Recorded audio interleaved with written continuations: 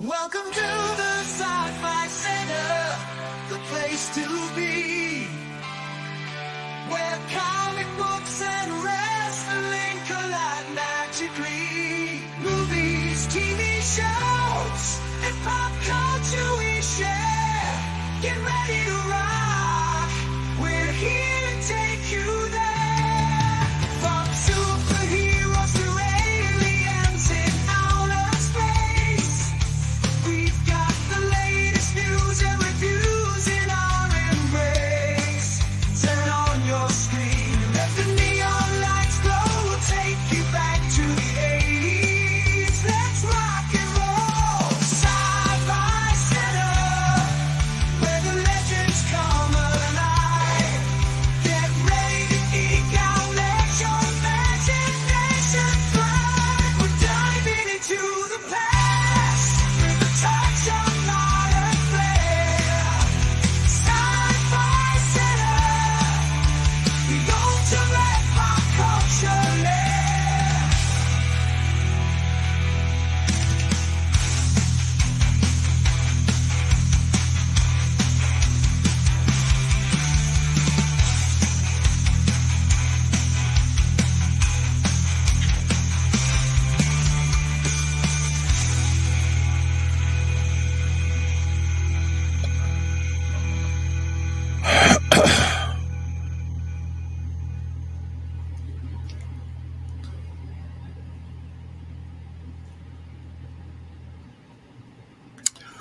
Happy Saturday night.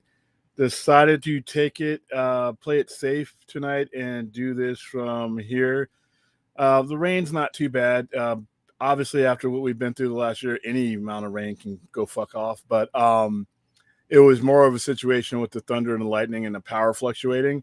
If I'm going to be without power, I'd rather be sitting in my own living room than dealing with that part of town, which is not friendly to these type of situations. No place in Vegas is, but I'm here. So all right, so a little bit of some changes will happen tonight. I mean, we'll cover the Red Hulk thing a little bit differently. I had stuff set up there at the store that I couldn't set up here that was going to illustrate it, but I do have a good article from the Nerdist, and I'll give that artist, that writer credit. As I read his, he had the best. He had the best description of everything, the entire timeline. So if I couldn't have all the comics and stuff that I wanted to lay out for you at the store, the next best thing is going to be to have his article.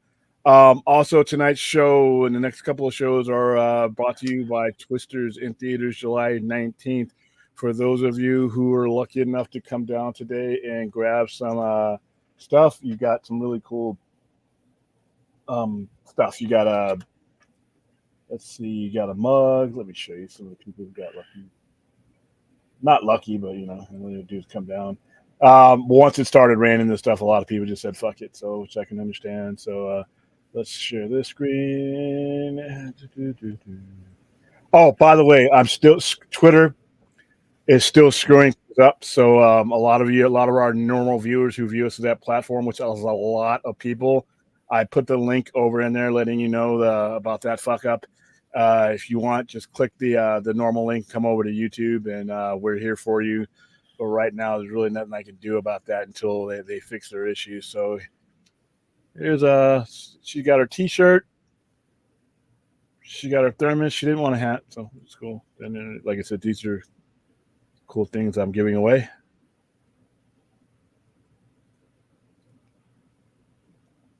Awesome. Yeah, Twister nice. with the buffalo horns. Yeah, because they're in Texas. So I got it. So there you go. Then there's everything. There's a freeze frame. So yeah, Twisters is the sponsor for the show tonight. All right. Oh, obviously you saw as we opened up, 2 people passed away. 20 years age difference. You had Dr. Ruth Westenheimer, who was 96. I mean, you reach your 90s, man. That's kudos. Full life, yeah. Yeah. Richard Simmons, for the last 6 or 7 years that I know of, has been dealing with several illnesses that kept him out of the public. A lot of people had rumored he had passed away a long time ago, but he really hadn't until today. He was 76, so those of you guys don't remember, health gurus, things like that. Now, just a word to the wise. If I disappear, it's not because of the internet or anything else. It's because the power is going on and off throughout the city. Commercial. That's one of the reasons why I left Commercial Center is because it wasn't even raining, and just a boom, power went out, came back on. But it's a pain in the ass to deal with all that stuff. You got to reset and everything else. So here, if it goes off, I'll get on the phone, just kick back, eat my food, and when it comes back on, I'll come back over. It's just a lot easier to deal with issues like this. I seriously, when I go to San Diego, I'm going to have to sit down on a park bench and have a conversation with my soul if I want to come the fuck back here, because I'm starting to hate this place. I am starting to hate the extremes, and like I said, yeah, well, it's everywhere. Everywhere that's weather. Everywhere is built for the weather they have. Unless you're living in the hurricane territory, in which case you just need to leave.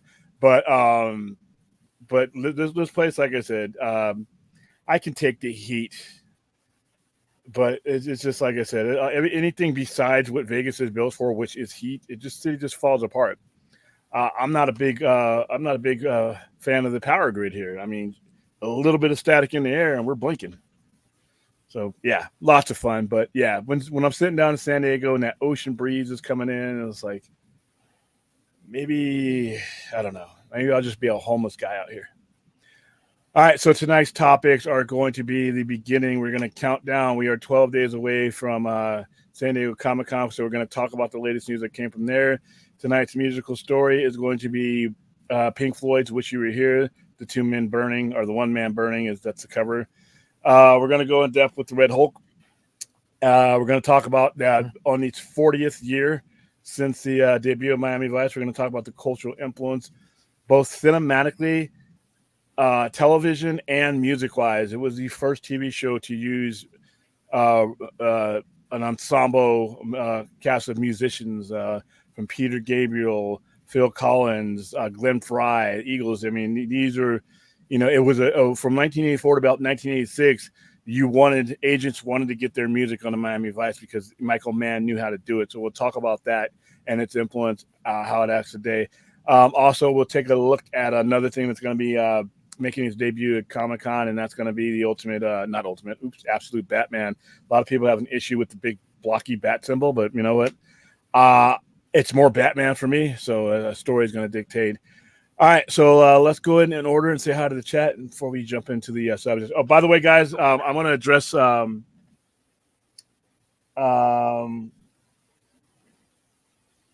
see. Okay. No, before we even start from this point on, obviously we know there's news happening.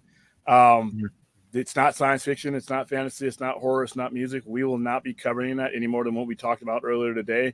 So please limit your questions in the chat to exclude that. That's a hard ban. Just not. This is a place where a lot of our customers and a lot of our viewers will probably be coming to get away from a lot of that today. Yeah, it's not a band where I'm going to make good burger jokes out of it. Is the way to put it. All right, let's start with Clint and then go from there. Clint, on both Clint and Vince, the Ducks. Aaron has a little bit of a thread here. Good day, William and Brad. All this wonderful people in the chat. It was such an awesome surprise to have Liam pop up on the stream today. Thank you so much for that, Brad. Yeah, Liam. Again, it's like we've been connected with Liam for several years now, so he's pretty easy to reach out to, and he's awesome dude, awesome filmmaker. So when I told William, when I suggested doing the Beyond Skyline watch party, it's like I could get potentially I could message William and potentially see if he could jump on just for quick hello as the maker of the movie in question. And William said, okay, it's like, let me know if you're able to do that. And of course he had a thing with his kids he was doing today, so he was very gracious to take some time away from that and just drop in and just kind of chat with everybody. But I'm glad I was able to give everybody a nice surprise with that today. And thank you, Liam, for watching and taking time out of your day for your little stream. And for your family as well. You're awesome. Yes, he is. Totally agree. Sorry about the end of the stream. I had no idea what you're talking about because you guys were talking in code. Yeah. Because I mean, I saw that didn't work. Well, I saw the news. Well, I saw the news, and I mean, my heart just kind of skipped a beat, and it's like, oh man, it's like it's we're going to be like we're facing this like as soon as the stream is over. So, and I didn't knowing with I'd sent Liam the link at that point, so I didn't want to I didn't want to have that kind of overtake it. So we tried to really tiptoe around that as much as we could. Fortunately, once the movie was actually over, then it's like that was the kind of the extent of our focus on today's unfortunate events. Aaron says, I'm so excited. We'll be talking about Miami Vice. I became a fan of the show of it due to GTA Vice City. I even loved the movie that came out years ago. Yeah, awesome. And also recipes for Richard Simmons and Dr. Ruth. Yeah, because so to clarify, well, okay, Hardman, yeah, I get it, but she was the one who was who unfortunately died today. Yeah, we're Dr. Ruth. She was a sex therapist, but she was like back when our childhood, our growing up, she was on a lot of shows. Whenever they wanted to talk about anything sex, she was a sex therapist, a little German lady. She was on everything. I mean, you knew who she was from. You would see her, and she had a very distinctive voice, very distinctive accent. She was a global. I mean, like I said, you would see her, you knew exactly what was up. She was on Carlson, she was on Leno. Every talk show you could imagine, Dr. Ruth was there. She even made guest appearances on things because that's how famous she was. So yeah, a lot of generations that are watching this right now may not necessarily have that grasp because she's been out of the limelight for quite a time. She was very active up into her 70s, and then the last 20 some odd years or so, she just grew up gratefully and just passed away today. Richard Simmons was the same way. Richard Simmons was prolific. He was on everything. He would be whatever show was on in the 80s. Richard Simmons was on it as some kind of guest star or whatever. He was an icon as far as fitness goes because he would have his workout videos and things like that.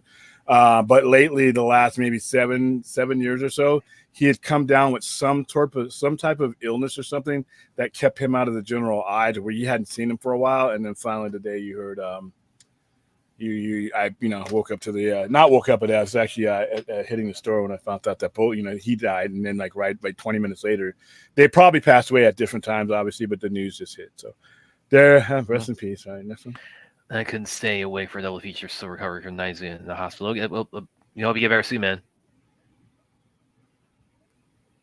And Daryl, Terrence saying, well, if you're sending a link, I'd be happy to come on again because I know my lore with comic book stuff and wrestling. Okay, we may, like I said, the show format has changed a little bit tonight, but if we have a chance, we'll drop the link. Working on the yeah, awesome. I'm really looking forward to sharing that clip of when Liam came on earlier. So yeah, let me know when that's when you got that, Vince. I can start kind of sharing that with you. I told a few people, in my personal life, who just weren't on the show today. So I'm looking forward to sharing that with everybody. How's it going, nerd? Liam O'Donnell, he's the writer and director of Beyond Skyline, and also Skylines and the upcoming Skyline Warpath. So yeah, he dropped in for a little bit at the towards the end of the Beyond Skyline watch party today. I bet William is dancing on cloud nine from that. What, from Liam?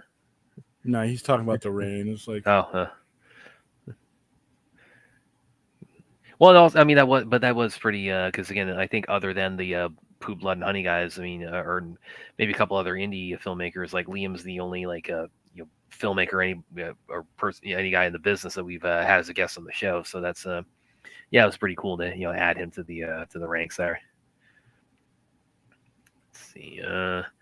Hey William, did you hear Disney got hacked? Are you talking about Disney Plus? Disney got hacked. AT&T got hacked. Yeah, nice. Big day today for hackers. Bring my Vince was gonna bring my connections on more. I'll see what I can do, man. I did talk to Ashley a little bit ago too, and she said she couldn't make it on tonight because I did ask if she wanted to come on tonight. She said, give me some more lead time, so potentially next week, actually might be able to shoot Ashley a link, and you guys can finally meet Ashley because you've been asking about her. Find out if she's real or not. Yeah, sure. Let's see. Okay, so, Vince said he's gonna upload the video with Liam pretty soon here. It's done. Celebrate Sir Patrick Stewart's birthday. Really helped to meet him at a convention. Yeah. How old is he now? 84. Wow. Born in 1940. Today, 1940. What else you guys? Reyes says San Diego is gonna be great. I'll have to show you my favorite Chinese food place, Royal Mandarin. Okay. Okay, cool. Yeah, it's going to be a packed 4 days, man. Not a lot of sleep's going to be going on. You got to warn you, because between having to be certain places and waiting. Oh yeah, anytime you go to conventions, like especially a big ones, like I learned this when I went to Tampa. You're gonna put your body into something called sleep debt. Yeah, especially with waiting in line to get into another line. So yeah, it'll be some fun. But I think it'll be worth it. It's 4 days, and it's in an environment that I think the adrenaline will take care of. Yeah, and yes, Vince, there you go. I mean, let's see what else. How's it going, Andre? Nicotina. Let's see, Nerd also says when companies like AT&T and Disney get hacked, it shows their lack of funding towards their lack of cybersecurity programs. Once companies get hacked, that's when they start pouring money into it.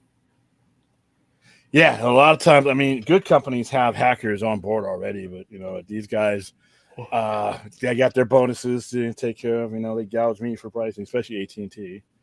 And where's the money go? Well. And yeah, I can assure you, she will not be me in a wig. And we'll see what's up, Rhea. Yeah, I think we're up to. I think that's all the comments in the chat. Well, we also got a new member with Samir. How's it going, man? Yeah, that was. I know. I acknowledged that earlier. It shows it on once a member joins, it shows on every stream that's scheduled to go. Okay. So since I had this one scheduled to go, so yeah, this Twitter thing's really pissing me off, dude. Yeah, me too. I was actually wondering, worried about would that affect bringing Liam on? Fortunately, it didn't. Yeah, it just I tagged him. I tagged and let people know that he was in a thing. But yeah, Twitter, you guys suck, man. Come on, dude. I mean, what do you need to review? It says a little check mark. The thing is in review. What do you need to review? You definitely can't blame Brad for this one. It's not like it's a CIA or something like that. What the fuck do you need to review? Anyway. All right. Let's see. So my first topic is going to be, obviously we just watched that trailer with the Red Hulk, and a lot of people that come across my pathways are going to be introduced to this character for the very first time during that trailer. Most people will have seen the Red Hulk for the very first time in that trailer, because it's just the nature of the business right now. All right, the Nerdist, Eric Diaz, who I've quoted and used before, so credit to him. Who is the Red Hulk in Captain America: Brave New World? His Marvel Comics history explained. He just put this out yesterday. One of Marvel Comics' most powerful villains and is making his debut in Captain America: New World Order, taking on Sam Wilson. The Red Hulk, who is exactly what his name suggests, will soon throw down with the Sentinel of Liberty on the White House lawn. But the character who became Red Hulk, General Ross, has been around since 1962. He's actually an Incredible Hulk #1. Here's a topsy-turvy comic book history of the Red Hulk and what it means for his MCU future. The Red Hulk origins as General Thunderbolt Ross. Long before he was ever the Red Hulk, General Thaddeus Thunderbolt Ross was a thorn in the side of the Incredible Hulk. He first appeared in Incredible Hulk #1 and thus is a Stan Lee and Jack Kirby creation. From his inception, Ross has been portrayed as a gruff, trigger-happy member of the American military. He was a product of generations of his family serving in the military going back to the Civil War. Ross was a military attaché at the Gamma Bomb Project in New Mexico that turned scientist Bruce Banner into the Hulk. He resented that Dr. Banner, a scientist, was given a final say over the project over him, a decorated officer. Ever since, he had a single-minded obsession with capturing the Hulk. All of this made for a complicated due to the fact that his daughter Betty was the love of Banner's life. And if any villain ranks at the top of Hulk's pantheon, its adversaries, it's Ross. And then you can kind of see this is from Hulk #1. This is Ross bitching and moaning about him, not being the one to oversee the project. Now, Thaddeus Ross. If here's one of the things that's always bothered me about him is if you look at the picture that I got up on the screen there, This guy has always been portrayed, as far as I knew, as a army general. But his character bio says Ross is in the Air Force general in charge of Bruce Banner's Gamma Bomb. But when you look at all the other stuff he's been in, he always looks like Army to me. Oh, well. Let's see. All right, so we'll get to his description and everything else after I finish this. All right, General Ross, the Hulk's arch nemesis. In the early days, Ross was described as a veteran of World War II, now Air Force general. So technically, it would have been Army because the Air Force didn't exist prior to 1947. He was excessively jingoistic and hated the scientist Banner for being a weakling. He despised that his daughter was enamored with him, hoping she'd marry a military man. When Banner became the Hulk, he would do anything and everything to bring him in. He allied with outright villains like the Abomination and the Leader, essentially committing treason, all in an effort to defeat the Jade Giant, who we also saw as a manifestation of his failure. Ross was in charge of the effort to bring in the Hulk after another, heading up to Operation Greenskin, operating out of Hulkbuster Base. The death and rebirth of Thunderbolts Ross. Ooh, that's a horrible picture. Ross spent. This is what happens when this is. Listen, this art is great.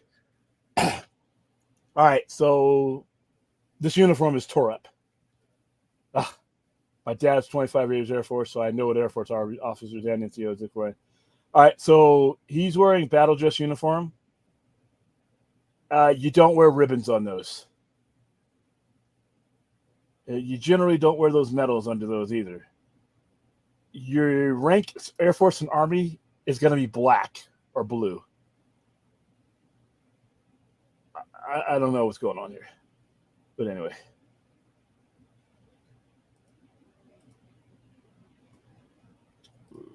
Hold on. Bring it all in like I wanted to. All right, so solid pictures there. All right, first appeared in the origin of the Red Hulk. The Red Hulk first appeared in Hulk #1 back in 2008. This Red Hulk was a creation of writer Joseph Loeb and artist Ed McGuinness with the intention of giving Hulk a true physical equal. The true identity of this Crimson doppelganger to the Hulk was a mystery to the readers, which Marvel teased out for a long time, 2 years. We didn't find out who he was until 2010. Red Hulk came from many of Hulk's usual foes, killing the Abomination and Wendigo, all proving that he was just as strong as the Green Guy. He even took down a shield helicarrier, remember that. Unlike the Hulk, who often displayed limited intelligence, Red Hulk was smart and cunning from the get-go. For 2 years, the true identity of the Hulk, the Red Hulk, was a mystery. How the Red Hulk got his powers. In 2010, Hulk #23, Marvel revealed the truth about the Red Hulk. The supervillain MODOK had given General Ross the powers of the Hulk using the organization Intelligentsia to create a super soldier program, recreating the accident that gave Banner his powers, although previous stories had shown the Red Hulk killing General Ross. As a way of throwing readers off, they eventually revealed that Ross was an artificial life model decoy. Why is the Red Hulk red? MODOK combined gamma radiation with cosmic rays to give Ross his powers, which gave the same powers that gave the Fantastic Four their powers. The cosmic rays portion of the process made the Ross turn red and not green, as it superseded the gamma part of the equation. Is Red Hulk stronger than the Green Hulk? The Red Hulk's powers are nearly identical to those of the Hulk. By the way, the Super Soldier Serum that creates this Hulk, if you're a fan of the original Ultimates in the original Ultimate Universe, that Super Soldier Serum, trying to recreate Captain America, is pretty much the basis of a lot of the superhuman powers in there. Red Hulk's body temperature rises with his anger, creating heat that rivals that of the Human Torch. He has the power to absorb different types of energy, including gamma radiation. This extra power comes with a downside, though. Unlike Banner, Red Hulk can never revert to his human form, as it would instantly kill him. Because of his cosmic rays and his creation, Red Hulk has in the past had the ability to absorb the power cosmic from Galactus, even if it was for a temporary amount of time. Let's see. General Ross in the MCU. In the MCU, William Hurt originally portrayed Thunderbolt Ross in Incredible Hulk. He revised the role for Captain America Civil War Avengers Infinity War, Avengers Endgame, and Black Widow. He was portrayed as a military general in the Incredible Hulk, which made him the same capacity he had in the comics. For later MCU films, he was a Secretary of State and someone who sought legislation against super-powered operatives like the Avengers. Despite his conflict with the heroes, he's last seen at Tony Stark's funeral in Endgame. President Ross becomes the Red Hulk in Captain America Brave New World. For Captain America Brave New World, Harrison Ford is stepping in for the late William Hurt. He is now President of the United States, seeking to get Captain America as a government operative once more. We don't know how or why, but it seems like President Ross will eventually become the Red Hulk in this film, probably with the cooperation of the leader, a returning Tim Blake Nelson from 2008's Incredible Hulk. At some point, Hulk will take on Captain America himself. Harrison Ford is expected to return for the movie Thunderbolts as well. So that is the specifics of the character. Like I said, I had some stuff that I had set up with a different camera that I was going to show you guys about the character. The character, like I said, the most intriguing thing about this character was his inception and his introduction. The introduction being usually, it hasn't been for me since the Hobgoblin was revealed back in the mid '80s that they kept a villain's identity secret for that long. If you, for those of you old school comic guys, when they were first revealed the Hobgoblin, you saw his face in shadow, and every time they showed him, they only showed his hands. Even so much with Venom. Venom wasn't as long, but it was about a good 6-7 month period with Venom. So they held off on his introduction as far as who he was. And they really didn't reveal Hobgoblin's identity until later on in the mid to late 90s when they did the Return of the Hobgoblin. They had let you think it was Ned Leeds for about 20 years, and it ended up not being Ned Leeds. This here, it's like I said, 2 years is a long time to keep an introductory character's identity secret, but the stories were pretty good. The stories were pretty good. They had him come out and kill Wendigo. They had him come out and kill the Abomination. I mean, two characters that could go toe to toe with the Hulk, and that was they were doing that, to prove a point that this guy is not a joke. The Red Hulk, just the fact that there was a Red Hulk was kind of cool. And like I said, revealing it to be, I had guessed with some of my buddies at the time that it could be Thunderbolt Ross because of the way the character was acting and his obsession with the Green Hulk for no good reason, and the fact that his personality, they made sure that his personality mirrored that is Thunderbolt. If you look back at the character in retrospect, that's Thunderbolt because he maintained his personality. But a lot of people didn't put two and two together until that Hulk 23. Now, what this means going forward, clearly he becomes Hulk at some point in this movie, but I think this is more of a setup for Thunderbolts than anything else. I wonder what this does as for his status as president of the United States, because obviously that's going to be a problem. Depending on, how he's revealed and where, with the context of the story. I don't know the context of the story. I know Giancarlo Esposito's in the movie, and they said that was a new character, but when I looked at him, people were saying he was C.W. Gage. Now, for these guys who don't know who C.W. Gage is, back in the day when X-Force was first created, he's an old SHIELD agent whose job was to track down Cable. Now, he's been in other comics since then, and from the trailer we watched last night, he really does look like him. But I haven't seen anybody officially announce that yet. But this is just another aspect of this movie that I am just really, really, really, really going to enjoy. I mean, I watched the trailer over again to see if there was anything else I could find in it. Then I watched a couple of trailer breakdowns about it to see if there's anything else. But so far, it's a pretty straightforward character. Everybody is in the movie what they're supposed to be.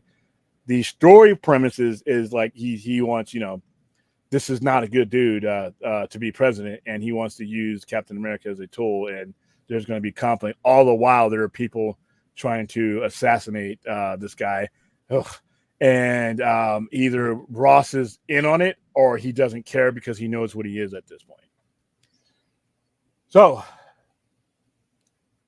what do you guys think of the Red Hulk? I think I'm looking forward to seeing him cinematically. Been wanting to since reading the story. I'm a big fan of the Red Hulk as a villain. I'm a big fan of General Ross as a villain. So I love the Red Hulk, and I can't wait to see more of him. Hi, Ray. How are you doing? Let's see. She's saying hi. Numbers. The Rainbucks, Yes, 84. Oh, you already gotten all these, aren't you? Rapper. Hi, Rapper. It's much better to deal with the rain here than 20 years ago. It didn't rain this much 20 years ago. Not here. Yep, that is this is lyrics from the song Wish You Were Here. The song Wish You Were Here is about Syd Barrett. The entire album is a tribute to him, but we'll get to that too. San Diego's going to be great. I have to. Oh yeah, he showed you something. Why am I doing this?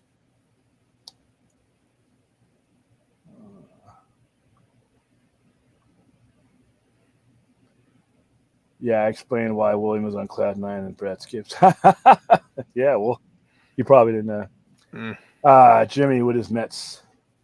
So isn't the Red Hulk technically stronger than Bruce Banner's Hulk? I don't think so. Every battle I've seen, they're technically, strength-wise, they're the same. Their power is different, though, because the energy absorption, and that augments his power, but just outright, unless he absorbs certain powers, certain energies, he's roughly the same strength. William, do you think the MCU should have used Red Hulk earlier while Banner is still the Hulk? And not really. Not really.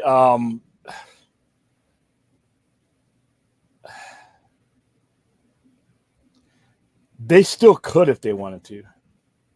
They still could. In fact, if I ever see the Hulk again, I think they should devolve him back to the actual Hulk. Because I just the whole soft, intelligent Hulk, it doesn't translate well over into the movies, in my opinion. Yeah, hit the like and subscribe button. Yeah, we're limited on our exposure tonight, which pisses me off. Yeah. But whatever we can. Rhea's got one here. William and Brad, do you feel there's an inundation of the same talent appearing everywhere in major productions? I don't dislike about it. Do you wish more movie releases gave lesser knowns a chance to shine? Yeah.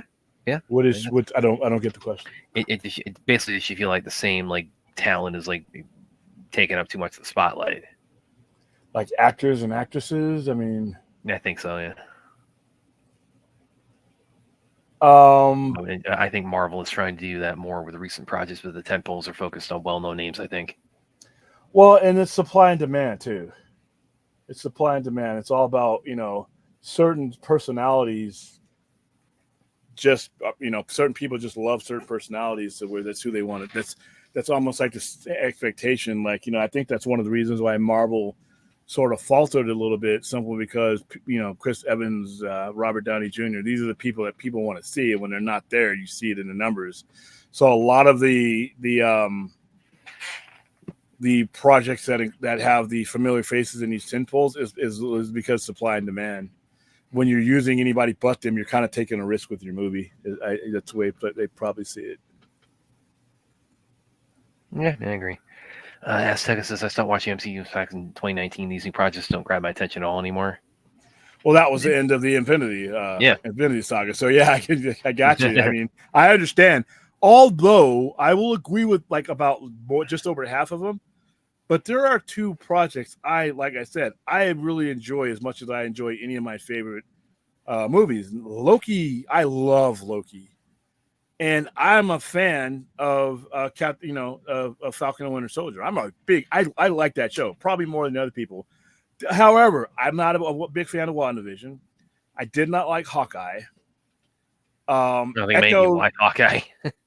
Echo to me was stuff that got left on, could have gotten left on the, would have gotten left on the cutting room floor of a Daredevil episode.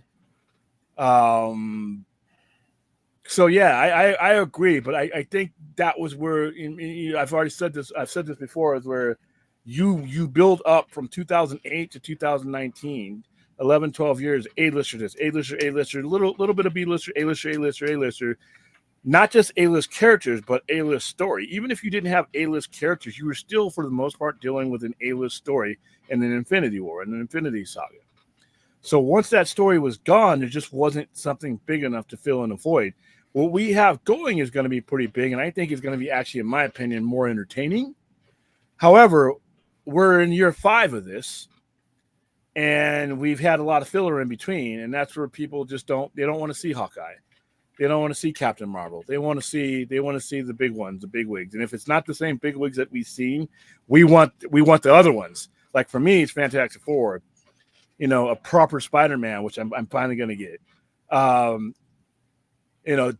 Daredevil, an MCU Daredevil that's following along the same roads as the original one does, but he's tweaking it where they can, but keeping it. These are the things I mean. Loki, but see, Loki goes right into Deadpool. Deadpool as a character from my time as a kid, I have no use for, never have, never will. However, this movie is a vessel for me to get into all the stuff that I've been saying. They need to get to this. They need to get to that. Now they're getting into it. So by the end of this movie, you're going to be headfirst into the consolidation of everything to the sacred timeline. By the time we're done with all this, I think there's going to be one sacred timeline with all the stuff that Feige wants in his universe and saying goodbye to everything else, which is okay with me. It's a good way to highlight everything that he's ever worked on while consolidating it down. I've been looking forward to this for quite some time now. Yeah, I could see a lot of people are like you. Like a lot of people stopped watching because it was over. You had no follow-up to that. So not only did they, and I think they didn't do a good job in following up to that. That's just a huge storyline. I mean, really, only the other in Spider-Man: No Way Home. Yeah, and that was pretty much its own thing. That wasn't really it was a follow-up in chronological order, but not follow-up as far as like character, yeah. Yeah, Thanos, the Infinity Gauntlet, the Infinity Saga was done, and that's what people bought into. That one movie did very well, but it was also based on a lot of factors that had nothing to do with any one factor. Like that movie wasn't successful just because of Tom Holland or Tobey Maguire, or it was all of them in unison in that thing. That was one of those once in a lifetime movies. That's why I don't think that success of Spider-Man: No Way Home will ever be replicated, because of each individual aspect of that was uniquely placed in a once in a lifetime opportunity. I don't think you'll see that again to that extent. I think people will try to do that. I don't think they'll be successful because you cannot replicate what that was. So excluding No Way Home, but after 2019, there really wasn't much. I mean, the Infinity War was over with. They're building up to some of this other stuff, but they took the long road. And that's not how you built the MCU. You built it over time, but each year you had a haymaker coming out. Even if you had some C-level movies, they were still connected to the A-level. You were still along for the ride. So yeah, I understand you, Aztec. I feel you there. It's weird not doing the show at the store. I'm waiting to look behind me and seeing the big yellow. I'm happy to see my championship belts and my Zack Snyder football and all that stuff, but it's just weird. My rhythm is to reach back and grab a comic for some reason. It's just weird. All right, what do we got? Let's see. Oh, Jimmy. I know this is my first live stream in a few weeks, but I love Brad Wise and the raid on the band topic because the raid is awesome. That's why I thought I'd band topic. It certainly wasn't going to be a band topic today when we got Beyond Skyline with the raid dudes fighting aliens. So, there you go. The raid will never, ever, ever be a band topic. Ever. Jimmy, stop jamming up my show with this shit. All right, real quick though, before I forget, because I did bring this up. Powers and abilities of the Red Hulk. I had this on the same screen. Sorry. Marvel editor Mark Pineka probably fucked that up. Described the Red Hulk as absolutely uninhibited, tactically intelligent. Writer Joseph Loeb said the Red Hulk is the kind of Hulk we haven't seen before. A thinking, calculating, brutal, weapon-toting kind of Hulk. He does use weapons, and he cheats. He doesn't fight fair. To further distance the character away from the original, everything the Green Hulk isn't the Red Hulk is, except, of course, for his powers, which are identical, and he looks the same except for he's red. Duh. and he's the same size. But other than that, they're complete opposites.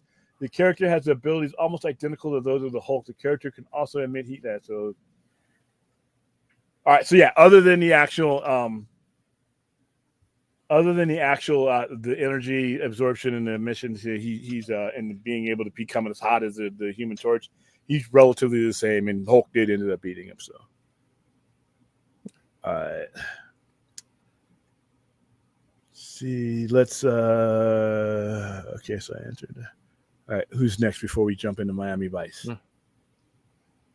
Actually, I should slow down. Shit. I don't want to do what I did last time because then I have to talk to the chat for longer. Let's not do that. Oh, by the way, guys, if you'd like to support the show and my adventures and our adventures and endeavors and get us up to that point, you can become a member, which Samir did today. You can join the Patreon, which is the link is in the description, or you can leave a super chat.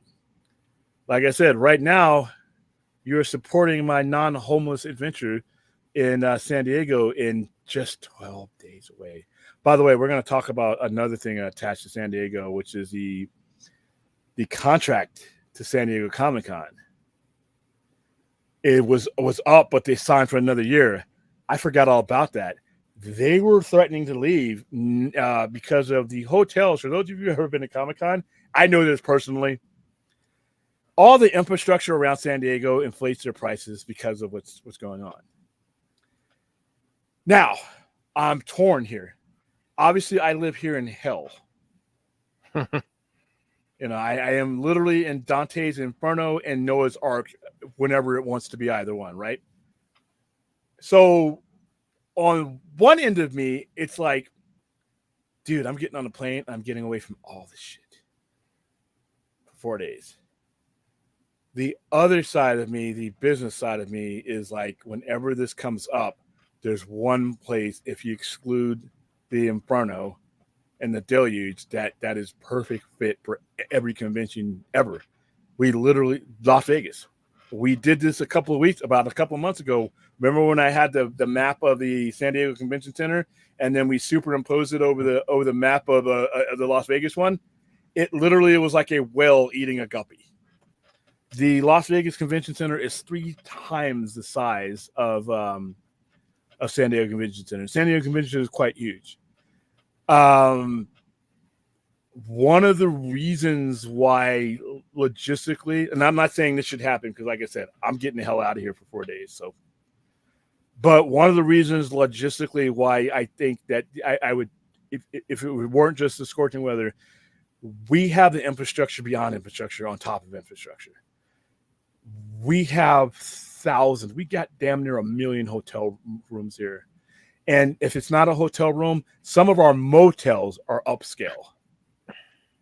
Yeah, there's some of them that are pricey at certain times, New Year's Eve, things like that. But for Comic-Con, 130,000, 150, that's nothing for us to accommodate. We got plenty of hotel room. We got plenty of spaces, and it wouldn't have to really gouge you. The convention center would, the limitations, like Hall H, we got entire ballrooms like CinemaCon. CinemaCon sits like 12,000. The Caesars area in CinemaCon sits 12,000. That's just the lightest venue, right? That's twice the size of Hall H. They got venues here in Vegas that can fit 15, 20,000 that are adjacent to the convention centers. And because of the way things are set up, certain things that take place at certain areas, like the Sahara, or else, is right down the street on Paradise from there. That's within walking distance. So there's ways you could do these setups, because one of the problems with San Diego and what makes the tickets so hard to get and what makes us, the people camping out is because limited space. Back in 07 or 08, the fire marshal came in and there was just too many people and they deemed it only safe to have limitations. Prior to that, it wasn't really that big of a problem. You could come in, you could come in within days of the convention. You could come in that day as long as you were willing to wait in the line to get in. But what ends up happening is you had the trailers and Marvel and all this thing. And so all these people started showing up. But that center, as big as it is, doesn't have the infrastructure of like what we have here in Vegas. So you had limitations. So that way, like, okay, now in September or November, you got to like sit in a little room to try to get, passes and everything. And not only that, but their biggest contention, and this is a nonprofit that runs San Diego Comic-Con, is the price of the hotels that are in the vicinity of the convention center are really high. If I thought it was appropriate, I would go through and show you, because I had to make these arrangements. And I know I know what they are during every day but the 4 days that this convention is on. And it's capitalism. Obviously you want to make money and everything, but what the CCI is Comic-Con International is concerned is about we're getting so many complaints about our guests not being able to get affordable hotel rooms. The size of downtown San Diego, as beautiful as it is really small in comparison to a lot of other major cities. It's really small. You could walk it. I remember when I was in San Diego for MEPS, which is military enlistment process, we would hang out and we could literally walk the entire downtown of San Diego in no time without even having to get on a trolley. So it's not a big area to begin with. So yeah, they were talking about that the other day. Let me bring this up real quick because I don't want to paraphrase, because it was an actual article.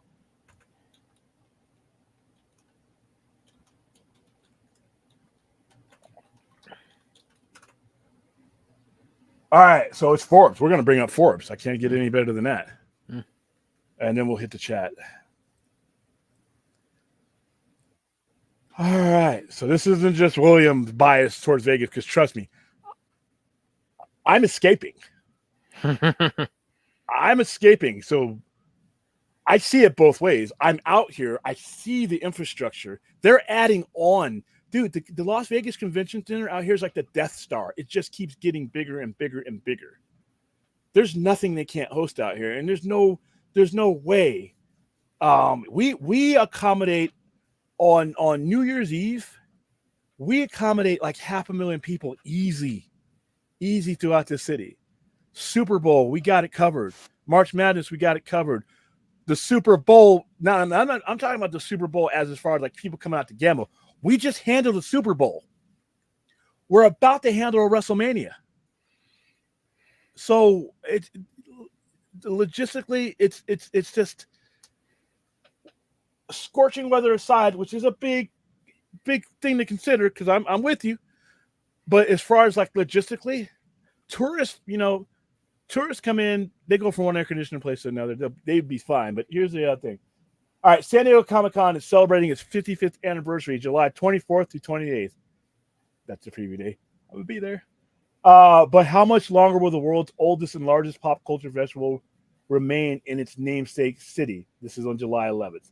As hundreds of thousands of fans are getting ready to make their way to the annual celebration of all things geek, convention organizers are sounding a warning to the city's hospitality industry that the current situation with hotel pricing is unsustainable and could impact the show's plans when its lease with San Diego Convention Center comes up in 2025. That's basically here. We would never want to leave, but if push came to shove and it became untenable for us, it's something like we would certainly have to look into. David Glazner, Chief Communications and Strategy Officer for Comic-Con International, the nonprofit group that puts on SDCC and WonderCon, in a phone interview on Monday. As event planners, we're always contacted by different cities, and it would be reckless for us not to at least acknowledge that. Like I said, there's only one city you should be thinking about. Weather withstanding, I mean, where else are you going to do it that is built for this? New York, they're going to gouge the shit out of you. You ain't going to LA. There's no here. Like I said, the main reason is because we don't have to spike in. We're always doing conventions. When if FCC would come here and it would leave, there's another convention. There's some shit that I've never even heard of until you drive past a convention center. I didn't even know that was a thing. But not only is it a thing, it's got a convention here for the next 3 days. That's how big the industry is. Asked if the show was locked into San Diego through 2025. Gladen responded, 2025 is when our contract expires, unless something happens before the convention this year. And if so, I imagine we would make that announcement during the show. I'm going to assume that 2025 is going to be fine. That's too much infrastructure to do. It takes a long time to get this set up. The sticking point for the convention is the behavior of some of the hotels in the area.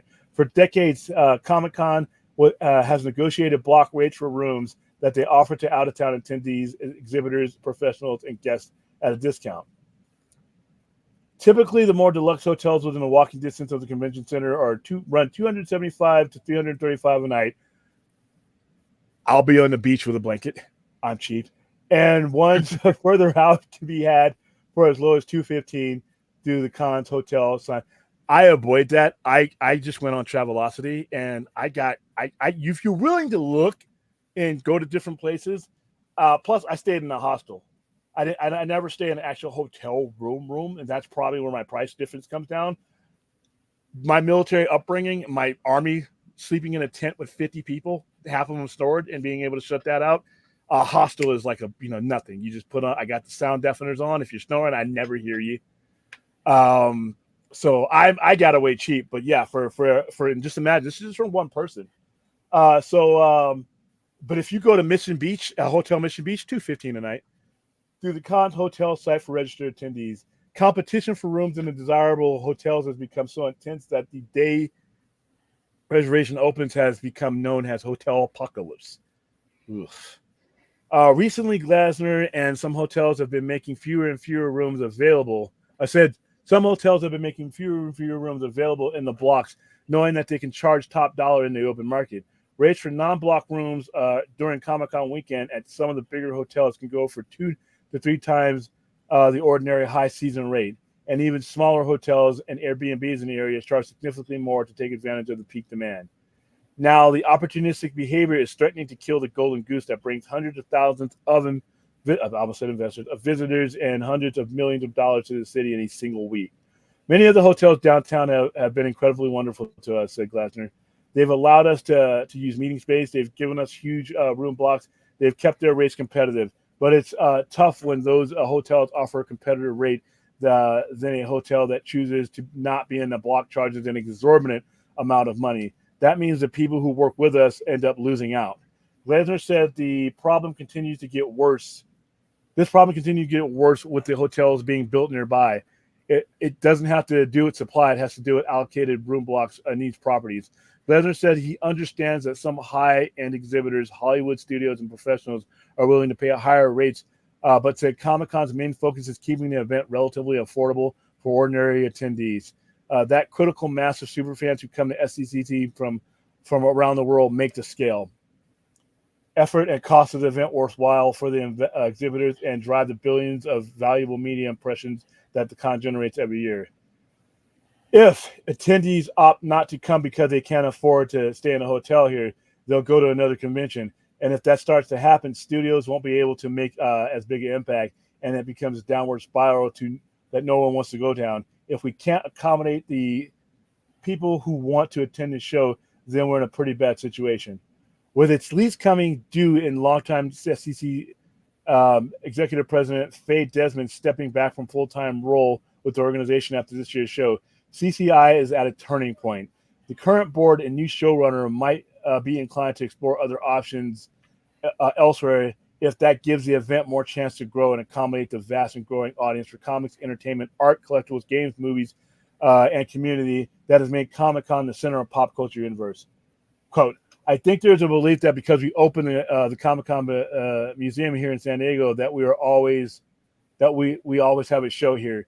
We are anchored to San Diego and can never leave, Glasner said. Well, we don't want to leave, but we've run convention in Oakland, San Francisco, Los Angeles, Anaheim, San Jose, and they are very successful. I think there are a lot of cities that will want to accommodate us. And my experience with other science fiction cons I have attended, cities would bid for this. Oh, fuck yeah. People would like, dive head over heels. But like I said, dude, you're 285 miles away from the city that was literally built for everything you're asking. That's if you left. I say personally, stay there because I can't get away from 120-degree heat just by walking down the street because literally it's right down the street. So give me that 4 days of ocean. Glasner also pointed out that Comic-Con has been bottlenecked by the capacity. Here we go. This is, to me, The hotels is what has sparked their conversation. But if you've been a member of this show, or if you've just heard me talk about Comic-Con over the decade, if you've ever stepped in the center, this is one of the reasons that kept me away until recently. All right, Glisner also pointed out that Comic-Con has been bottlenecked by the capacity of San Diego Convention Center, and several ballot measures to fund an expansion have failed. We are grateful. That's how they lost the charges, by the way. We are grateful for the city that allows us to have the activations outside that allow us to create a campus environment, and we want to stay there and make it work. But if our attendees end up finding it too challenging, it will be unfair for us not to consider potential other venues. For Comic-Con, which is often measured in the tone of its communications, the message organizers are sending 2 weeks ahead of its marquee event couldn't be clearer. All right. That is all with their lease coming up in 2025. We are over halfway through 2024. So, can't have any more entangled news than that. Hey, Brad, are you there? Fuck did he go? All right, well, anyway. All right, so where were we? So, what do you guys think about that? Like I said, I'm torn. I understand what he's saying. And business-wise for me, man, that would be massive. I mean, shit, the Star Trek convention is going to be pretty big for me.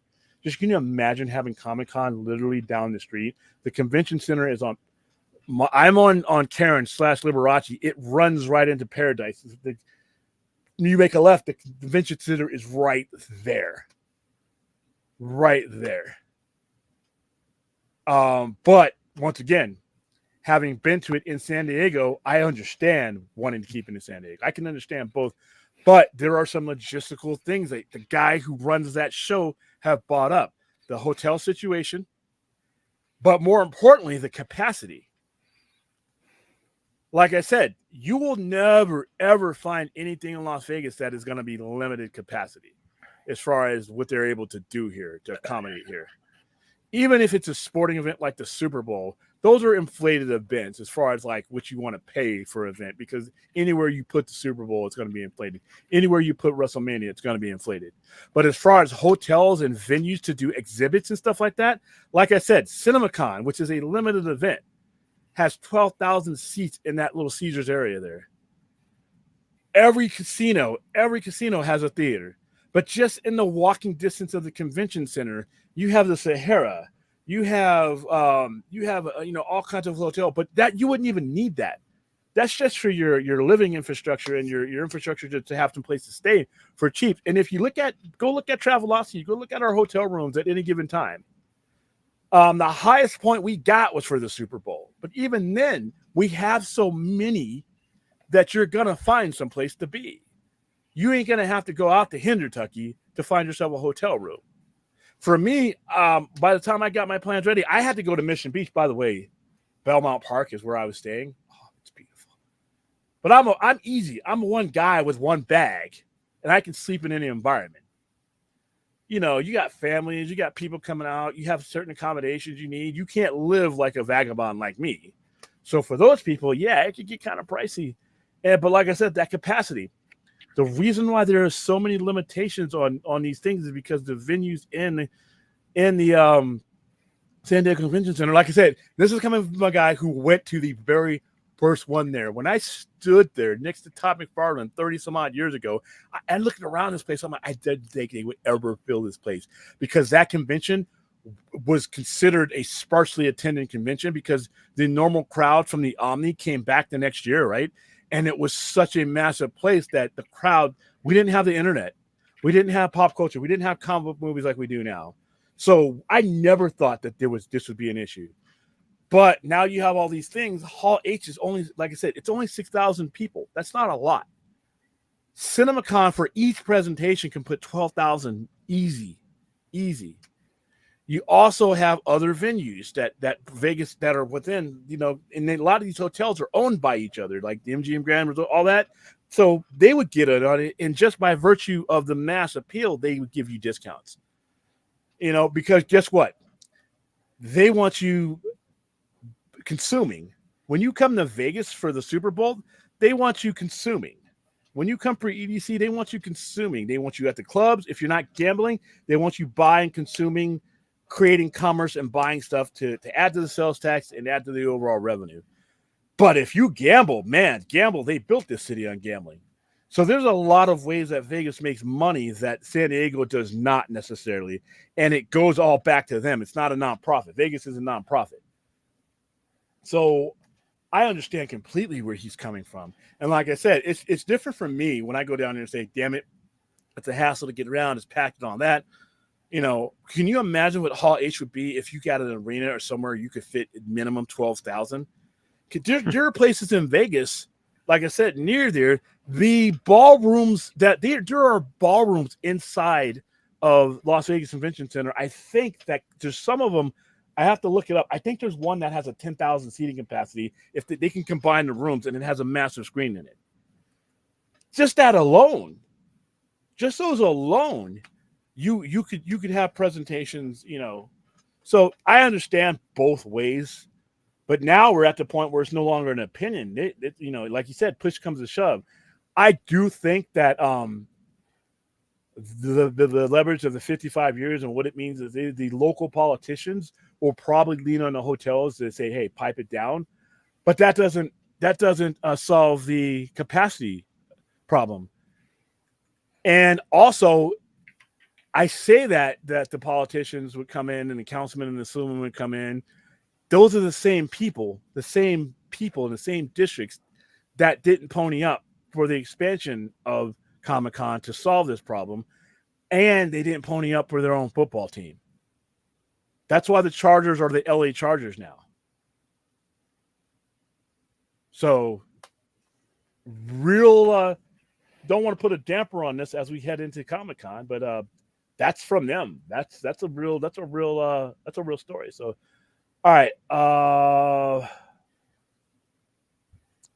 Where were we before you left? Yeah. As far as the chat, well, from Aaron, especially since we're having trouble sharing this through Twitter right now, please click like and subscribe button if you're new here, because we're just recently got monetized. We're trying to get to 1,000 subscribers before San Diego Comic-Con. Let's see. No DC news today, Droga. I mean, been pretty quiet on that front we got some set photos on some things. That's about it.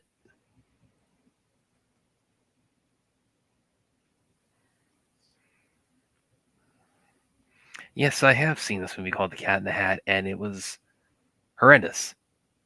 So there you go. I really wanted to watch Skyline today, but I was just dealing with a lot of shit. Yeah. Well, like midway through Cat in the Hat, you had this like halfway in the movie, you were like, okay, this is like a special kind of level of bad. Yeah, it was like I said, Rhea, the perfect description. Yeah, it's mean spirited. Yeah.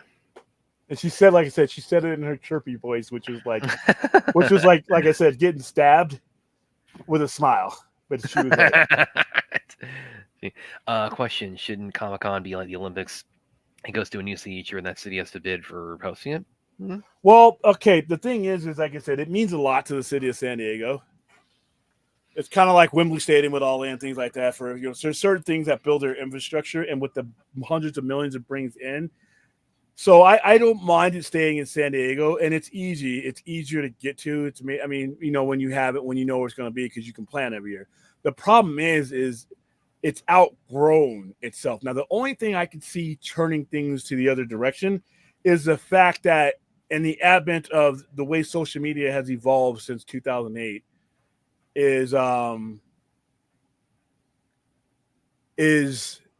we have YouTube, we have Facebook, we have all these things, we have D23, we have all these ways that these places can drop this news that maybe the congestion won't be as bad. Eventually they'll spread these things out to where they don't drop so much at Comic-Con. Because if you look, like I said, there's probably going to be a lot of stuff. If we gave you the schedule that we have, there's really, it's an all-day event because things are spread out, my interest, but a lot of that stuff is going to get dropped as things get closer. You're going to have a lot more stuff like for DC as we get closer to Superman. That's not going to always line up to Comic-Con. And the way the strike offset things, there's certain things that'll never line back up at Comic-Con again. But I can't believe that you would risk losing the ballot initiatives wouldn't pass, and that's the voters.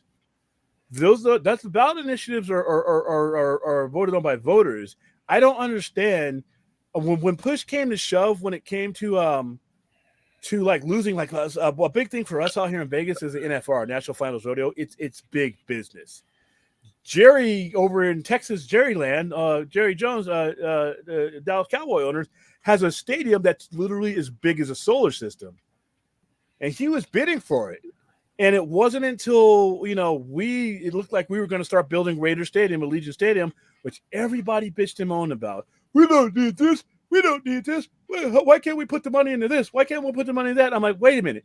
You guys weren't talking about putting money into any of this stuff before the stadium came up. So if the money came about, it's for the stadium. So we had to fight an uphill battle to get the stadium going. Now look what we got. Had a Super Bowl. We've had Garth Brooks selling that thing out. We've had Taylor Swift selling that thing out. We can have soccer selling that thing out. We have WrestleMania. It hasn't come back here in quite a time. We're going to sell that thing out. Eventually, Tony Khan will come out here. He'll sell something like that out. Soccer can sell out planets. All right. I don't even know who some of the countries are that play soccer. They'll sell it out. So we have something in here now that brings visitors, attractions, revenue, things like that. So I don't see how the general populace is ever against these things when you're talking about, especially in a state like Nevada that doesn't have the state tax. So you get sales tax and revenue guys like that. Guys like me pay taxes because we sales taxes. But everybody else, we don't have the that kind of money. So you would want that type of thing. With San Diego, why would you want to not do something that keeps something like that? You know how many temporary jobs that provides people for this time of year? A lot of people can do that convention and not have to work for a little bit if jobs are tight. I mean, why would you want to lose that? But it's the ballot initiative failed. Now, I don't know is it not worded right? To me, I worded, we expand or we lose Comic-Con. And that's it. None of this, I'm so-and-so and I approve this message, or I'm here to talk about you. I mean, no, I'll get on TV. I'll write it down on the crown. Anything you want to. I'll do the voters. We need to expand our infrastructure or we risk losing this. And if you vote that down, at least I've been straightforward with you. I don't know because I don't live in San Diego. Are the assemblymen and the councilmen being straightforward? Because I know when I lived in LA and we were losing the Raiders and the Rams, granted the two worst sports owners of their time at the time, we're both trying to flee LA. But a lot of it was, they both wanted new stadiums, and it was a lot of political infighting because whoever had that stadium in their district got a lot of leverage because that was a high money district. So nobody wanted, we need to rebuild the Coliseum. The Coliseum is as old as dirt. Coliseum's been around since 1934. You do not, the NFL is like, no, we need a new stadium or somewhere better, and the city was like, well, we can't build that. We don't, nobody wanted to use public money on it because it wasn't rain. And I'm like, okay, so you end up losing two teams in within a year of each other in a major market. So you're out of the Super Bowl rotation. You're out of, you're out of all that. And you're stuck using the Rose Bowl for things like that. So yeah, when you frame these things to people, nobody wants to do it at the time. But then when you're like, well, do you want to lose this? That's how you want it. Do you want Comic-Con to move from your backyard and have somebody else bid for it? Because if it goes up for bid, somebody's going to get it. And I could see the hotel industry in Vegas, they work together to get these things because you'll have a force of every major hotel mogul or group here in town combining for resources to get something like that because it benefits them. So somebody's going to have to wake up. Like I said, I won't believe that San Diego Comic-Con will leave San Diego Comic-Con until it actually leaves Comic-Con. But when you hear it from the horse's mouth, when you legit hear from the guy who's running the show, voicing concerns a year before our lease expires, granted, that's a negotiation tactic, but you got to it's still something you got to listen to. You got to, okay, he's throwing this out there. You need to make sure that this doesn't happen because it's like the NFL, like our NBA when it comes to Zaslav. You don't want to enter a negotiation window with places like, Florida, New York, LA, or Vegas. You don't want to enter into. You do not want those guys sitting at the table with your limited resources as a nonprofit. Every one of those cats that's coming to the table, if you put this up for bid, ain't nonprofit, and they got money from places. Vegas will find the money, even if it's privately funded amongst the hotels. They got it. They got it. The New York tourist districts, they got it. Florida tourist districts, Orlando has it. Miami has it. Texas has it. So San Diego, when you comparatively, is tiny when you compare it to those markets. So it would behoove, if you have something in your clutches and it's yours and you're the first one to negotiate with, no matter what it is, and you want to keep it, don't let the fat cats come in, because once they're at the table, the price goes up. That's what happened to Zaslav and TNT and NBA.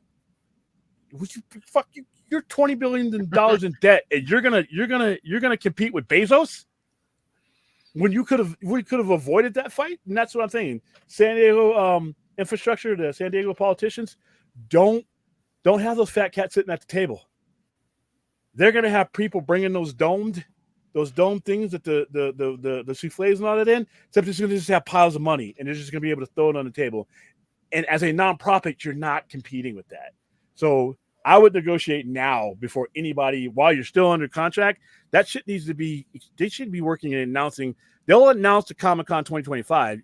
That doesn't mean they're under contract, though. You see what I mean? So what they need to do is, before we even get past this one, they should have that shit locked down for at least another 3 or 4 years. And under their agreement that as each year goes on, we're going to add on to the convention center. Now, the problem with the convention center, it's in a tight area. But there's still places you can do, there's still enough, whereas Vegas, dude, I don't know what's happening, but the Las Vegas Convention Center is going to grow, and they don't care what's in their way. They're like a fucking sponge amoeba or something like that. I didn't think that place could get any bigger. It's adding like a new front to a front.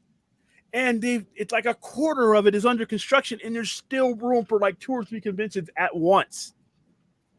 So when you go to San Diego Comic-Con, that is the only convention happening in that building. That is it. Everything is absorbed by the Comic-Con. When you go to Vegas, shit, you got, the way Vegas is, it crosses the street. So you got the East and the North Hall, and you got this other hall, and they're like massive, massive. They look like airports. That's what it looks like. So yeah, it's like I said, as somebody who wants to get out of what, the 7th ring of the Inferno here, and who's just wants to get you, I can smell the sea right now. I know it's just the rain, but I can smell the sea. I can hear the waves. I can hear the wave crashing up against the sand. All right, water that I need in my life. Water that's not going to damage all my possessions. And the water I can leave behind. It's going to be. Hold on. Where's my phone? Listen to this. Hey, Google. What's the weather in downtown San Diego right now? It's 69 and clear. Tonight, the forecast is around 68 degrees and partly cloudy. You hear that? Hey, Google, what's the weather here in Vegas? Hey, Google, what's the weather right now in Las Vegas? It's 76 with light showers. Tonight, the forecast is for a high of 94 and a low of 86 with scattered showers. Okay, that's because of the showers. But prior to today, we were cruising at a nice 114 to 118. Easy. Probably go back to that because we're only in the middle. We were in the middle of the 2 hottest months are July and August, so we're halfway home. But yeah, I'm gonna get off a plane with a 40 to 55 degree difference. So yeah, I understand. The only thing that would make it, tenable is if you switch Comic-Con to spring, but that fundamentally changes things. Because you could pull off, if you did Comic-Con in like an April or a May, that's perfect weather. You could do a lot of shit outside. Dude, you have the fairgrounds that are right around the corner from the convention center where it's huge. They hold massive concerts there. You could do outdoor. I mean, you could do all kinds of stuff. And also, the convention center has a nice big outdoor thing where they do all the demos. So there's a lot you could do. But like I said, San Diego, hold on to it. I'll take it here in Vegas, obviously. But as a customer, as somebody who's going to get away from it all, yeah, keep your shit. All right. So what do we want to hit next? I actually added a topic that wasn't on there. All right. So Miami Vice, man. Miami Vice. Half of you, including my co-host, weren't even alive. Brad was -3 in September of '84 when this show premiered. It changed everything. It changed cop shows. It changed the way stories were told on TV. There are times in Miami Vice where words are not spoken because the music did it. The score. Not only was the famous musicians one of the things that was a staple for the show, the score, Jan Hammer's score, was so famous that when they did a documentary called Cocaine Cowboys, he did the score for it, and the score was based on of what they did from what they took from Miami Vice. All right, let me see. And it transformed the city of Miami too. It transformed the city of Miami. It made those pastels what they were. I mean, I remember watching a documentary, and if you ever get a chance to watch the special features because I bought while I was overseas, I bought the DVDs of the Miami Vice series, every episode, and it shows you the things that Michael Mann. This is where Michael Mann became my favorite. This was before Manhunter, because this was 2 years before Manhunter. Even if you are not of the generation that can appreciate Miami Vice, you know it. Aaron brought up a prime example of of an influence that these millennials and Gen Z would have, and that's Grand Theft Auto. If you ever play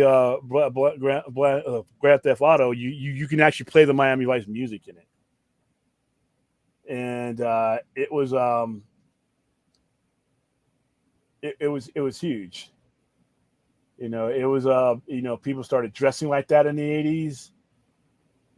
And this was back when Friday night was still where you went to see your top tier stuff.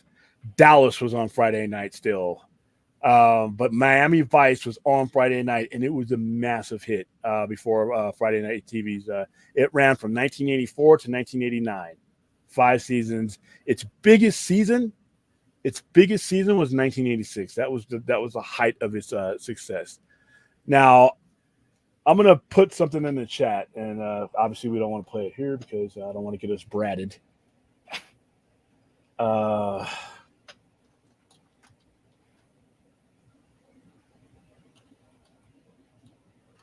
This is probably the most famous piece of. I'm going to mute myself so I don't come up. Hold on.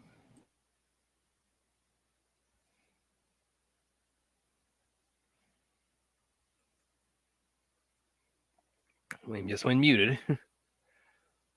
Yeah, I muted myself so it didn't come over.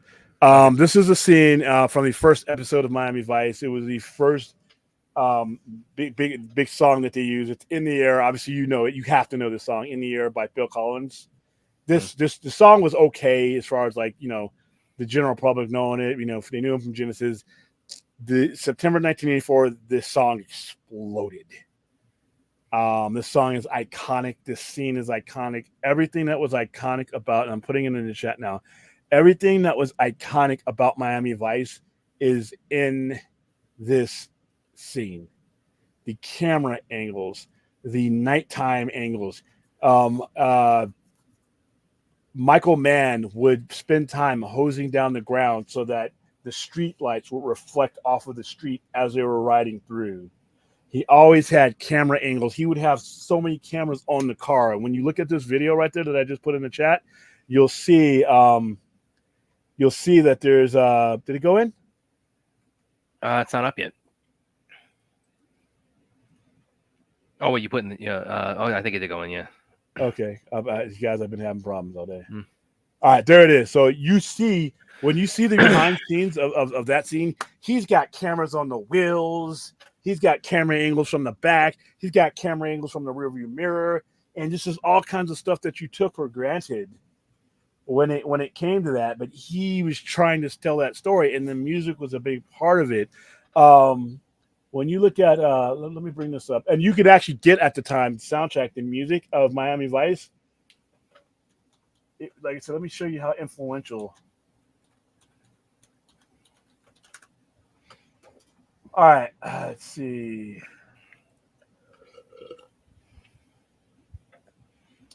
You had a lot of independent bands. You had the Tubes, you had Russ Ballard, Tommy Shaw, Missing You, John Waite was a big hit. Miss You by the Rolling Stones. Obviously, Genesis had a big part of it. Peter Gabriel was a big part of it. Glenn Frey, You Belong in the City. That was a big hit for Miami Vice. And this was at the same time people were watching Beverly Hills Cop, because remember, Beverly Hills Cop came out the same year. He used music in a cop movie in a way that hadn't been done before, and Michael Mann was doing it in a way that wasn't being done on TV. So, all right, the original Miami Vice scene from Jan Hammer. Let me go ahead and put that in there.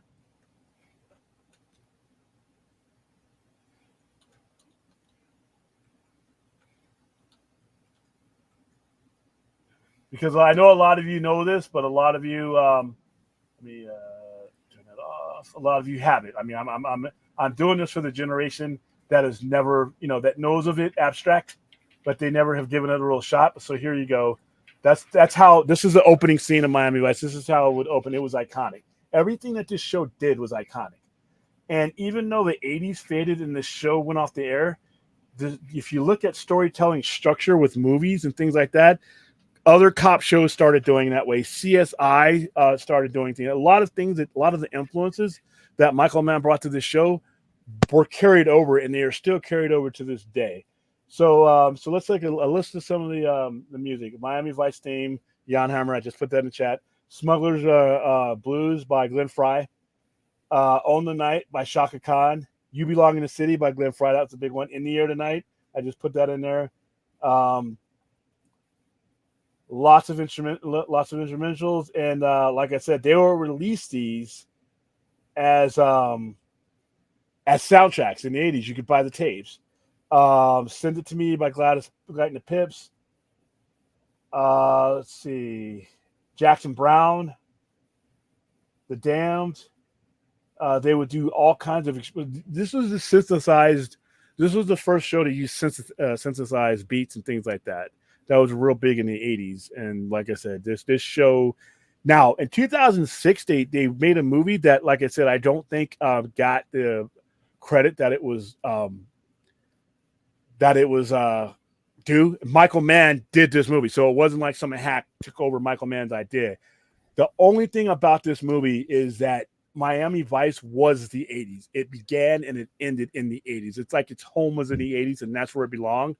Even though I liked the Miami Vice movie with Colin Farrell and Jamie Foxx, two tremendous talents who even at that point weren't at their height. And it was as much Miami Vice movie that you could make in 2006. The soundtrack was beautiful. There's a song by Mogwai called Auto Rock. I've put it in the chat before. It's a beautiful way to end the movie. The look, they captured the look and the feel as much as you could in 2006.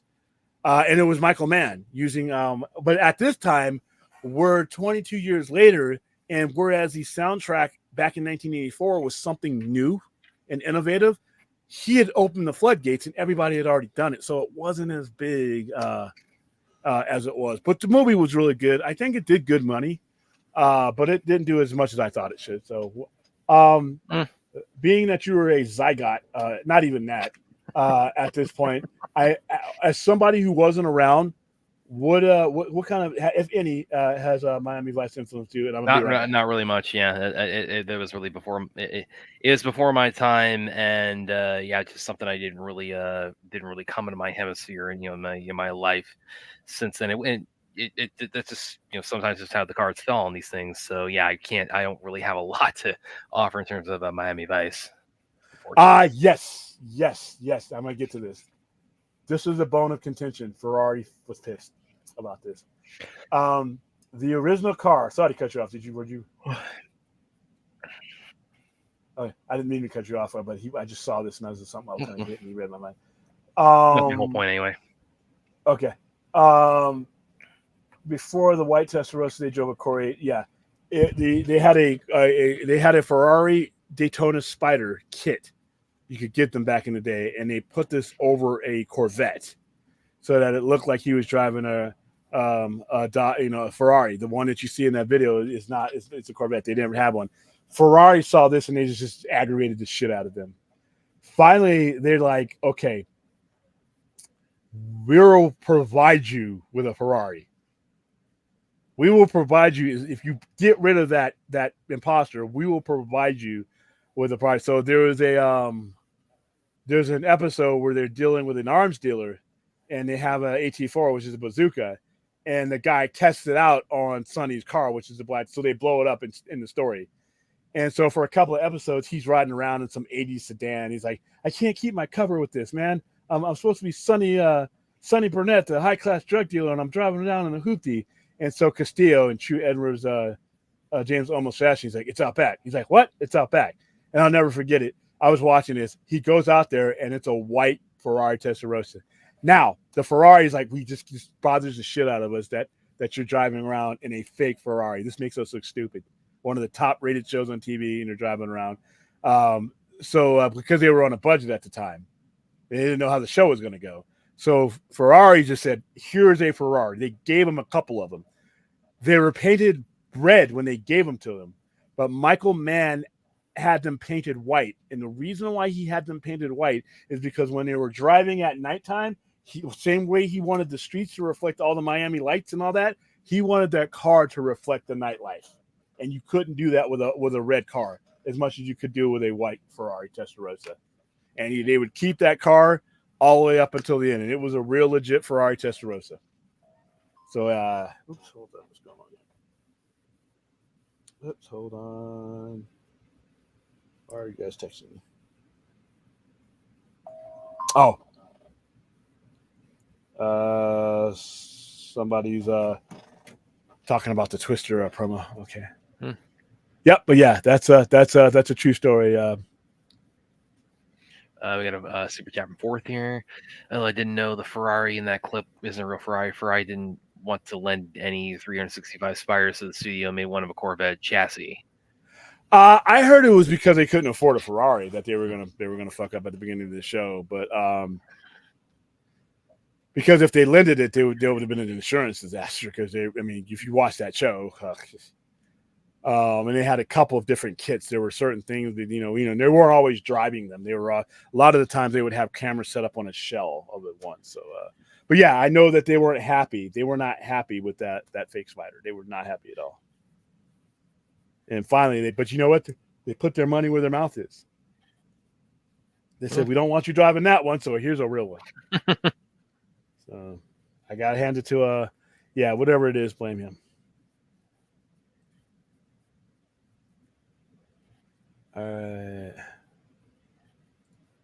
I like how both leads in Miami Vice had small period of pop stardom. I think Don Johnson fared better than because he was dating Barbara Streisand at the time. Yeah, Sonny Crockett. Yeah, because Philip Michael Thomas, he didn't do too much afterwards. Out of the two, he was the engine of the show. He was the more charismatic of the characters, and his character was more interesting because he was the guy that went deep cover to the point where he would lose himself. So, yes, Peter Gabriel. Peter Gabriel had some huge hits. One song in particular that he had on Miami Vice was one of my favorites of his, called "Mercy Street." Put that in there. Hold on.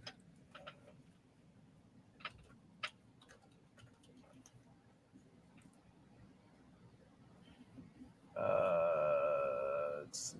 And they actually have the Miami Vice version of it.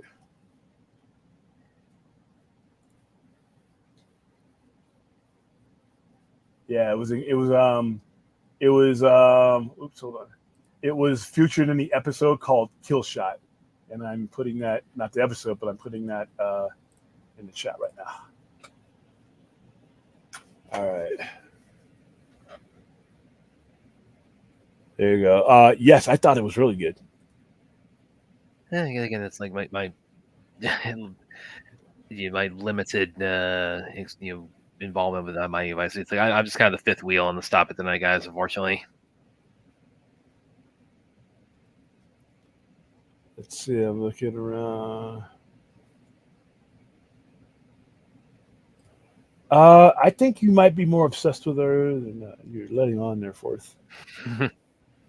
But you bring her up more than I do. Why is this? We don't need to be bringing up this ever in the chat. If you know what that, if you watch Deliverance, you understand why. Yeah, sure. I want to put that on the bad list.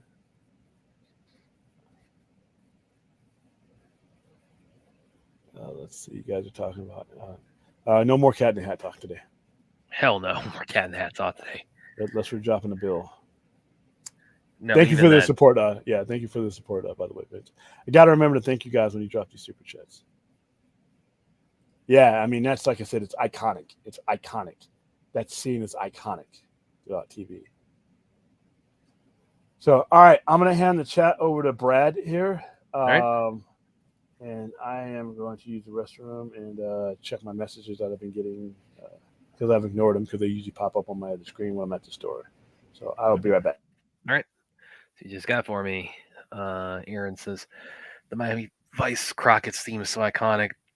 It's also used in Grand Theft Auto. Oh wait, did I bring this one? No, I don't think I did. Okay. Along with Phil Collins in the air tonight in the game. Yeah, again, it's like I'm just not a Miami Vice expert, guys, so it's like there's just not a whole lot I can add to this topic, unfortunately. I can feel in the air kind of. Oh, Laura, yeah.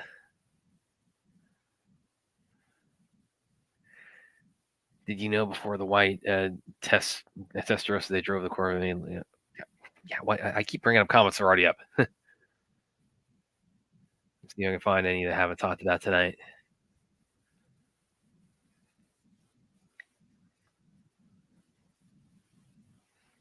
Bear with me here, guys.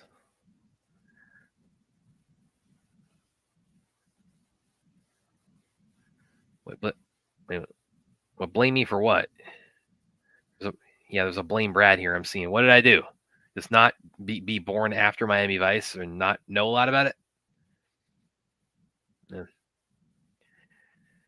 Yeah, as you guys can't tell, that's Cat in the Hat. Even though we have Beyond Skyline and Liam on, it's like that Beyond Cat in the Hat. That really took a lot out of me today.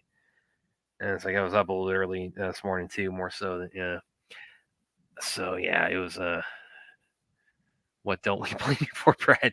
Yeah, that's kind of true. John Hammer composed Crockett's theme. We're at the beach of the. By the way, since William's away, I'm gonna throw this out there into the chat. Well, because I mean, would you guys, now that you've seen Beyond Skyline, would you want to do a watch party of the follow-up, Skylines? And then, just some more I've had on my brain. You guys are be interested in doing a watch party of one of my all-time favorite shark movies, which is Deep Blue Sea. You guys want to check that? Because I just pulled that up on HBO Max the other night, and yeah, I was really dug Deep Blue Sea a lot. Because the fact that it's a shark movie. It's in a science lab out of the ocean, so the setting like really makes it. Yeah, it just really makes it very unique as far as shark movies go. And of course, got the whole idea like smart sharks. So yeah, I'm gonna throw both those out there. Skylines, I mean, probably a lot of your minds are already going there anyway after Beyond Skyline today, but then also Deep Blue Sea. Let me know, guys. Why doesn't DC hire the raid crew to fight choreography back? Yeah, you could do that. I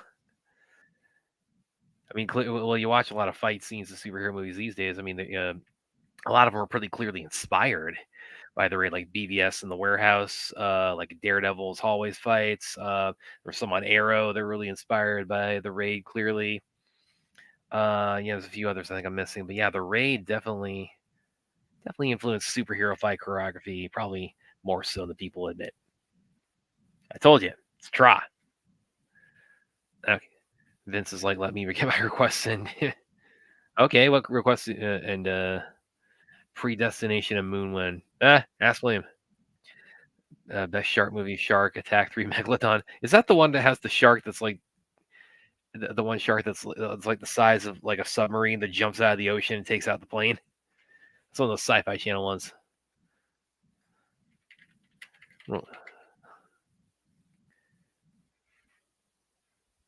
Yeah, I'm gonna look. I need to look that up. If that's the one you're talking about. I haven't seen it, so gonna need to get out to the theater and try to give it a look. Because again, it's like I just haven't. Last couple of weeks, I just haven't made it out to the movie theater as much as I usually do. It's been really weird. Robert Marinetti didn't like it. Oh, you're right. So I was right. That is the 1/4.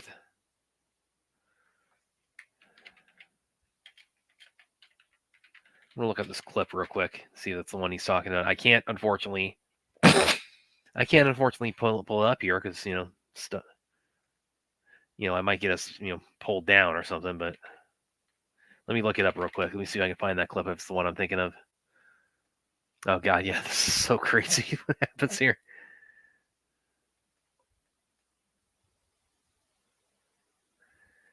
Yeah, the shark jumps like 5 miles out of the water to take out this plane. And the one guy says like, "Holy shit!"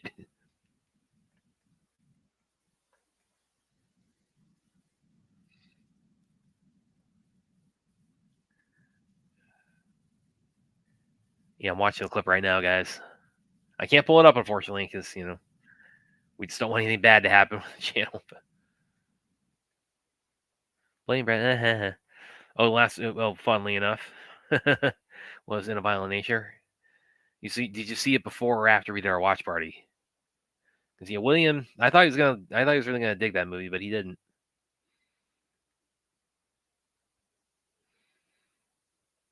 Nice. But yeah, guys. Again, I think Skylines kind of goes without saying for a watch party after today. But yeah, Deep Blue Sea.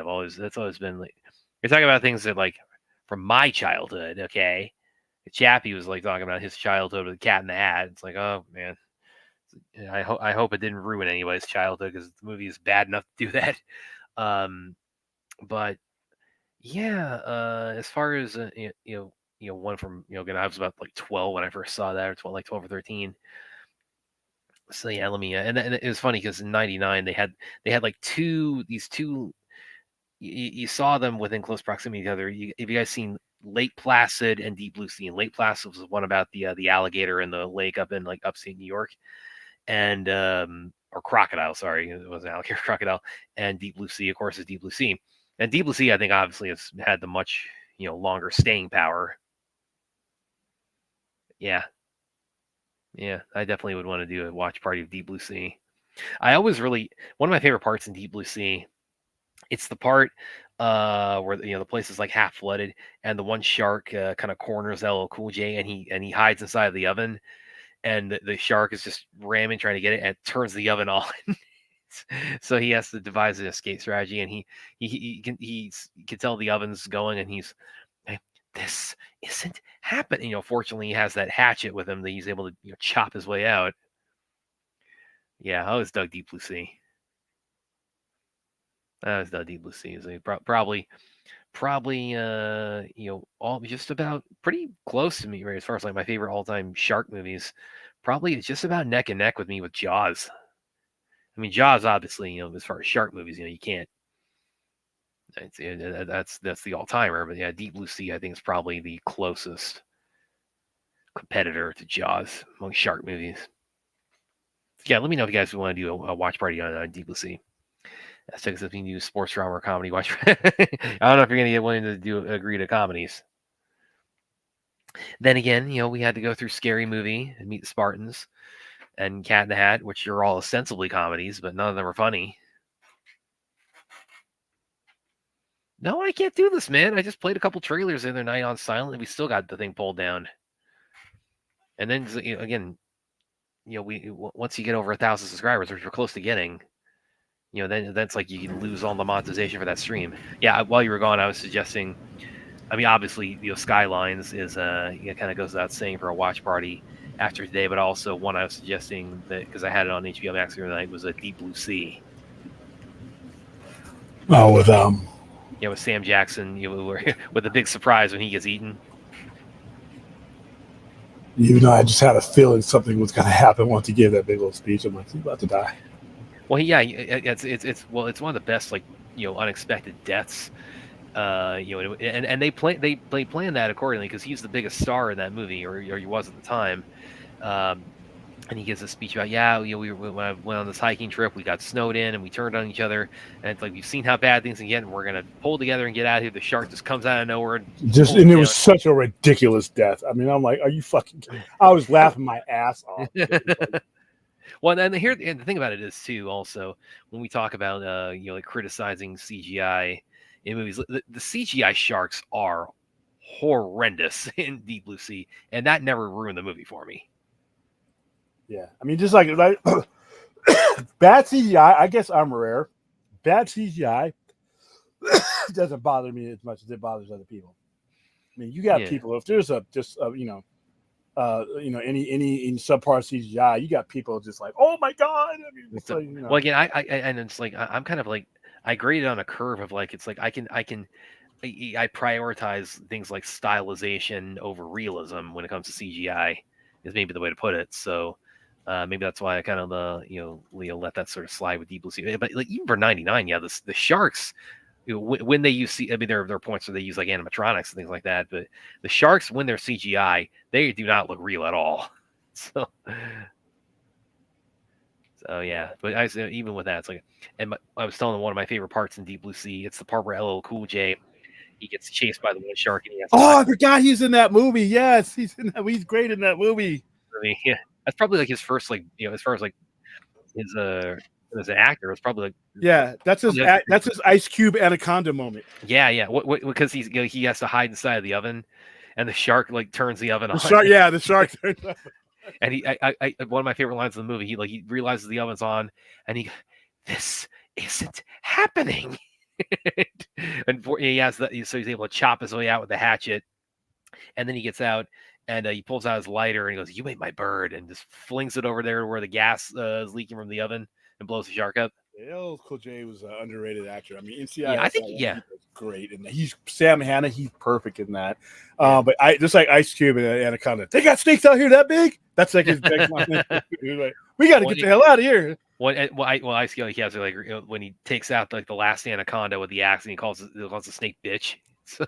Yeah, him and J-Lo, man, that was their collaboration, and John Waite. Yeah, so anytime you guys want to do a watch party Deep Blue Sea, I'm down. And think about it is, William's not a fan of Sharknado, in case you weren't already aware. For a while, never. Not only was it just bad, but it signaled the end of Sci-Fi Network, the Sci-Fi Channel. It was the end. That was where you knew that it's over. The glory that we had, and we should do a stream on that. What was the Sci-Fi Channel? The glory that was the Sci-Fi Channel, the Farscapes, the Stargate SG-1s, the Stargate Atlantis, the Doctor Who's, the Battlestar Galactica, when it all came to a crashing in, when you saw fucking sharks flying through the city eating, it's like, oh my god. But hey, listen, a lot of people love it. So Yeah, but the cool thing about going back to Deep Blue Sea, the reason why it's as effective as it is because again, you had it basically did the same thing that Hitchcock did with Psycho, which is I'm going to get a big star in this movie so people won't expect it when the big star gets taken out, and then then once you've taken out the character that everybody, that the audience is expecting to be the hero or is expecting to save the day, then it's like, oh, now it's fair. Now it's open season. Like everybody's heads on the chopping block. Rhea, when I put the link in the chat, we're gonna have to explain shark exorcisms. Okay. All right. So we have covered the Red Hulk. We have covered. This is a little bit more Comic-Con news because Ultimate Batman is going to be. I'm going to be. Hopefully, I'm going to be there to get one of these copies of Ultimate Batman. Not Ultimate Batman. I'm sorry, Absolute Batman. I hope they do a better marketing job. All right, so I had a really good picture of it. They really should have came up with a different order because they already have Absolute stuff that's already coming. That's already been out. I mean, you have Absolute DC, so the naming is confusing. But here we go. So one of these, they're going to be giving these away at DC's booth. There's the full-on comic right there. I'm going to be there. There you go. I got to get me one of these. And it's an ash can. So that's right there. What you're seeing right there is the Comic-Con exclusive ash can. I know they're going to print a bunch of them, so I'll be able to get them. But it's like once they're at that, once they're done, that's going to be it. All right, so Scoops, DC Comics will launch Absolute Batman at San Diego Comic-Con. I now have a cover shot. This is from Bleeding Cool. Rich Johnson. I want to give him credit. All right, let's see. I now have a cover shot of what I believe to be Absolute Batman exclusive ash can be given away at San Diego Comic-Con in 2 weeks. Woo! We're gonna be there, man. Go on. And that's what it looks like there. Let's get a picture of that. I'm not. Well, why are you giving me ads? There we go. All right. Listen. Am I on board with the chest? But there's something different here. Look at the wings. He's a flying apparatus. He's got all kinds of stuff going on here. I'm open to this. I am always open to different iterations of Batman. So, all right, Scott Snyder's doing this one. The cover shows what appears to be a Batman with a more muscular frame and a more hand-stitched Batman costume look rather than a cape. He appears to have a flying gliding suit. Yes, okay. Shoulder armor and more of an accidental bat shape on his chest made out of stitches holding a chest plate in place. Okay, that's what that is.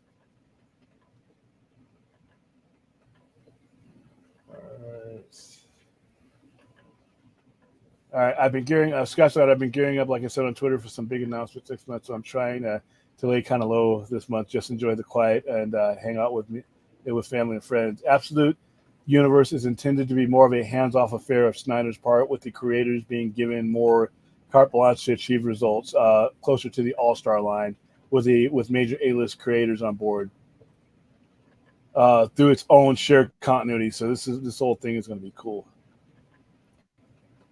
So this is going to be one of the things I am definitely going to be on site asking about. If there's some, like I said, we might not get a big wig from DC, but anybody that's wearing a DC logo on their polo shirt should be able to talk to me about this. And we're going to get more from them than we would. What is he? Oh, jeez. The Wall, Dark Side of the Moon, which you will hear all some of the best music ever to put to media. William Brucifer said they're releasing an Alex Ross art book at Comic-Con. Yeah, it's gonna be for his Kickstarter. He's doing dude, Alex Ross, are you gonna be there this year? Because last year you weren't there. I mean, I went to your booth, took the picture, but he doesn't like going. But Yeah, it's going to be a part of his Kickstarter campaign. I want to get that too. So, let's see. I would listen to them all night while it's enhanced. Well, they probably recorded them while enhanced. So, all right, let's move into Pink Floyd's "Wish You Were Here."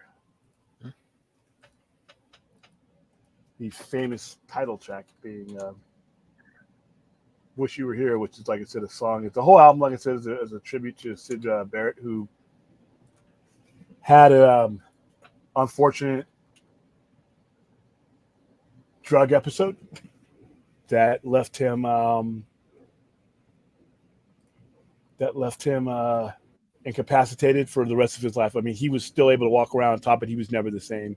He lost a lot of his functionality, and he was never able to be the lead singer again. That's how Dave Gilmour was already part of the band, but he took on different responsibilities as a result of Syd Barrett not being there. I just put the title track in the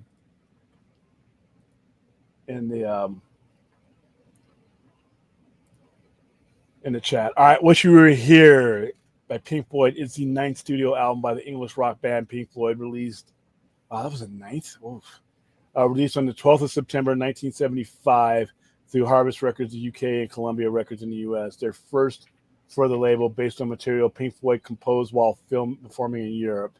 "Wish You Were Here" was recorded numerous sessions throughout 1975 at EMI Studios. The lyrics express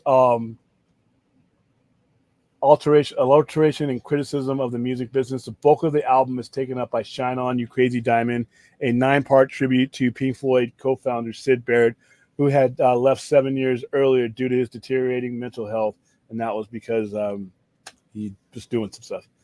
Barrett coincidentally visited during the recording, and there's a picture of Syd Barrett. He looks nothing. I mean, he's bald. He's got his pants pulled up to his. I mean, he looks nothing like the Syd Barrett that they recognized. As with their previous release, "Dark Side of the Moon," Pink Floyd employed studio effects synthesizers. They were one of the very first bands to do that. Guest singers including Roy Harper, who provided the lead vocals on "Have a Cigar," and Vanetta Fields, who added backing vocals to "Shine On, You Crazy Diamond" to promote the album.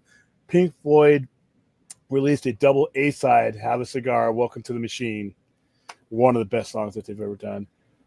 "Wish You Were Here" was certified gold in the UK and in the US in its year of release, and topped the charts in several European countries. By 2004, it had sold an estimated 13 million copies worldwide. It initially received mixed reviews. Critics, I wasn't alive. I was one when it was released, so I couldn't tell you. Critics found its music uninspiring and inferior to Pink Floyd's previous work. It was later acclaimed as one of the greatest albums of all time. There you go. Appearing on lists including Rolling Stone's list, the 500 greatest albums. It was cited by keyboard Richard Wright and guitarist David Gilmour as their favorite Pink Floyd album. Let's see. It's a lot of it is Syd. I mean, like I said, the whole album was, "Wish You Were Here" was wishing he was there. Side 1, "Shine On, You Crazy Diamond." I'm going to put that in the chat.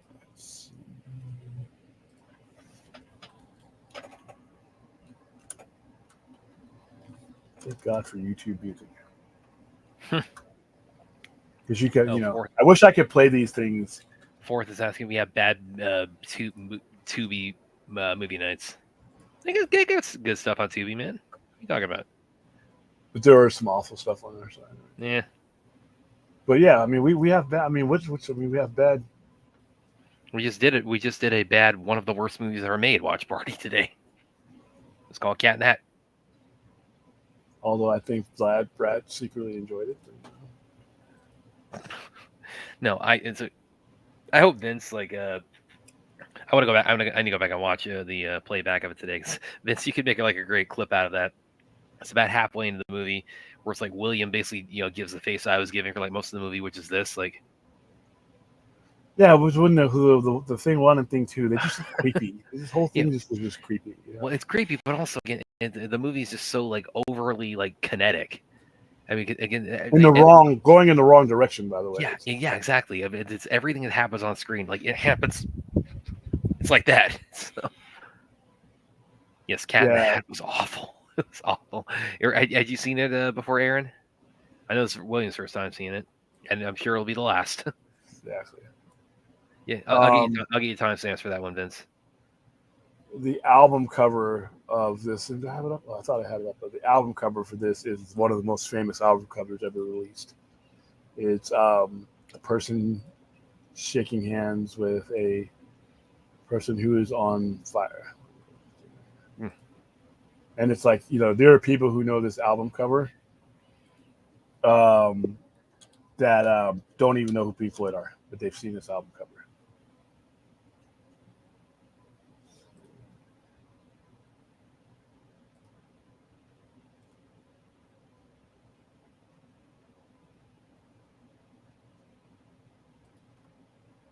There it is.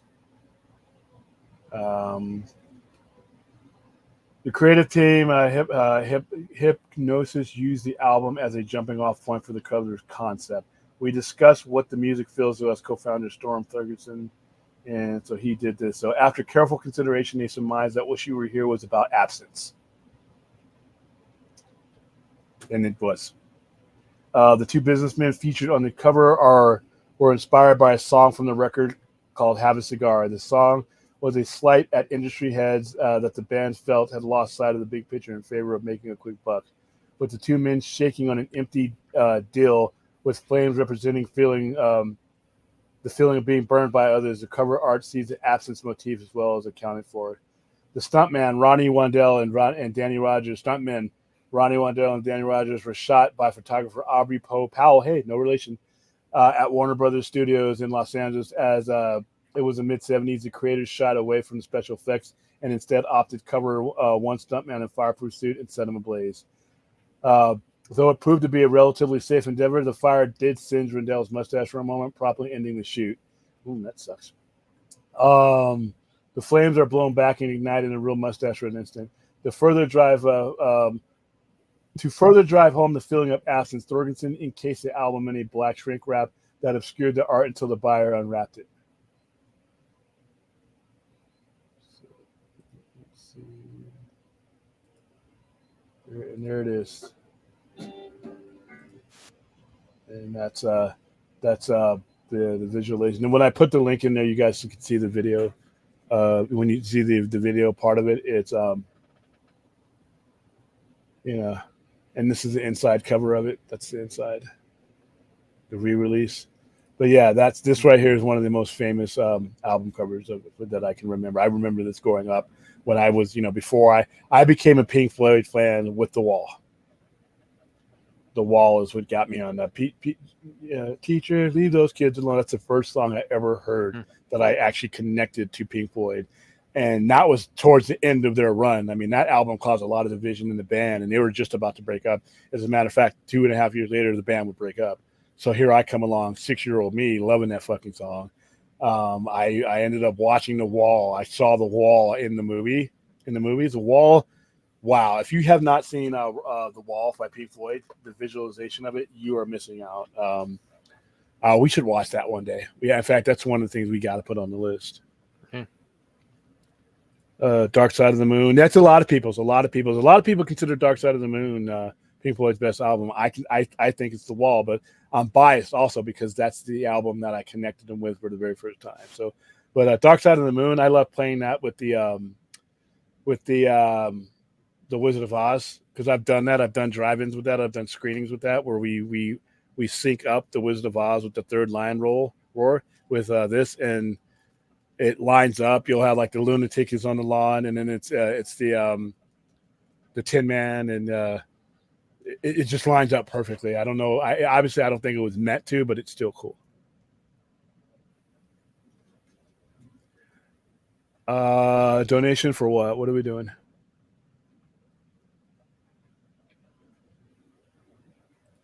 Heard it taking acid, smoking something. Yeah, he did something that night. They don't talk about it in detail, but he did something because he was fine one day and then he wasn't. And that's back then. back then you could really hurt yourself with some of these drugs.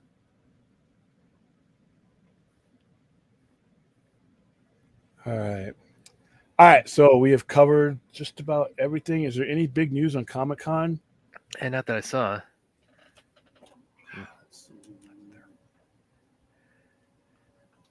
Aaron says Pink Floyd's "Comfortably Numb" is an awesome song. It's really relaxed you.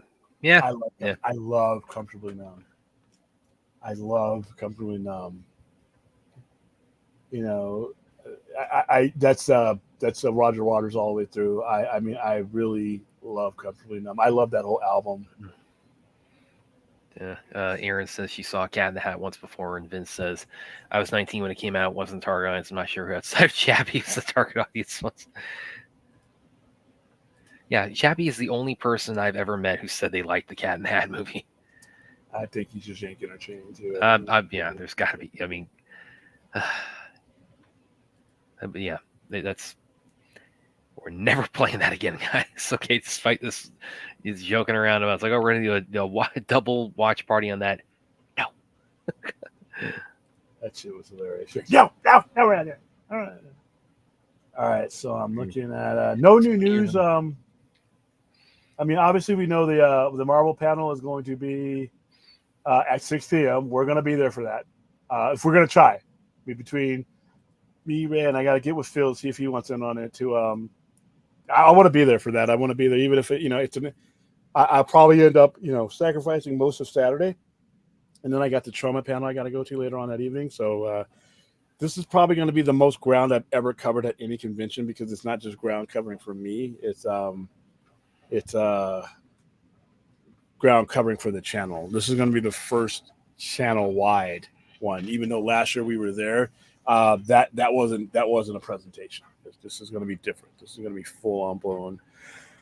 All right. With that, a lot of my structure to the show is kind of taken away because I had planned on doing it at the center, where I plan on doing all of our Saturday shows. Yeah. But I didn't want to I just didn't feel like dealing with power outages and not be at the house. Yeah, that makes sense. Damn it. So we're here. So what I'm going to do now is that crossroads that we reach every Saturday show, which I probably, against my better judgment, should not do. But hey, let's go ahead and put the link in the chat. By the way, Reyes says, yeah, I saw this, RJ, about the whole question about Giancarlo Esposito, about his role, his mystery role in Captain America Brave New World. RJ asked him the question, and he replied, "Yeah, it's nobody's guessed yet who he's playing." And so, yeah, and people have guessed C.W. Gage, so I don't. Maybe I thought it would be him. That's what he looks like. RJ asked Fourth, Clint, what's going, guys? I'm hearing myself repeat for some reason. That's fourth is echoing. Yeah. How's everybody doing tonight? Awesome. The weather is nice, but still got the AC on. The rain was a nuisance. Like I said, the lightning and the thunder. I was like, okay, let me get the fuck out of here. Type of thing. But it hasn't really rained. I mean, it's off and on, but nothing major. I have my swamp cooler on, but with the humidity, I don't need the. I have just a fan going on. So, where's this TV at, William? When do we get to see the unveiling of this thing?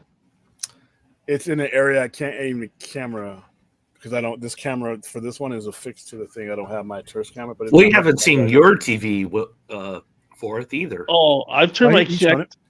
I've shown it. This thing may actually be like a 55-inch, and just William's just embellishing a little bit. I just want to make sure. Nah, it's 60. I still got it sitting on its temporary table here. Because I'm building, right. I have to build something for it because it's really big. I didn't realize until they delivered it. I'm like, oh shit. Yeah, Pink Floyd's one of my favorite bands of the old bands, and Sid did too much LSD, and that drove him nutty. No, LSD will do that. Yeah, that's just a damn shame. And like I said, they never. Obviously the band recovered, but that was their friend. That was more than a musician in them. That was like, that was you listen to the stuff that he was a part of, and then go down to the the stuff that they turned into. Obviously, him missing changed the face of the band as far as that goes. But that's I wasn't even alive when he did that to himself, and I was. Well, they also have another album called "Not Now, Johnny." It's not very popular, but it had a decent song, but it's nowhere near what Dark Side and The Wall and Wish You Were Here are, and even Animals. Yeah, those they even Roger Waters said the best thing we ever did was Dark Side of the Moon, and then he said everything else was rubbish. Those were his exact words, and I'm like, dude, The Wall, you're single-handedly The Wall is rubbish. What do you? I'm like, okay. Oh, that guy's a nut. He hates everything. He's gone. He's lost his fucking mind lately too. Some of the stuff he's said, I'm like, I'm a fan of Roger Waters, but man, he went all anti-Semitic and crap. Like, and it wasn't even something he could explain his way out of. Some of the stuff he said, I'm like, ooh, okay, I like your music. I like your music, but me and you have to part ways because you're just a bit on the crazy side there, buddy. And you're like doubling down. It wasn't like, oh no, I was misquoted. No, he doubled down on the crazy, and I'm like, all right, well, hey, I got the music. Thanks, Roger. To answer Vince's question, yes, it's a QLED Samsung. Sorry. Well, that's what I got, dude. What is your model number? I think we got the same TV. I have to look at Amazon. I don't even remember what all the QCX, Q0450, whatever it is. It's a 72 something. Yeah, do I have? No, 775. Oh my God, we're having 75. a big size competition. Yeah, get the length right. I'm not responding to that because I'm trying to stay monetized. Hi, Hey, Ray. everybody. What's Yo. up? What's up? Ray and her cold-blooded takedown of Cat in the Hat today. You both agreed with me though. That shit was hilarious the way you did it, though. I just, the chirpy way that you assassinated that movie was just beautiful. It was so it's like, yeah, I found. I was just just going to town on it. You just very calmly said, I found this movie very mean spirited and it's very. I just popped in, not even watching the movie. then she dropped after all those comments. I was like, gotta go. I just wanted I wanted to read the tell all of the making of that at some point because it's You want to watch more of Cat in the Hat? No, I want to read about how it turned into the train wreck that it was because it's like, how did this? Here's a good question for the panel. Would you consider Cat in the Hat a horror movie? And I want to start with Kosa. It's scary to watch. Yeah. It's definitely nightmare fuel. It definitely has that. Yeah, you definitely won't be sleeping after watching it. I'm sure Brad will be up all night. Yeah. It was fun watching Brad watch it. No, yeah. How do we know that he actually watched it though? Well, he was responding. You could see his response. Yeah. Well, I started. The many times he grabbed his head in pain. I came in like this for the first 5 minutes, and then I pulled my head away. So I'm sure there's got to be some sort of VH1 behind the scenes of Cat in the Hat that we can get Brad to watch. Hey guys, Yes. what's up? It is horrible. Yes. Yeah. Yeah, and Droga apparently watched it the night before and was about as enthusiastic as we were. You prepped for this, Droga? What's that? He was taking notes. We're wondering if you prepped for Cat in the Hat. Is that why you watched it the night before? Yeah, we watched it the night before because there was no way we were going to join in. Yeah. Coming to that blind. It's we're just taking photos. I mean, thank God it's as short as it is. It's 82 minutes, and even that's too long. That's pretty short. That's short. Yeah, it wasn't short enough. Let's just say. Yeah, by comparison, The Grinch I think is like an hour and 40 minutes, something like that. So it's about 20 minutes shorter than The Grinch. How's it going, Vince? Are you doing photography, Droga, or what's going on over there? Oh no, we're just at the beach. Well, Eli's doing photos. It looks like it's a beautiful day. I know. Yeah, it's like afternoon. Nice. Yeah, we saw dolphins as well. Or dolphins. Yeah. Seals. Beautiful day. It's like 105 here. Jesus. Ugh. Yeah, with humidity and it's just been real fun. Very nice. Very nice. Yeah, you guys aren't even used to humidity. as far as I know. I mean, Well, we get it, but it's yeah, we get it during like right now it's monsoon season, so we definitely get it. It's just not as high as like the Midwest would get. Yeah, like here being in No, Missouri, we're just used to the oven being on broil. Azteca, do not buy an 8K TV. An 8K TV? What? Yeah, they have 8K TVs on the market, and Azteca was wondering if we should get one of those. I wouldn't. Oh, I still don't understand why those are on the consumer market yet when most platforms are, most hardware can't even like output like legitimate 4K, and like most consumers don't even have that for the most part. Like they can only get to maybe like, what is it? 2140 or something like that, or for as long as I've been dealing with electronics, and it's been about 30 years of dealing with electronics, hardware is always surpassed software. Hardware goes way faster than software. But I think that's the point Ray is making, though, isn't it? Yeah, I guess I'm just confused. But it's been doing it since I've been dealing with electronics, which is 30 years. Remember when cable modem came out? Remember when cable modem came out? It was so fast, but everybody was still broadcasting at 56K while this thing was going at 512. I remember my dad bought a 720p HD TV from Mitsubishi, and this thing cost $12,000 at the time. Damn. And it only had like 3 channels that were in 720p HD. And our minds were blown. That's amazing. It's like the Walkman, man. Remember the Walkman, the Sony Walkman first came out? That shit cost like $400, man. I got to know what year this TV came out for. Oh, let's see. It was probably around like 1999. Really? Okay. Yeah. I just graduated and finally had cable. Yeah, I've been fixing electronics for 30 years before I got sick, and it just amazes me. The hardware is always far outpacing the software. That's interesting. I don't know how much you paid for it, but when I had my QLED, the 65-inch Samsung, that was like $1,400.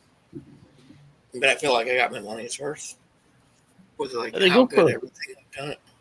Yeah, that's a while. I'll tell you what the rep told me when I asked about the 8K TVs. He said there's certain rich fools that want to part themselves from their money because they just want to look cool, and that's what we provide for. Yep. I'd rather have my bank account continue to look cool. Yeah. Same. Yeah, me too. Well, that same TV I bought 2.5 years ago, you can get for like $900 now.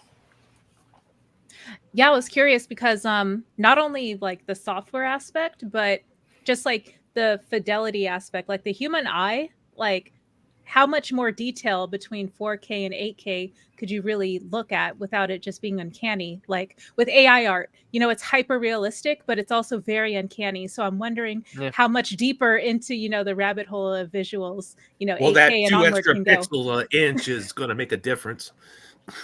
I guess I've never really compared them, so I'm just curious how it works.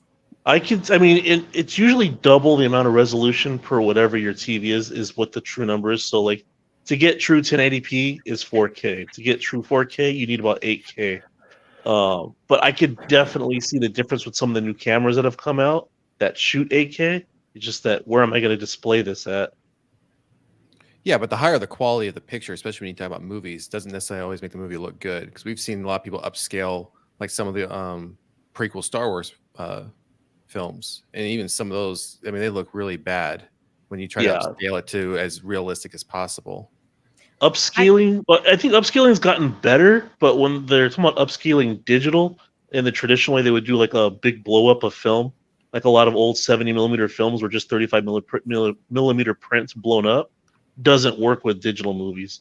So I think with AI now, there's more of a, even with AI, like the Terminator, True Lies and Aliens had, I guess, new copies that came out that were AI upscaled, and people were zooming in on details, and there's some wonkiness going on there.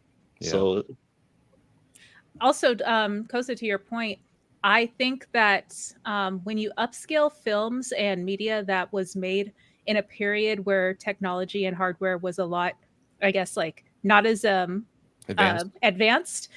You're not only like, you know, making the image, you know, wonky, but you're taking away the, you know, true presentation of that product because it was designed for the hardware and software of the time. If that makes sense, like the Yeah, well, limitations of like Are they you had talking at the about time, digital? they designed it around it, you know. well, look what they did to Predator when they released Predator. Was it on Blu-ray or 4K? And how horrible that looks compared to what it was originally filmed and looked like, right?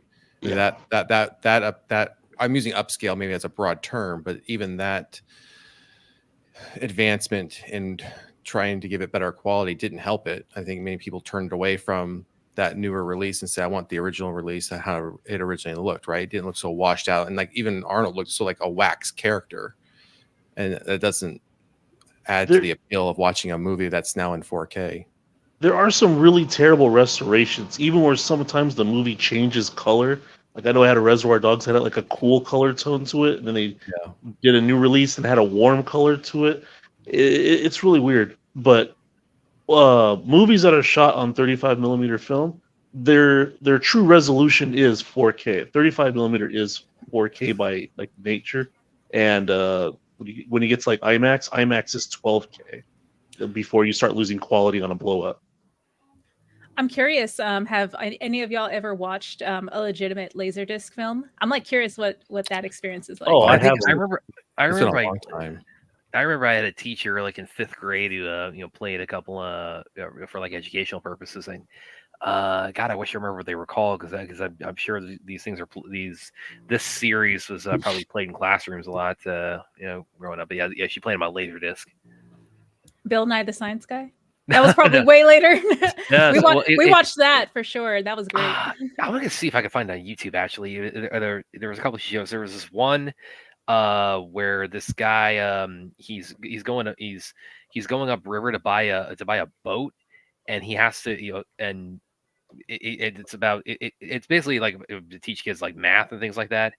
And he it's like he's getting the boat, and he's supposed to come back, and the idea is like, okay, we were supposed to calculate like how long it takes him, how long it's going to take him to get from, you know, point A to point B. When does he need to be back to the refueling station before it closes and things like that. And there's another one she showed us where I think it was this eagle gets shot in this field, and this one character is trying to get it to the veterinarian to be treated, and so they're debating like, okay, what's the best methodology of transportation to get it there in time. And I can't remember for the life of me what they were called. I mean, it's been like 25 years, but yeah. Sounds like you were watching an episode of Reading Rainbow. It was kind of Reading Rainbow, like, yeah.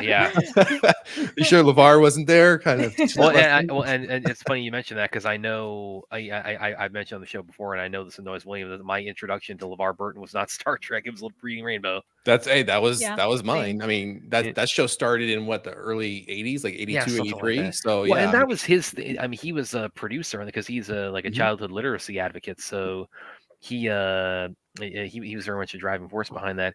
Like I remember one that really stood out to me, especially because I did go on to, you know, my first year of college. I was a food server in a Johnny Rockets, and it was this episode where Burton is he's working in a diner, and I forget like what book they were like corresponding this to, because they would always do that. He has some kind of thing he's doing in the real world that sort of parallels whatever book they're reading at the time, and he's working in a diner, and he's trying to adapt to it because diners all have like they all have the lingo for like a turkey sandwich has like you slap like a bird on 2 slices of bread with wings, and that's supposed to mean like turkey sandwich with lettuce and cheese or something, and he can't figure it out. So he's got the poor guy like trying to figure out like he's trying to serve people, you know, spaghetti, and that's sort of like ice cream with the rice on top of it. So was this the robbery at the Diamond Dog Diner? I think that might have been it. Yeah. So season 5. Yeah.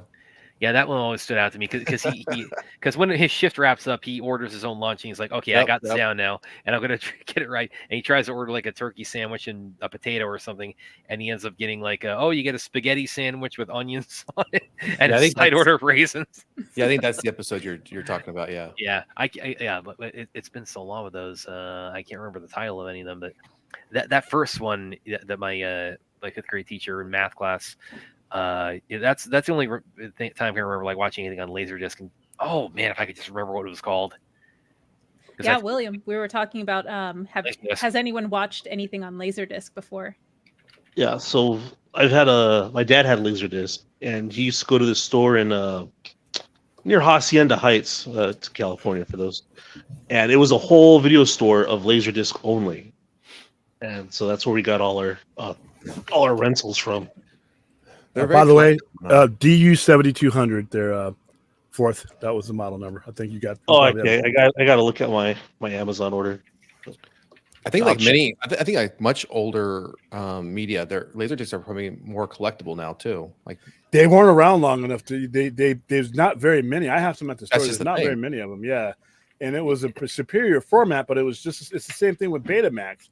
It was more expensive to produce and distribute. If VHS just came along, was a much cheaper format. It was good enough, but a lot of the news agencies and movies that they filmed on that, they used that Betamax because it was a much sharper picture. But like the average person wasn't gonna be able to afford it, so VHS won the day. But Laserdisc was around, I think, a year because I was living on base and they came in. They were there for a year and they were gone.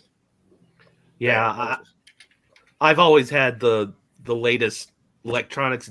Laserdisc never hit my household. Well, it's funny. Even like when like the first iPod came out, I mean, I remember Sony was really trying to push the mini disc player, and I mean, it was out for not even a year before. I mean, because when the iPod dropped, I mean, that thing took off, and they just practically killed the mini disc line completely. Oh, and y'all just reminded me. So there was like this small period of like HD DVDs versus Blu-ray, right? That was like right when they came out. Yeah. So Microsoft just got bodied by the Blu-ray. And that's crazy because HD DVD actually had a lot of the big studios behind it at the time when it first came out, and then for some reason they just gradually started saying, "Yeah, we're not doing this, and we're going to Blu-ray." Because I think for Blu-ray a while, sounds cooler. Well, I think a lot of people really thought HD DVD was going to actually win that war, and for some reason something happened. Like Sony left them, and I think when Sony dropped out of them and went to Blu-ray, it was kind of the end for them. Because even HD DVDs, because Microsoft came out with their own HD DVD player for their Xbox at the time to really push the format, and even those now are becoming collectibles to try and get a hold of. Yeah, like when I worked at GameStop, some folks would like trade it in, and we didn't even have like the SKU in our system to accept it or give any type of credit. Like what is this device? What is this box you're trying to trade in? Exactly. I guess like Christopher has a good question or a good comment. Adult entertainment industry set the winner for format wars: VHS, DVD, and Blu-ray. And I was just thinking that too, like home video, besides like adult entertainment, like it definitely like made it more smaller budget films a lot more accessible. So like smaller budget like horror films and like comedies and stuff. Because up until then there was just like the theater presence for folks to have to leave their house to go watch movies. So yeah, I was kind of there for like that overlapping period of like VHS. I was there for like 90s VHS and like white clamshell collectibles and stuff like that, and then leading into like DVDs and stuff. I think the PS2 really is where the DVD stuff really took off, because you can play video games and have it as your multimedia player, like CD player, DVD player. So it was all in one for me. So that was really cool in like the early 2000s. Yeah, well, it's unfortunate. There's really only one company producer left in the U.S. that's actually still producing DVDs. I think Walmart owns them. Yeah, because I remember Best Buy a few months ago announced they were phasing out selling physical media. I think it's probably going to get to a point where if you collect physical media, it's going to be primarily like by mail. Yeah, and somebody who give me 1 second. I need to close something. I was hearing other voices from another audio thing. As somebody who recently worked for Walmart for almost 2 years. Those DVDs are all made in like Mexico, so that's one of the reasons that they can sell them for like $5 or cheaper. And always look out in those dump bins because you never know what you'll find. Oh yeah. I love those bins. I always dig through them when I'm in the electronics section. Well, Oh, sometimes they'll make too much of something, and they'll actually put like 4Ks in there. And Yeah. I got the Batman on 4K for $5.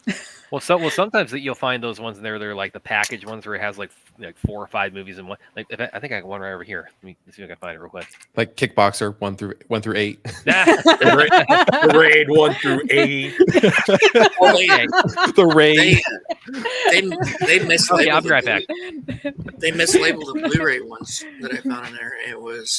It wasn't on digital or anything, but I still got all the Blu-rays, and it was all the Terminator movies, like all 6 of them for $5.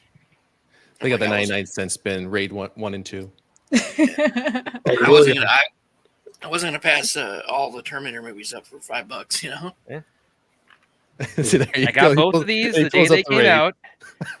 Okay. Oh, These- and then some Blu-rays are like Blu-ray 4K and DVD or something like that, or you get like a digital code with like both versions. Yeah, it all depends on the I city paid of about the $20 for digital. both of these the day they came out, and these are the only copies of the Raid physical copies I own. Okay, I have digital copies of both of them, but that's it. Okay, I own other things besides the Raid movies, guys. And going back to the Laserdisc thing real quick, I have one Laserdisc, and it's Star Trek Generations. I found it at Half Price Books for $5, and I got it just to put it in a frame. See, I think one of my issues when we start seeing the formats change, from a VHS, DVD to Blu-ray to 4K. I think the one gripe I have, especially around the first Terminator movie, when it moved from Blu-ray to 4K, they changed the audio track on it. Especially for all the gunshots, like when the Terminator kills the first Sarah Connor in her home. If you watch the 4K and listen to like the gunshots and go back and compare it to the Blu-ray or the DVD, they've completely redone how all that sounds, and it doesn't even sound like a natural gunshot taking place. So would be my gripe when they change formats, is at least try to keep the same soundtrack. But I mean, if you want to up it a little bit for sound quality, it's one thing, but when you start changing it completely where it doesn't even sound like the same movie, I think that's where I have a little bit of an issue.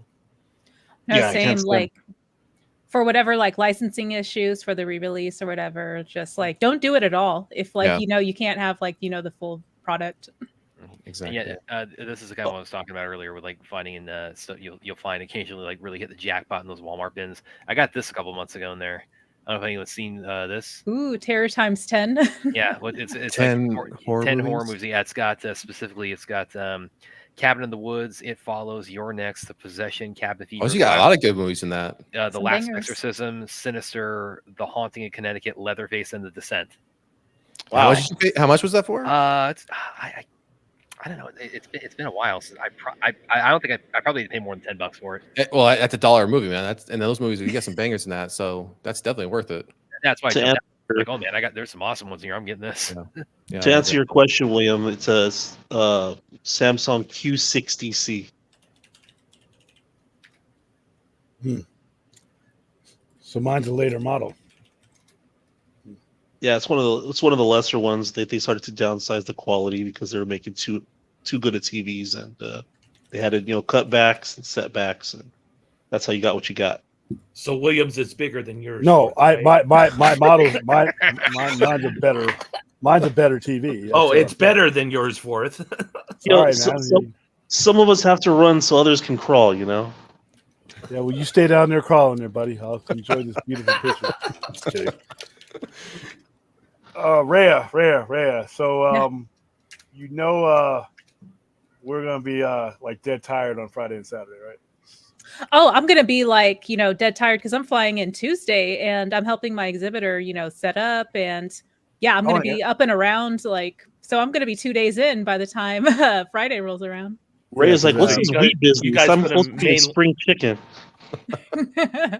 No, I'm stoked. Like, I am excited to just do Comic-Con like as a true adult and actually have intended like, you know, purpose there. Because like going as a kid, I'm just sort of wandering around aimlessly, like with my mom and my cousins. So we're not really like waiting in line for anything. We're just sort of like ogling at everything around us.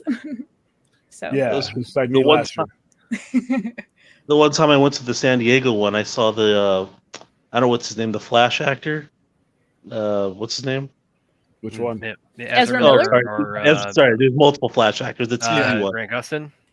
Yeah, I guess they had started sectioning off an area where they're going to start the Flash panel, and of course it's crowded as hell at this place. And so some mom and her child were like, "Oh, we need to get over there because we want to see the my son wants to see the Flash." And the security guy's like, "Sorry, you have to go all the way around." And like all the way around is like nudging through people to get to around to the proper side to get into the exhibit. And then out of nowhere, Grant Gustin hops over the rail and says, "Oh no, it's okay. That's cool. They can come over with me," and escorts them inside, personally, so the kid could meet him. That was pretty cool. Yeah, William, I know you were talking about what were you, like a bodyguard or security for someone at a con? I was at a volunteer at the 2017 Amazing Con. As a matter of fact, you know what? Let's bring up. Thanks for reminding me because Brad was supposed to remind me. He fucked up. Damn. You were a bodyguard for who? I was having to I'm just clarify when you stepped just away that Careful. this and this are the only physical copies I own of these two masterpieces, right? Okay. I own digital copies of both of them, but that's it. I do actually own movies that aren't titled The Raid and The Raid 2. William's going to be mainlining Starbucks on Friday. And careful now. I sent Brad over some new jujitsu moves the other day that he might be trying out. Oh yeah, I saw the thing you said with me and Aaron with the bear thing. I've seen that float around before. It was if you here's how you do Brazilian jiu-jitsu on a bear. It's like you take the back and you get him into a choke and you take him down and you do this and you do that, and then final step is like enjoy the rest of your fantasy because you're getting eaten alive right now. Yeah. Oh, it's that guy that gives you all those like exaggerated moves on how to take down Yeah, violent then, animals. and then it says, then it says something to the effect of, too late, you actually died in step 2.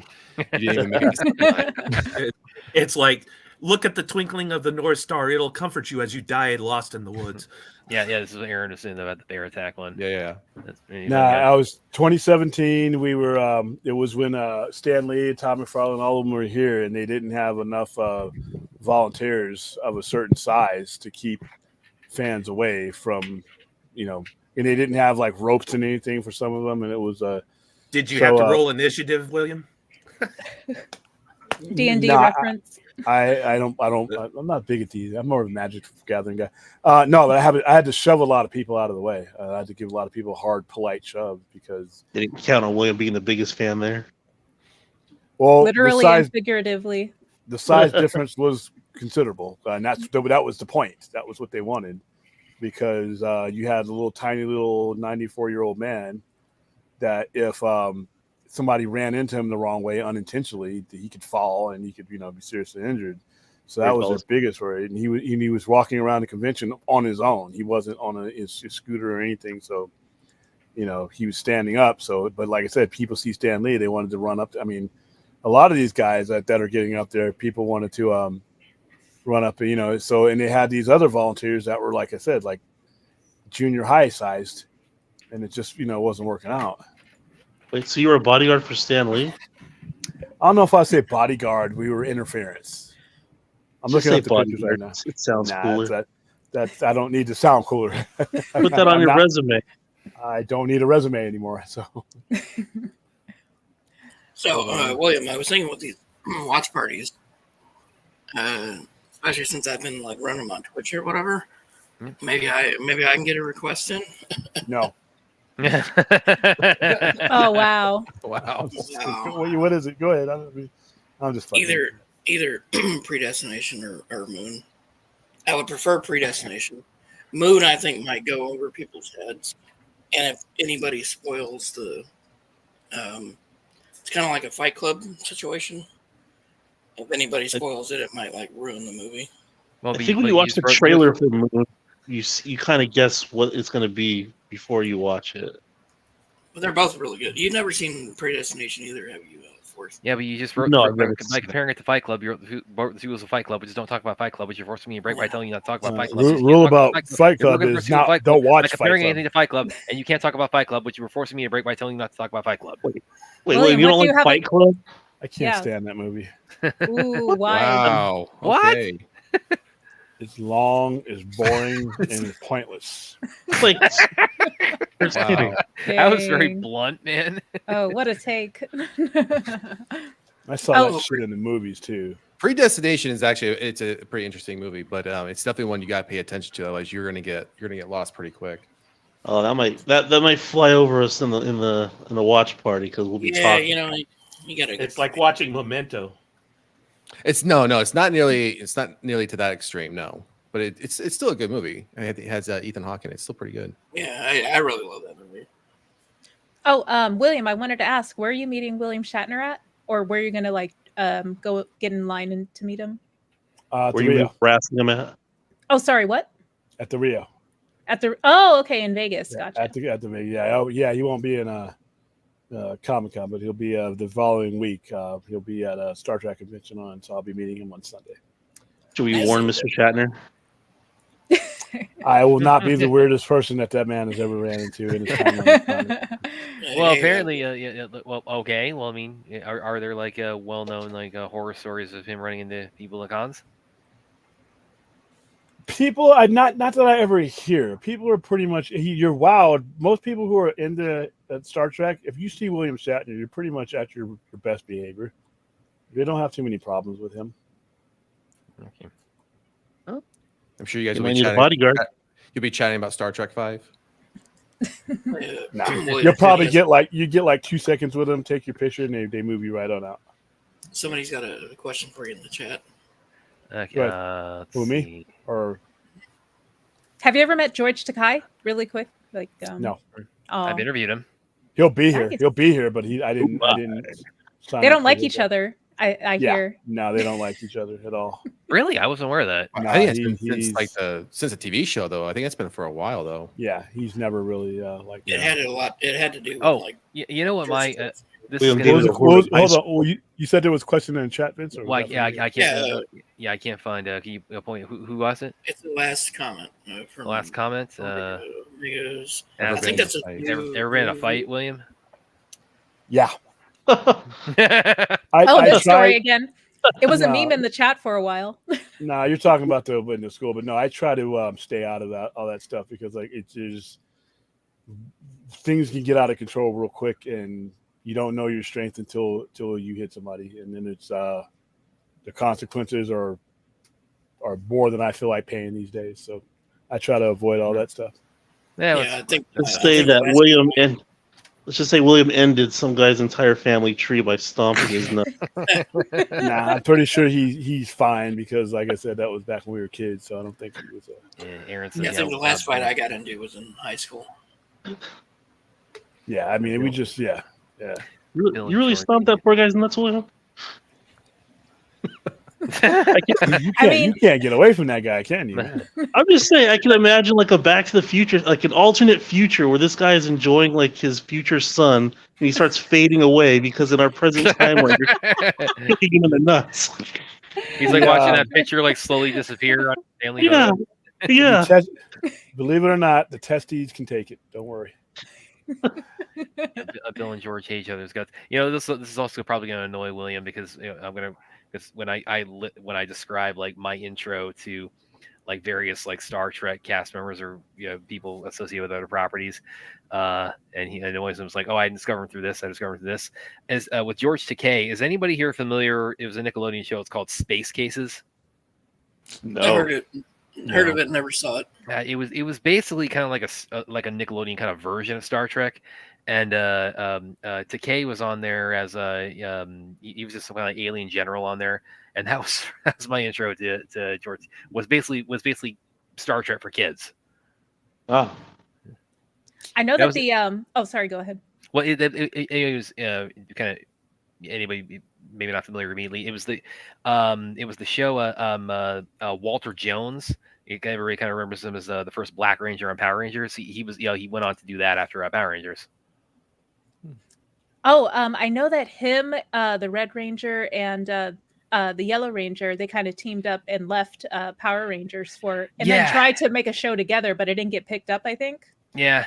That was and yeah, that's why you brought in kind of the new set of the red, yellow, and black Ranger. Well, but then Jason, he came back for a little bit. He was the Gold Ranger for a while. I really enjoyed that when he came back on Turbo, or not on Turbo, was Turbo was, I hated Turbo. Turbo was where I checked out of Power Rangers when I was a kid. That's when you checked out. Oh yeah. No, I mean, how many do you know any Power Rangers fans who say that they really like Turbo? I didn't think so. I didn't liked know when that they. Yellow Oh, Ranger sorry. was Go a ahead. dude. Oh, sorry. Go for it. I was gonna say I like when series incorporate like dinosaurs into either like the theme or what they transform into. I think Power Rangers and Transformers both did that. Oh wait, Yeah. I think Transformers did that within Beast Wars, right? Or was Yeah. it something separate? Yeah, I Or- loved Beast Wars. Yeah, that was my jam. The thing too I loved, with the first Power Rangers movie, the 95 one, one of the things I really loved about that with the Zords, it's the only time you ever saw the Zords fight monsters individually. Because think about it, every time they call the Zords, and the Zords come up and they turn to the Megazord. So it's like so it's kind of like, why don't you just have the Megazord already assembled? So that was the thing I really enjoyed in the first Power Rangers movie. It's like, oh, we got to see like the Zords individually, like what they can do before they turn into the Megazord. Oh, yeah. To Aaron's question, I know the actor who played Chekhov is still alive. In fact, I think he was in a project that is trying to get picked up on a streaming service. But have you ever met him, William? No, I haven't met any of the original cast members. This will be actually my first time because every time they were out here, I just didn't go to that convention. Back in the height of the convention when it was at the Hilton.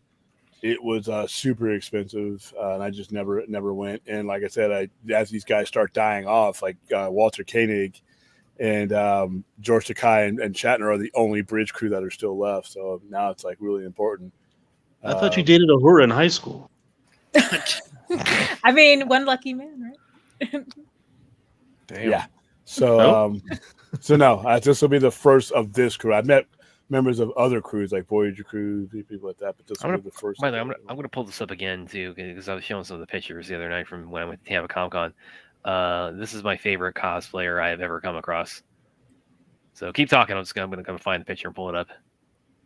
Oh, you just reminded me. Not that I'm the biggest Family Guy fan currently, but I just loved when they brought on the entire Next Generation cast. And they had maybe 1 or 2 episodes of them all together voicing themselves. So yeah, I thought that was cool. Oh, and then Futurama would have a recurring Leonard Nimoy cameo as well. So I thought that was really cool at the time too. To add to that, Rhea, Seth MacFarlane's a huge Trekkie. Oh, for sure. Also, his show. Yeah. It won on American Dad. Patrick Stewart played the main character's boss. Yes, yeah. He even looks like him. I think it's 1-to-1. He was. Seth MacFarlane was also in a little cameo. I think he might have been a couple episodes of Enterprise. So if I watch a Star Trek movie, don't start off in the first one. Start off on number 2. No, the first one's a classic. I don't think there's anything wrong with the first. The second one is action packed. Every even Star Trek movie is good. Yeah, this guy I ran into in Tampa Comic Con in 2015, and he was he's Jim Carrey in Liar Liar when he's writing the pen is blue all over his face. He's trying to say the pen is red. It's like, oh, the pen is blue, and that's my favorite because nope, it's the kind of thing where it's like you would never think that this would lend itself to cosplay, but he pulled it off. It's definitely a deep cut. Yeah, he said I was the first guy who recognized what that was from. It's like, oh, that's you're Jim Carrey and Liar Liar. So I was like, I'm getting a picture of this because this is really. I would have been like, what are you doing? See, while that I will defend that movie a little bit because while it is, don't even defend it a little bit. It's a comedy classic. I love Liar Liar. I do too. It's a physical comedy, but if you actually break the movie down, it's all about. Why would you do that?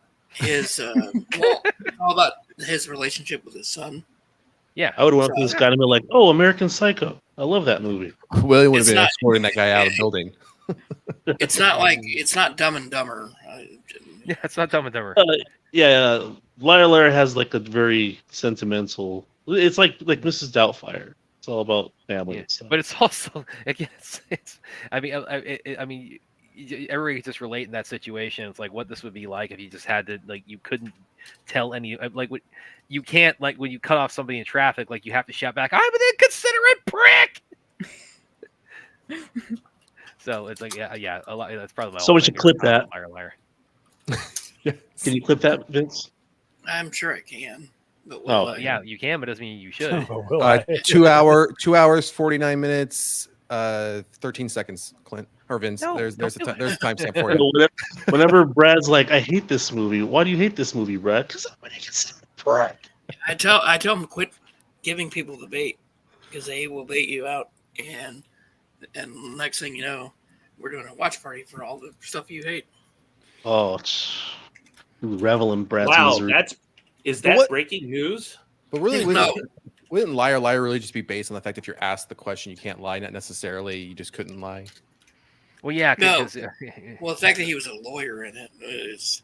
But if you're not asked the question, then you don't have to worry about not lying. yeah, 'cause you know, you're not if being you asked could it. find a way to just not talk the entire day. There you go. So- Oh wait, William, did you want to ask Ray about the Shark Exorcist movie? She's peddling. in oh the yeah, chat. yeah, Yeah, what's going on? Man? Yeah.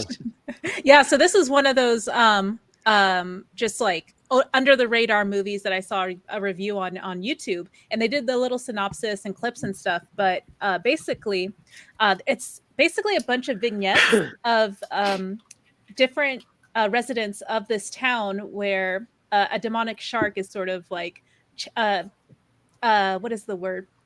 He's one of the one of the possessed victims of like this spirit that is just like, or like this entity is just like bouncing around like different folks in the town. So yeah, the shark exorcism is pretty much the tentpole event of the film, but there are also, like I said, like other side stories of other residents getting possessed too. And then there's just this priest that is going around to some of the residents performing exorcisms, and there's also like a possessed nun as well for folks who are into the Conjuring universe. So I think it came around that time because exorcism movies, like I think they had a revival, like y'all can correct me if I'm wrong, like in the 2000s, maybe like late or early 2010s, and then it's just mid-2000s. yeah, It was it's just been present ever since.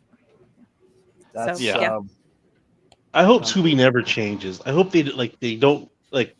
I hope they don't get like too popular to where they get too good for their own old content, and they only do like So like you want top them to tier be content. you want them to be like the asylum of streaming services? Oh yeah. Yes. Well, I mean, it's like a hybrid. Like I said, I love Tubi because you'll have like The Dark Knight next to like some movie that your neighbor made from 2010. Well, and Ray, I think there's actually been 3 recent movies around like exorcisms or possession in the past. 2 this year, and I think 1 late last year. So they've even come as pretty current as well. So What's the last good? I think Yeah, anybody- Russell Crowe was in like 2 exorcism movies. Yeah, That- weird. Like he has like that's kind of he's being typecast now as being the priest in exorcism movies now. well, then yeah, they, well, then they added another film to the original the Exorcist series. There was what I can't remember what it's called, but they were that one came out recently this year too. Oh, And did it it was come out already? terrible. It was horrible. Yeah, So what's the I last would- good exorcism movie anybody's seen? I wouldn't That was say it was absolutely Crowe. horrible. It wasn't going to win any Oscars, that's for sure. Well, what exorcism movie is going to win? Exactly. Other than The Exorcist. Yeah, Oh, my- that last exorcism, it was totally pointless. It was a terrible movie. The I demon like one. The Last Exorcism. Oh no, wait, the last exorcism? That one was Yeah. good. Yeah, Are you talking No. about The Exorcist Believer? I liked that movie. Yeah, that was, Exorcist that was- Believer. Yeah. That was terrible. It was terrible. I thought It was a it was total mid range. I felt people hated on that like way too much. So when I finally watched it, I was like, it's not Yes. good. It's not bad. Yes. Well, So- the Oh, the go ahead. demon won. All The right. demon Well- did exactly what it was going to do. Nothing that anyone did in the movie had any effect on anything. That makes it scarier. Well, one of the kids lived. Especially when all the the Avengers of religions come out to stop it, and they didn't win. Yes, that's what I like about that film. And I haven't seen The Exorcist 2. I know it's like a hit or miss for some people. Oh, Like Heretic? it's kind of a No, it's not. It's a miss. it's It's a a miss. but I like it because it kind of has that that fourth to your point, like like I don't want to say like pre Christianity, but I think it is, or maybe, and then like kind of like conventional or like current day Christianity as well, and they're kind of there's kind of an iconoclash there between like Pazuzu and then like I guess like Christ. I don't know. So yeah, that always really fascinated me. Yeah, I watched that Exorcism with William for free, and that was way too much for that movie. I don't know. There's supposed to be 2 more, right? There's supposed to be like. Well, no, they're correcting course, and the person that does the Netflix horror movies, what was it, the House on Haunted Hill or Haunting of Mike Hill House Flanagan? series? Yes, he's taking over it. Yeah, it's coming. The next one comes out in early 2026. Is the next. So expect some quality from it because Mike Flanagan's pretty good. I liked his Midnight Mass, but he's a little too writery in his project. I haven't seen Hill House, but he tries to get to like high concept and like is that what you're saying? If you ever watch Midnight Mass, every scene is a 10-minute monologue against the next scene. That's a 10-minute monologue against 2 people sharing a monologue. Well, that's a dialogue, but it just the talking was so much. And I said, okay, I get it. You could write, words in people's mouths. Just get to the point. But it was really good, though. Sorry, go ahead. No, I think I don't think any of the sequels are ever going to live up to the original, but I still appreciate the sequels for what they are, whether it was the Heretic or Part 3. Well, the third one's the best of the original 3. Yeah, absolutely. And even when they had the issues with the 2 that they did in the early 2000s, where they started one that was The Exorcist at the beginning, then they fired the director, then when one came in, and then they did one called Dominant, the prequel to The Exorcist. I mean, even though there were still some of that the same, they still did 2 different films within a year of each other. I still appreciate the franchise for what it is. So. Yeah, but the George C. Scott one, the third one, the 1990 one, that's the only Exorcist movie that actually scared. That one was jump scared. And what's crazy is that a lot of people haven't even seen that one. I've come across. They weren't even aware there was even a third one made at that time period, let alone even what it's about. Is that the one with that hallway scare where somebody comes walking in? The lady with the scissors, she comes running after him. That shit fucking rocked me as a kid. I was like, yeah. I was in the theater. Dude, the theater response to that one was like, whoa, Do y'all like the Psycho sequel? I think that came out in the 90s, right? The Psycho remake or the sequel? Oh. The remake came out in the 90s. The sequel was with Vince Vaughn was the remake. Yeah, it was the shot for shot remake. It's the one. And that's yeah. The Psycho you were talking about Psycho 2 actually I liked a lot. Oh, sorry, I meant the 80s. So Psycho 2 was a sequel. Yeah. Yeah, that was. Yeah, I was curious if y'all watched that. Yeah, I saw that in the movies. That was with Meg Tilly playing what's her face's daughter. Yeah, that's I remember that. Yeah, I really. They were trying to drive him crazy. She was trying to drive him crazy. Yeah, because it was Lila was trying because he's been paroled from the insane asylum, and she's, of course, he killed her sister when he had his his psychosis. So she's kind of going off the deep end herself and trying to push him over the edge and put him back in. And so she and her daughter concoct this plot to try to make him go nuts again. But then she kind of starts to get to know him more, realizes, this isn't right. But they kind of push enough buttons in him that it's kind of too late.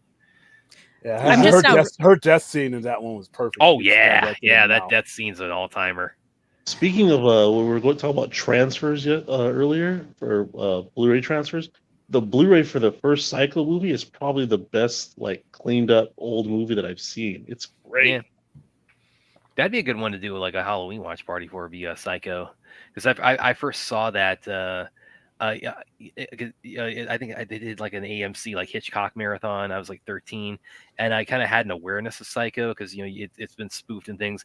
Probably like the first the first thing that piqued my interest was Psycho. It's the Simpsons episode where Maggie like bonks Homer over the head with a hammer, and the scene is like it has the Psycho music going, so it's meant to be like a spoof of Psycho. And I realized, oh, this is parodying this slasher movie from the '60s.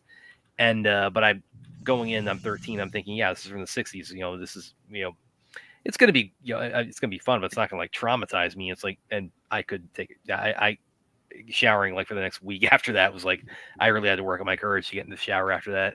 Well, are we talking about just the first one, or are you talking, or all 6 films? Because there were right now total. the first one. Right now the first one. There were 6 total films that they did, including the remake.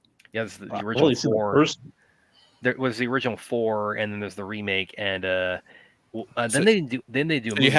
So you had 1 through 3. Then they did one called Bates Motel in 1987. Then they did part 4 at the beginning, and then in '98 is when they did that remake in '98. And then of course we all know about the television series. I think Bates Motel I think was around for what 4 or 5 seasons. It ran for a while. It was pretty good actually. Longer than I ever thought it was going to last. Yeah, it definitely went that long. was on. What was that? That was like on A&E. That was on RTX. Yeah, A&E. Yeah, it was on A&E. Yeah. Yeah. So many people don't know about the Bates Motel movie from I think it was '86 or '87. Yeah, it kind of flew under the radar. Yeah, it did. Vince, were you going to say something? Yeah, Vince. Yeah, anybody watch this new Exorcism movie with Russell Crowe? I haven't seen it this year. Which one? I saw it. He's in 2 of them.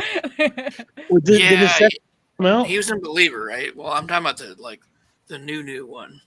No, Russell Crowe was not in Believer. That was the whole separate thing. He was in, I think, the Pope's Exorcist. I liked the Pope's Exorcist. That was the one I watched on Netflix. I say I can do a watch party for this new one if we ever need to do that. So yeah, he was in a movie called The Exorcism, and then to Rhea's point, the Pope's Exorcist. Those are the 2 ones that he was in. The Pope's Exorcist came out after this other one? No. I'm just saying those are the 2 movies that he was in around Exorcism. Yeah. So I know the Pope's Exorcist already came out, but he has one that's on the way then, right? Right, and that's The Exorcism that's coming out this year. It just came out. Actually, it just came out. I think it came out in June. Came out last month, actually. Yeah, it's on digital. Yeah. Damn, that thing came out. The only reason I was interested, and it's going to sound really weird, is that I don't see David Hyde Pierce in a lot of live action stuff. And actually, I think it's already out on digital. Actually, I think it came out in digital last week. To be honest, I saw a trailer for this thing. What movie it was? Yeah, it came out in theaters in late June, and it hit digital really within a couple of weeks. It wasn't out. I like this current Russell Crowe era where he's just kind of doing hammy roles.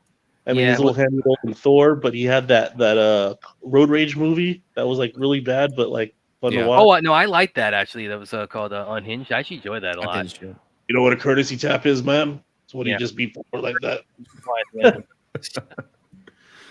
I'm looking through all these modern film series / universes. I kind of got into Insidious a little bit just because I kind of like the family, and I like that Red Door went into the turmoil that tore them all apart and trying to sew the family back together a little bit, or actually talk about the events instead of just trying to move on with your life. So I thought that was pretty poignant. And let me see, Patrick Wilson actually directed that one, so I thought it was really good. Awesome, yeah, he took a stab at directing, and I was like, yeah, he's actually pretty good. So I saw that was pretty decent. What do you call I don't know, does James Wan have a hold over that universe? Does he guide it, or is it just whatever you guys want to do, just go ahead and do it, just add on to it? His stipulation usually with anything he's in is I'll do the first 2 and then it's I'm moving on to something else. So it's he kind of gets the ball rolling on a lot of these things, with Saw and Conjuring and Insidious. But then he and as we saw also with Aquaman, he only did only those 2. And then he said, yeah, it's I do 2, and that's kind of I get that's I feel like I get the most creatively fulfilled out of that, and then I want to try something new. I'm just now also. Oh, sorry. Go ahead. Oh, Omega Swiper, is that really going to happen? Jason Statham's going to play Shocker? No, I think he's just messing with us here. Oh, okay. Well, isn't Russell Crowe coming? I know there was talk about doing Nice Guys 2 with Ryan Gosling and Russell Crowe. Oh. So I mean, he seems like he's just kind of just putting himself out there, really taking just work. Speaking of Russell Crowe, it's like maybe, since we were talking about this earlier in the week, I kind of want to get everybody's thoughts on the Gladiator 2 trailer, even though it sans Russell Crowe, but everybody's thoughts on that, because again, the original is kind of one of my own. If I had William, I think you said Blade Runner is your number one. For me, my personal number one for Ridley Scott is Gladiator. So yeah, just generally, what's everybody's thoughts on the trailer? Loved the first movie. I'm interested in the second movie. Wasn't happy about the music choice for the trailer. It's getting destroyed on the music choices. I mean, of all tracks to pick, I mean, really, this is might as well just have picked like Biggie Smalls or put Bone Thugs and Harmony on there. I mean, come on. Makes it feel like the Knight's Tale. I like rap as much as the next person, but I'm like, it just seemed so much so out of place. Well, you know what? At least it blew up the way it did. So maybe the studios be like, okay, audiences don't like when we put these type of tracks in there, and maybe they'll course correct from now on. Who knows? Yeah, I'm just really stoked that we're getting more of these, like, or this. I hope that this sets off this more of like a trend of these period pieces, because I'm super into that era of like Egyptian history and like Greece and Rome. Sandal, so like that whole era of just what was it, like just like conquering and expanding kingdoms and stuff, like like that's my jam. They were on a roll for a while. Those movies were coming out back to back to back. I mean, 300 almost didn't get 300 almost didn't get released because of Troy or something. That's why That's why they didn't have 300 done at first, because the studio was already doing Troy. Yeah. I've never seen Gladiator, so I have to watch it. What? You've not seen Gladiator, man? Really? Come on. I'm not. But apparently, when I was listening to the soundtrack, the Man of Steel, the second trailer that they use, is the Gladiator soundtrack. Well, it's Lisa Gerard with a lot of kind of the chanting in it is very prominent in Gladiator. Well, and that's something I really like. And there's also Zimmer, who did the score for Gladiator, and that's something I really it's one of the reasons why I really liked both with Gladiator and Man of Steel. Two aspects of it that I think I'm mutually enamored with both of them is the score. They both have phenomenal scores. See, for me, for Ridley Scott, one of my favorites, and I know it's not well received, is Kingdom of Heaven. When I think about period pieces, that is one of my favorite Ridley Scott films. Would you recommend I watch in general? But I definitely for Ridley Scott though. Would you recommend that I watch the original version and then go see the expanded version, or should I just start with the expanded version? If you're for Kingdom of Heaven, I would go right for the expanded. For me, it definitely adds more to the story. That's the consensus that seems to be the consensus, is that Kingdom of Heaven like really benefits from the extended cut. Yeah, because when I saw it in theaters, and I was like, man, what did I just watch? But then when I saw the extended cut when it came out, it was a completely different viewing experience. And the only difference between the extended cut and then there's a cut out there called the Roadshow cut. They just added in, I think, like a minute intermission time, like a black screen. It says intermission. That's really the only difference. So if you see an uncut, one called uncut, one called Roadshow cut, that's the only difference between the two. So, but definitely go with the uncut or expanded cut, whatever it's called now, if you're going to watch that. Well, he has a lot of director's cuts too, Ridley Scott. Yeah.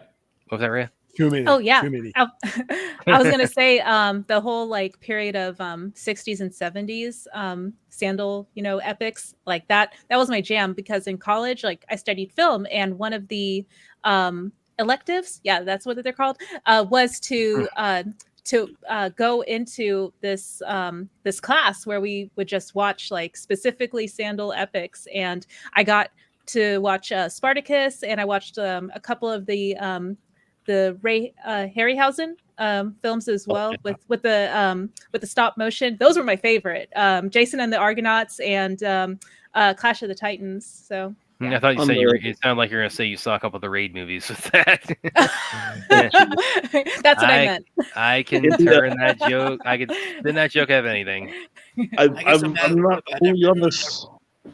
Now you're making William look like you did while watching the movie. I was just saying, I never heard him classified as sandal epics. No, it's I like that phrase. It's a sword and sandals. No, I get it. I'm just saying, I just never heard that. I would like to see more barbarian movies.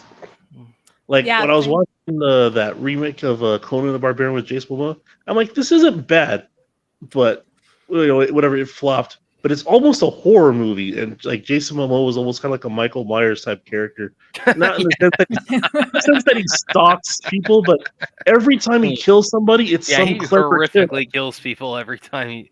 I mean, It's always there's the one yeah. guy like he has his nose already has his nose cut off, and he's trying to get information out of him, and he gets it, and then what he does is like he's in like a prison camp, and he forces this guy to swallow this key, and he takes him out into the yard, and he says, "Hey, prisoners, like you want the key? It's like it's in this guy's belly." Yeah. When you think about it like that way, I was like, it's like he catapults a guy into a freaking castle just to send a message, and like this guy's a freaking psychopath. Yeah, but one thing about Michael Myers, though, he never had to run after anybody. He can just take his time. not. Like, I'll meet you there. Don't worry, I'll find you. You know who else could take his time is that guy in A Violent Nature. Oh, the movie we don't talk about on this channel. That was so funny though. That needs to be on the ban list. I thought it was. I really thought William was going to dig it, but Kosa, did you enjoy it? I did not. I was very disappointed in. I had such high hopes for it. I was very excited to see it, and then when I saw it, I was, wow! It was just this was very disappointing. You guys have no idea how disappointed I am that I can't make some reactions from William for that. Oh, I'm here. my memories. Was there? Who was on that stream? Were you there, Kosa, on that stream? No. I was there for probably the first 20 minutes, and I had to drop. So okay, I ended up watching it. I know Ruth was on. there. I think Aaron. I know Aaron was there. Who else was there? Yeah, Vince was there. I think Clint might have been there. We were baiting William so hard with that ending. Like, William, that ending. We were like, it's because we know like this car ride goes on for like 15 minutes at the end with that cold drop off. But we're like, William, what do you think is going to happen at the end? I think the guy's going to pop out of the bushes, or all right, okay, like, oh okay. yeah, not even close. That's what I thought the entire time, and sitting in the theater watching it too. But yeah, I remember thinking sitting in the theater because I did see it theatrically, and this conversation. She runs into the driver, and she's taking her out of the woods to go to the hospital, and this car ride just goes on forever, and she's telling her these stories about my husband, he worked on the farm, and he like had a combine accident that looked just like yours, and thinking like, this car ride is just going and going and going and going and going. It was unnerving though, and her kind of pushing the conversation and not just letting the hurt girl just rest, because like you're exhausting her energy, forcing her to to engage with you, but I know like she doesn't want her to pass out at the same time, so yeah, it was like kind of annoying because like she was just bantering on and on forever, like y'all were saying. When it was going on and on like that, I was like, oh wait, they're gonna pull a No Country for Old Men, and it's just gonna be rambling. And it exactly was that, which I like No Country for Old Men, but I was like, they're gonna do that, and it's the last thing I'm gonna say before I jump off is I wanted to make a reaction to that because we don't get a whole lot of chances to see William really quote unquote react to stuff. Oh yeah, William became Brad. Hey, hold on, real quick, because you're very usually calm and collected, William. Ask him about AT&T and watch how he reacts. Yeah, I meant like movies and things of that nature. Yeah. So seeing your reaction to that was like very visceral, and I'm like, man, I wish I could make something to that. And I think it's funny as hell that the little movie perp wants to see it, and I told him no because William's afraid that you're gonna make edits. Yeah, we don't need that out. He was like, ponder the fact. He promised, by the way, that he wouldn't. But I'm like, well, I have to run that by William and stuff. Once it's out there, it's out there. Though. William, just ponder the fact you were harder on In a Violent Nature than you were on Cat in the Hat. Oh, well, I had no expectations for a Cat in the Hat, though. I mean, I was being told that Violent Nature was a great horror movie. Yeah, but if your expectations, if I have people tell me, "Well, this is a great movie, you got to see this," and I see it and it's shit, then Cat in the Hat I had no expectations for. I knew that was going to be an abject waste of time. But take all of Brad's reactions to Scary Movie and Cat in the Hat, and then extract a pure concentrate of misery from it. That was William in that movie. By the way, also, how's it going, Ruth? Hey, Ruth. She said she's on a Hey, jog. Ruthie. Fidget spinner. I hate Yeah. that those went out of style. I loved those. Oh no, I got my let me see if I can find it. My Batman one. This around was here. I got my Captain were- America one right here. Nice. I was volunteering for this amazing Comic Con, the one I met Stan Lee at the same time we were doing the first Spider-Man movie promo. All right, so this right here, that's Ray Park. That's the Oh my only God. that's the only picture I could get because behind me is the two Catwomen and Burt Ward.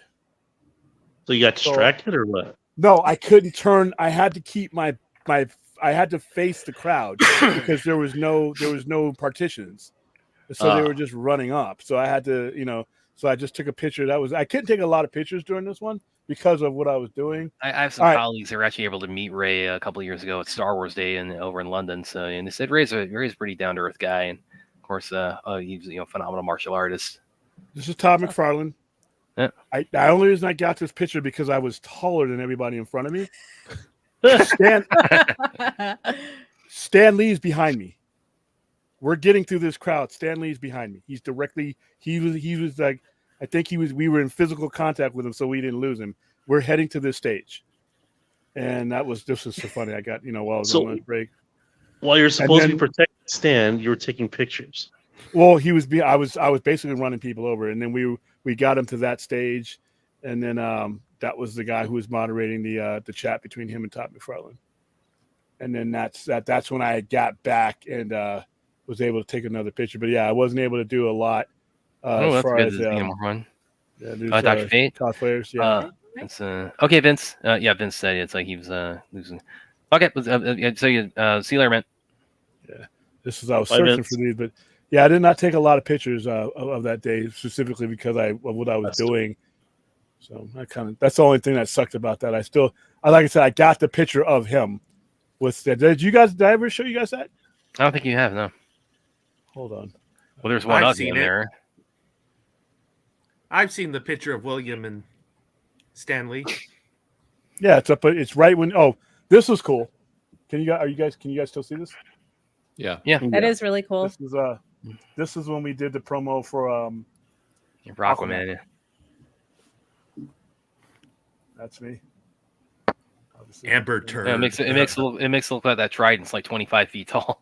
It does, yeah, from that angle. Yeah, we built this out of styrofoam. We got the Aquaman toy, and we put a PVC pipe and made it longer and spray painted it that day. And then this is just a lawn chair with a bunch of stuff that we were doing. That's the escape room. Do you plan to do stuff like that at Comic-Con? Not this coming one, no. Okay. That was that. Then we had a little kid. I mean, we had a whole bunch of people there for this. And then we set it up in the hallway. This was a bitch to get it. I mean, we left it there. Actually, no, we did take that with us, but there's a. So there was there was like a movie theater section and then a convention general audience Well, section? no, this is what we do. When we promote it, they just told us to do. So we got 200 tickets to give away. So we had this is at Regal Red Rock. So we built everything and we brought it down. We were handing out stuff for that, and that's just what we did. Like I said, whenever I have a chance to do something spectacular, we haven't had that kind of chance there in quite a while. But Aquaman was one of the last big DC ones where it was this is the one we did for Shazam. That was when we printed out the tickets. That was the first time I got that shirt. Let's see. That's rad. So those are the first the shirts are there. Yeah, you need to put those in the store so we can buy one. I have to get it clearance because it's technically I can't sell those because it's not my logo. Oh, there's one of the Johnsons filters you got. Oh, which one? Yeah, down a little below. Yeah, right there. It's like, oh, yeah, right there. Right here, top left. Oh, yeah, this is stupid. Yeah. Oh, if only we knew.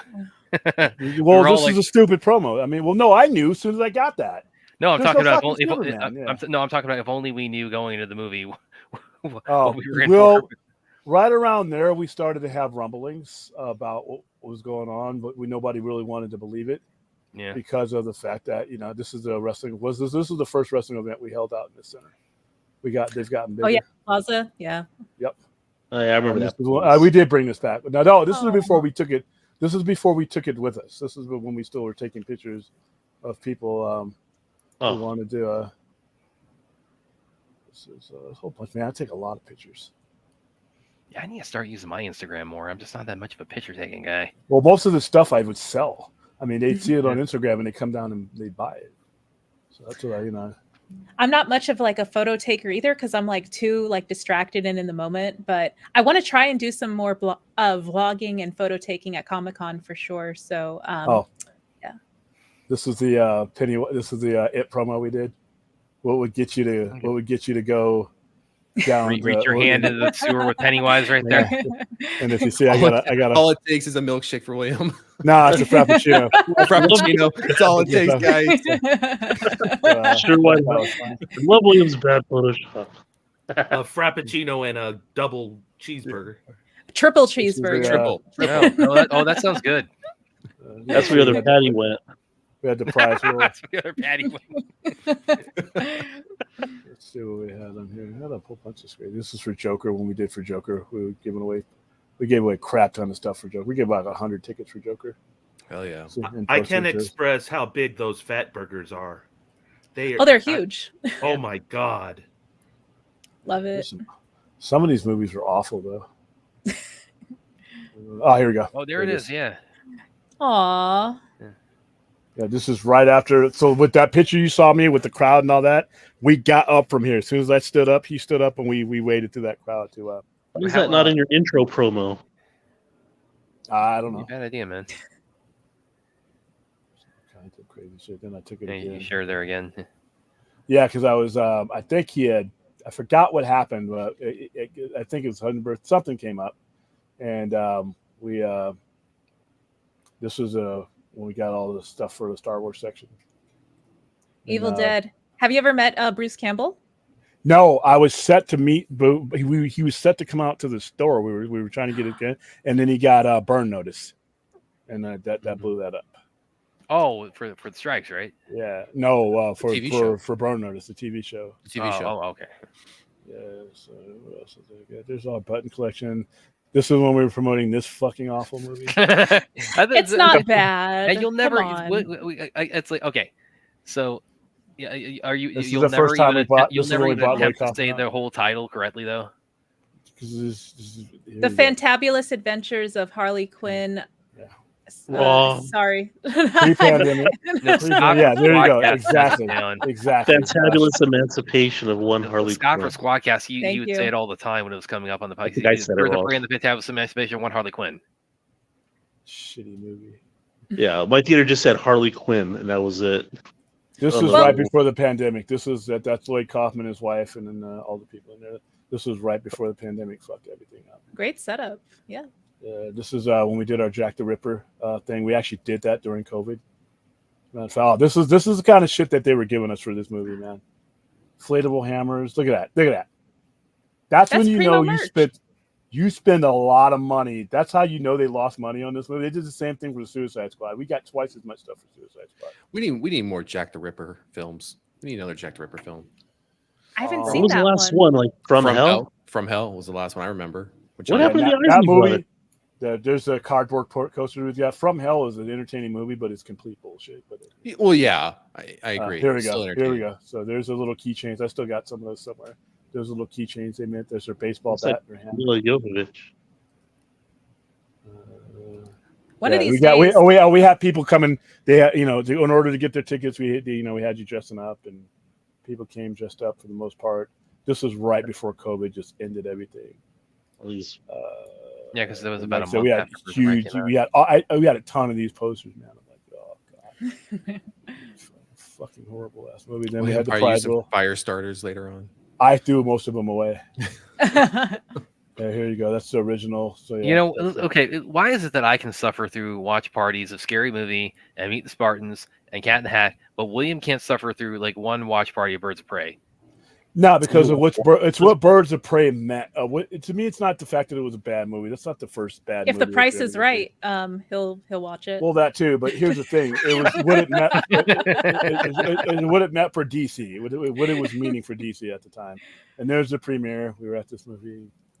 This was one of the cooler things of the night. So those are Yeah, super those cute. one of those is one of our burlesque dancers. Two Oh, of them listen, are burlesque dancers. when and, I went to Tampa Comic Con, I mean, within 10 minutes, I probably saw 50 or Jokers or Harley Quinns. yeah, we I had mean, a crap they're load of just like Harley people cosplay like crazy as both of them. Now all I see is arcane girls. This was cool. We did Invisible Man, and I don't think I show them on here though. But we actually made invisible tickets so that you Oh could yeah, only I think see. you might Yeah, have here we pulled go, it. right here, right Yeah, here. there's There we go. where it's Oh, transparent. that's it. Yeah, Here we go. Here we go. That's pretty cool. Yeah. I can still see it. you can still see the lettering on it, man. You can't see the That's outline. pretty clever. Yeah. Yeah. So yeah, it's something we did. We just try to do stuff like that so it's not just a promotion. It was this was like I said, this was one of the bizarre things that we did right before. This was like literally about the next week everything shut down. This is when we had the center packed. And here's the original one. This is the one that the movie company wanted me to send them. I think it was Blumhouse or whatever they wanted. They actually reposted this on their thing when they saw that. Nice. That Yeah, was I know you have some of the original like coffin art from your previous post that you scrolled past. Yeah, it's in your store, I think. Oh, and then the violin cases too. Y'all like if you ever I got go about like 50 of those. That's pretty cool. He has them on his wall. So do you have any other Project like grandeur plans for the Sci-Fi Center? Do you want to like start? I don't know, like screening films or doing festivals or? Yeah, but we got to get past this point where the county's transitioning. Yeah, you got to figure out what the county's going to do because they keep that's- saying they're going to remodel everything. And So there's invisible tickets in the mug. You got the mug, and the mug didn't. You had to pour water in the mug so that it would show up like that. There's invisible coffee in there. There it is. See, watch. Here we go. Ooh, a demonstration.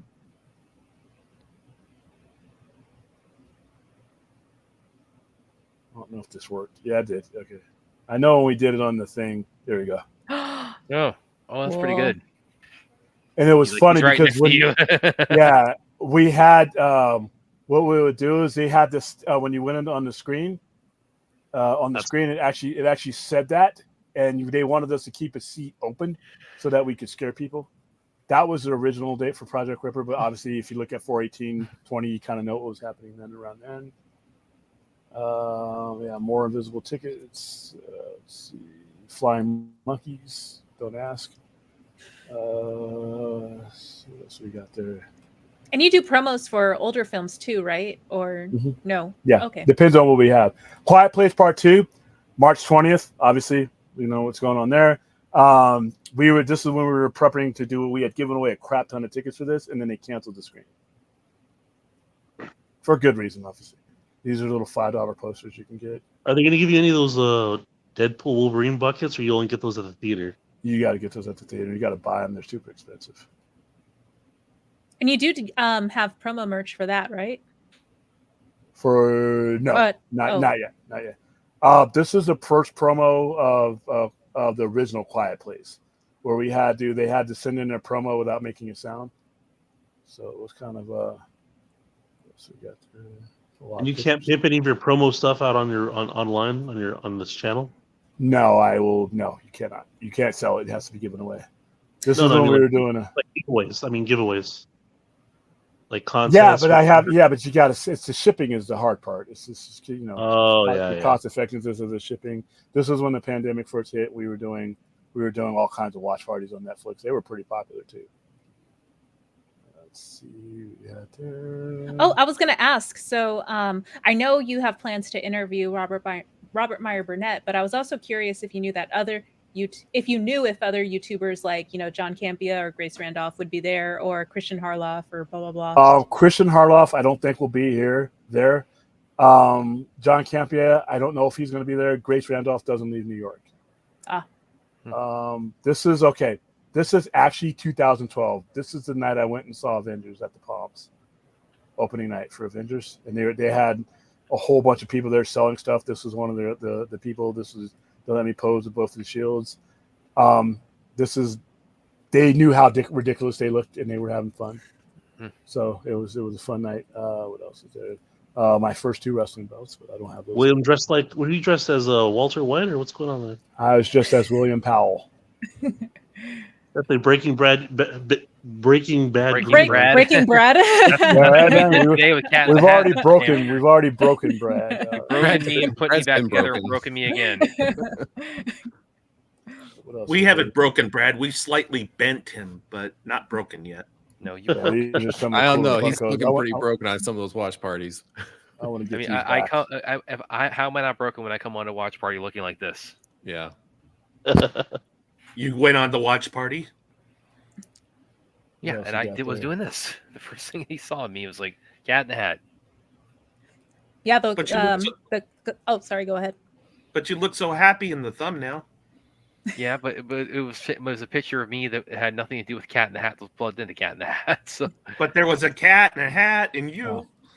Customer came into the store, and as soon as no, I saw doesn't this, make you, man. they were only in there. They were only stopping by for a couple of minutes. This was a 3-hour conversation, just based on that topic. Yeah, the comic book room, where you have like your props and like all the rows of books where you can see literally everything, like it's facing you. That's really, really cool. Big Ooh, fan. Justice Con, yeah, I remember that. Yeah, this is a Batman day. The first time I ever perused Williams' Instagram. Well, what's this? What did I do here? I'm almost afraid to hit the play button on something like Goofy. You need this to is the cross best. post this on Twitter. Well, like I know this is like before you No, we started did. to We would YouTube. do these. We would do these, but Twitter stopped the connection. You have to Oh. These are all on Twitter, but what ended up happening is Elon, another move that he did, he made it so that you couldn't do it anymore. So you have to use a different app, and it just became a pain. All right, this is one of my more ridiculous moments. This is a throwback to when we were promoting He's got a frappuccino. Aquaman. Oh man. Oh, Big all of fan. them have the frappuccino. Yeah. So yeah, this is I was like, that time I rode a giant seahorse underwater with my frappuccino in support of our Aquaman promo when movies were still a thing. This was during the pandemic. On his way to get his 3-patty hamburger. I like how William dressed up to ride a dragon. Some of these things are all of my buttons. Here's another one. Somebody wanted to repost it. Some of them reposted because they went on. This is when we did our Clash of the Titans with Harryhausen, right? So you don't promote TV series, right? If they tell me to, yeah. Oh. If they sometimes they say promote a TV series, like Sandman we promoted. Depends on who it is. This is the one of the promotions when we did because we had to cancel Project Ripper, and we had to do it.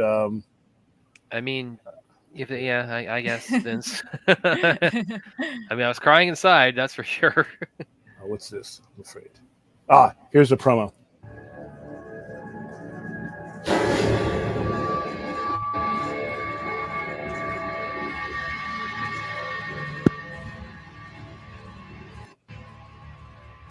I was part of this. You get killed in the opening 5 minutes.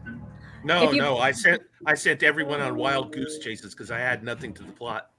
If you ever Yeah, been he in that was- part of Vegas, you know how spooky it is. Yeah. Clint was a decoy.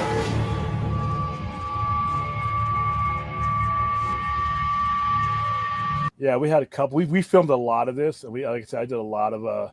We had newspaper articles. We had a newspaper salesman. We had body parts. We had an ear. We had a kidney. That's where all the violin cases go, right there. We make things like that with them. We'll be going up on the website. What else I got in here? Here, that was. There you go.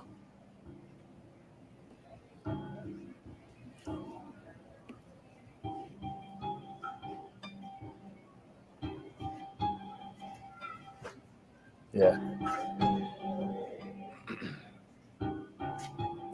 Yeah. We sold that event out in the middle of COVID, in the middle of a pandemic, which is I remember Clint was there. It was wild because I played a cop, and so I was just basically there to direct traffic, and it was kind of wild because we had to keep people away from certain things as we would prepare dead bodies.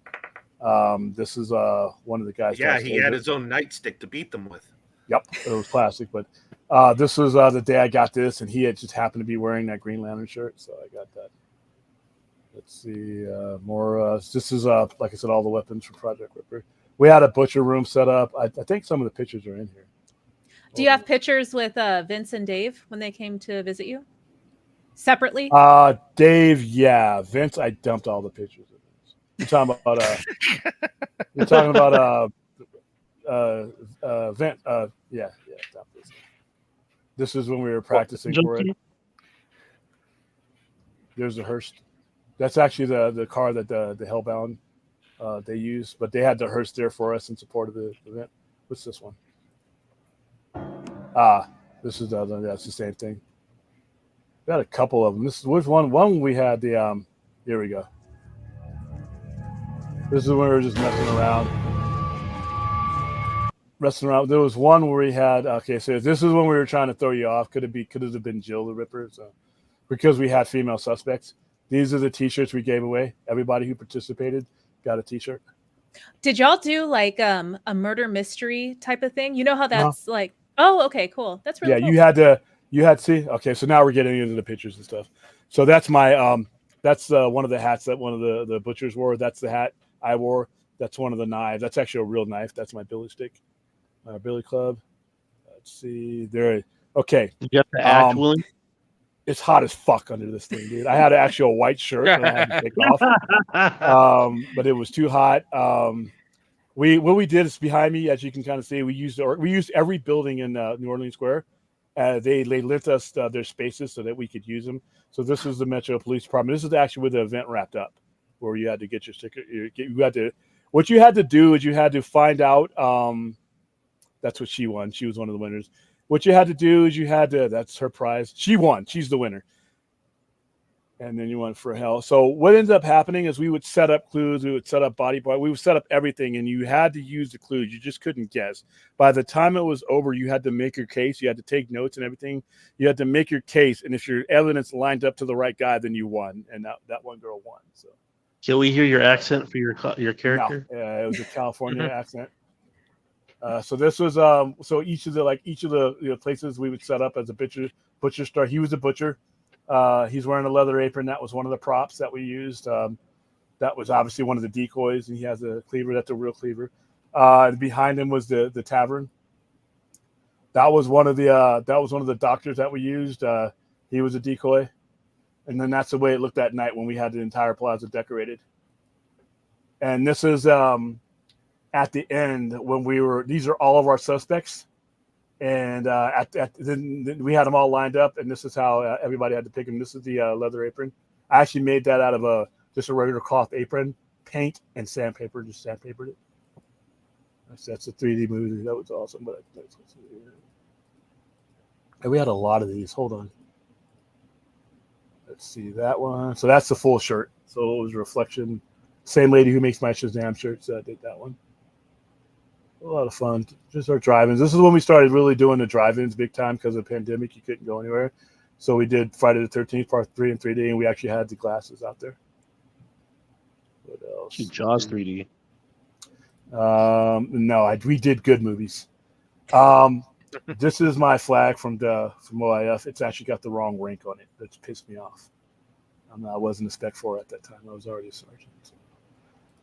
That poster was something I hung on my window back in 2003 when I was at a different plaza. That building has been knocked down. This was right when we got let back into our building. But we had been away for a long time. We had a gate up around the building, and they wouldn't let us in because of COVID. All right, these are some of the cosplayer people who showed up to Project Ripper. I like how they're like low-key steampunk as well. Yeah, that was a cool thing about that. All these keys are real. These are keys to all the places that we had access to. He ended up being the killer, the guy with the white hat. It was a cop surgeon. Yeah, and these are all, these are the scripts and everything we had. That's the butcher. Just took a lot of pictures. That's one of the ladies that helped out. She was actually one of the victims. I don't know if I know I have separate ones where we had, because it's pretty gruesome though. Some of the things we actually did entrails and stuff. I know. So there's them playing around with the blood. That girl, she took a lot of notes. All the blue paper, that's her notes. She was serious. And this is just pictures we took. That's a awesome. And then that's leather apron. We would leave the leather apron around because in canon, It was that was one of the attractions. We even wrote on the walls the thing where it says the Jews will not replace us, because that's what he wrote, and we wrote that on the wall. So what else we got here? That's a skunk mobile. We never figured out what the fuck it was for, but it was riding around the store. It was riding around the plaza one day, so we took a picture of that. Like I said, wherever I'm ready with my I'm ready with the phone camera anywhere I can go. What else we got here? This is getting Just gotta through get the one pandemic. iPhone. Nah, I wouldn't. I don't want an iPhone. You gotta get This you was those our clear- first. Yeah, this is one of our first drive-ins. This is where we were testing it out. Santa Very Claus cool. versus the Martian. Yeah, the 40-foot screen. This was before the people started showing up. Is it, This is us getting it set up. It just got blown up, and So that's Go not a custom thing, right? It's it's a business that rents it out to yeah, events? yeah. We can rent it out, and they give us a good deal on it. So that was a pretty good. We had a pretty good turnout because there was nowhere else to go.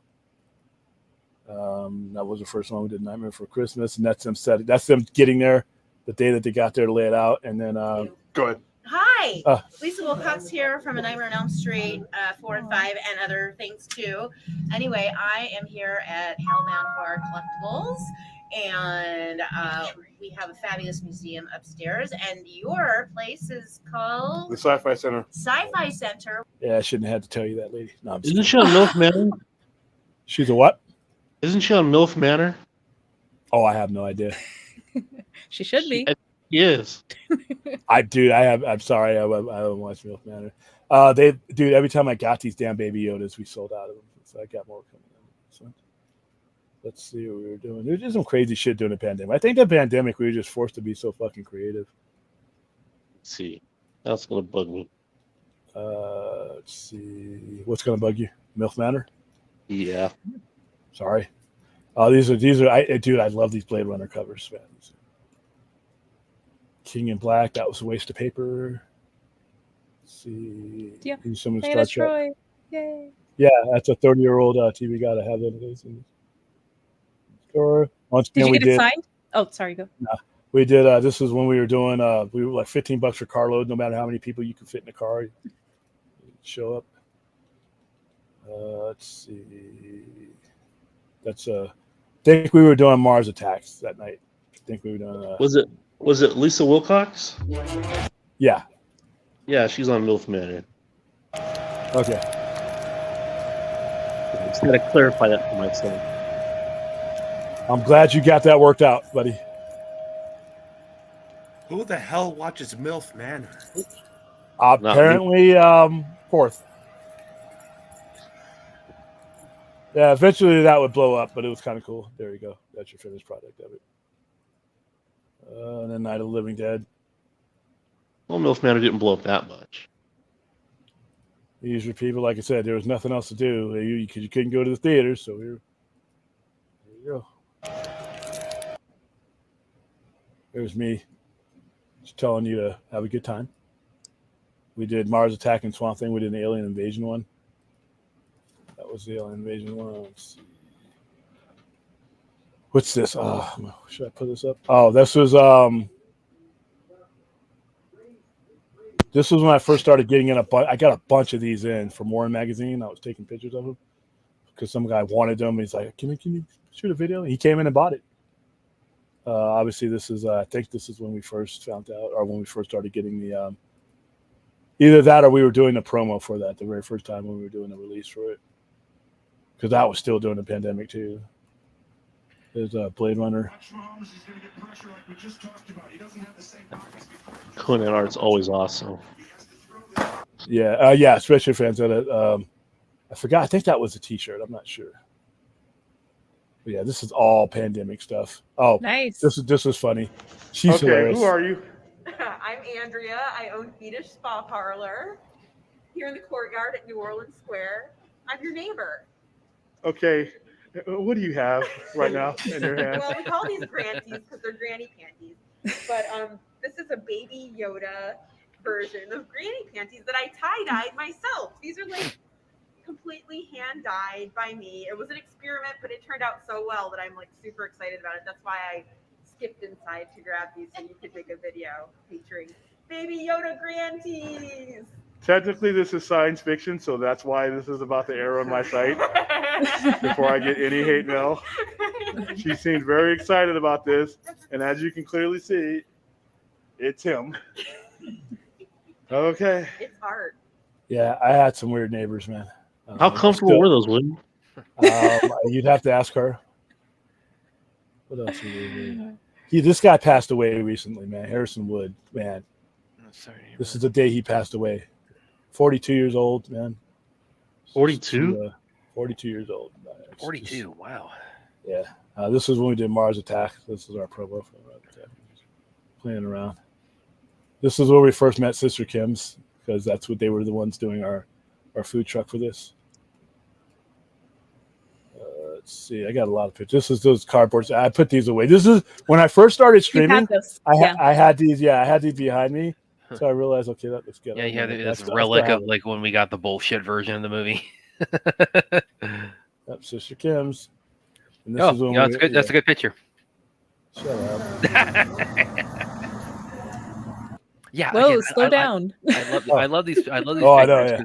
William, I mean, the parking lot in your complex there. It's like, I mean, you could land airplanes there. You really could. Does it ever fill up? Yeah. Oh yeah. Yeah. We got pictures of it. Damn, that shirt is like 4X. Yeah. Yeah, we were giving away, so everybody you can run that up a flagpole. Everybody that came, they got T-shirts. This is the when we were doing the release for Zack Snyder's Justice League. That's actually the autographed copy. Scott got that. Scott from Squadcast. Squadcast, yeah, he won that. I think there was another contest that it was around that time that we entered and he won. It was like I was like, oh man, I was really gung ho. I forget what it was, but it's like Scott. Yeah. Scott, he's a. If you've seen pictures of his man cave, it's like, oh man, that is just like I mean, it's like the Sci-Fi Center in his basement. And this is the night we actually aired it. That was the 18th of March 18th, 2021. That's the cosplayers all up above there. They came and did stuff. It was kind of cool. Let's see. They bought shit too. They bought a bunch of shit that night. I love those people. And then right after this, and this is doing like every week, one after another, we would do one promo after another. As soon as we were done with this, we went and we were right into Kong. So we had a parking pass. We split up the parking lot. Team Kong, Team Godzilla, and you put this into your parking. And it was a contest between us and Hellbound. So they were Team Godzilla, so we were kind of making fun of each other. So we were doing this shit, Barney the dinosaur. And, they were making fun of Team Kong, so I was making fun of them. You even did the Batman with the mouth breather, the underwater breather. That's funny. See, we would make fun of the lizard. There's a Geico gecko. So. Aaron said that T-shirt is a blanket. So this is when we were full on. This is the pandemic. This is the first movie that we got like blockbuster of the pandemic. Yeah. Well, first movie of any kind in the pandemic that got released. So there's the Team Kong. So everybody that showed up, according to your pass, you got one of those. Yeah, and I've always made the joke of I'll go back real quick. That shirt is so cool. Yeah. Yeah, you get some variant covers because ZSJL was releasing at the time. I saw some variant covers you had down there with that. Yeah, there's one right there. Oh yeah, that one. Yeah, I've got those. Yeah. Very cool. But going back to Godzilla versus Kong, I remember the joke I was told is like, yeah, the reason it did so well at the box office, like, as the first like kind of COVID era like box office success is because after that last year, it's like, what could be more cathartic than watching the 2 hours of the lizard and the chimp beating the hell out of each other? Yeah, this was the beginning stages. This is when I was really undermanned. They actually sent representatives out to Warner Brothers. Actually has representatives there right now at this time because they wanted to make sure we played the trailer. I mean, they really wanted to make sure we played that fucking trailer, man. They were like corporate. And then we gave you Fandango passes. So we had a screening. We gave away 150 seats for the actual. No. This is wrong. No, never mind. We did not have a screening. We got 200 of these. He has them in his hand. We got 200 of those, and we handed them out to everybody who showed up. That's Sister Kim's. This is when we started building our relationship. Let's see. Hold on. And there's more pictures of the team. I don't know if they're on here or on the other one. But yeah, we got like 100 posters of these. We gave all those out that night. What else did we give away that night? There's your T-shirts and everything. So this is like the night before everything got set up. And then we gave away some online. So there's your prize wheel. So we would spin those. What else did we do? So yeah, the Godzilla vs. Kong was a pretty massive one. There, I saw one of Kingdom Come down there. Because we all know how much William loves Kingdom Come. Yep. Yeah, there you go, right there. Yeah, I have the collected edition too. Yeah, I hand this to people. This is one of those few things that we hand to people as soon as they get in. We did Creature of the Black Lagoon. Once again, I handed out 3D glasses for the drive-in. Let's see, what else did we do? Some fun stuff. We're looking back on these pictures, man. We live a pretty charmed life. Let's see. What else we got here? Oh, that was one of the Yoda pillows we sold. Of Grogu, yeah. I want to see the old Do we Sci-Fi still- Center Do we pictures. still call him Baby Yoda What now? Or is old- it strictly Grogu? What old Back when Sci-Fi the Center pictures? Sci-Fi Center was a swanky day full of strippers and chaos, and Oh yeah, near the when the Coke was flowing, and Hustler Where's whatever. one of the parking lots? well, it was, back in it was 2013. era. Huh? That place wasn't open when we were there. This is actually Eddie Van Halen's guitar. That's not a mock-up. That is Eddie Oh Van shit, Halen's guitar. really? So cool. Yeah. Yeah, he's got the guy that owns Get a Haircut. He has a bunch of Kiss merchandise. That throne is signed by Gene Simmons behind me. But that's Natural actually he has 2 of those guitars there. This is one I got to hold it there, and that was like cool. So Nice. I still have that. I don't know why I keep losing it, but it's a big size of a quarter. Let's see. What's I got here? It's mostly this is a Star Wars Day. Well, we did it in the courtyard. We just did like a little screening. There's the 3D glasses because we showed a lot of 3D movies, so I have tons of those. So we got your Sister Kim's. Oh, the dog. Yeah, Spiral. We gave away a couple crap of stuff. Yeah, Army of the Which one was Dead. There this? we go. Yeah, again, this parking lot is enormous, man. I forgot. Yeah. I don't know why I even took this picture. I don't even know. what It's was going actually a on. good view. Yeah.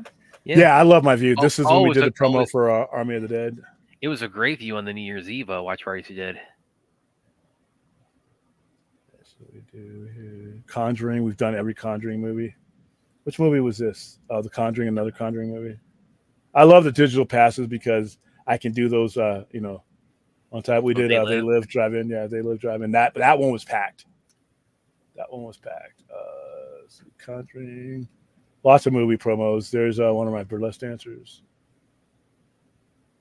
Let's see. A lot of these are covers. Like I say, a lot of times I just get in merchandise. I put them on. As soon as I get them, I put them on the thing. And a lot of this stuff is gone like the day of. That's a good. I do every weekend. I take a sunset picture. Is This that years like the ago. tower from the airport in Las Vegas or something? It's the No, Strat. that's the Stratosphere. Okay. Yeah, the airport is behind me.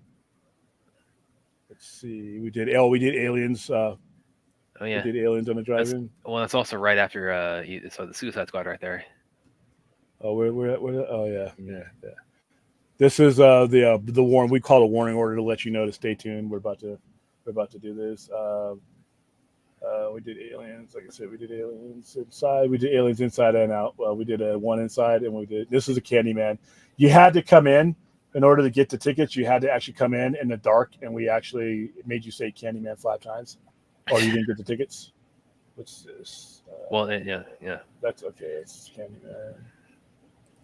Those are brand new shirts because he even kept asking me, "You wear the same shirt every day?" No, I don't. Say his name. I love that movie. Just kept a bunch this of is all the. I'm a big sci-fi lame-o when I wear the same stupid Shazam shirt every day. Yeah, we did a lot for we got. Oh god, tons this of movie's so movie, stupid. yeah. We got a fuck ton We should of shit. do a Fast Night watch party with this because man, that movie is hilarious and how ridiculous it is. Yeah, we did a ton of that. These are the Starro masks that we handed out for Suicide Squad. Yeah, we had to. Yeah, made you got to look ridiculous. Oh, that's cool. And the poster, the poster. I still have some of those posters. Do other comic book shops that you know of in the city do promos like this? Not to the level we do. They may get a few tickets. We go overboard.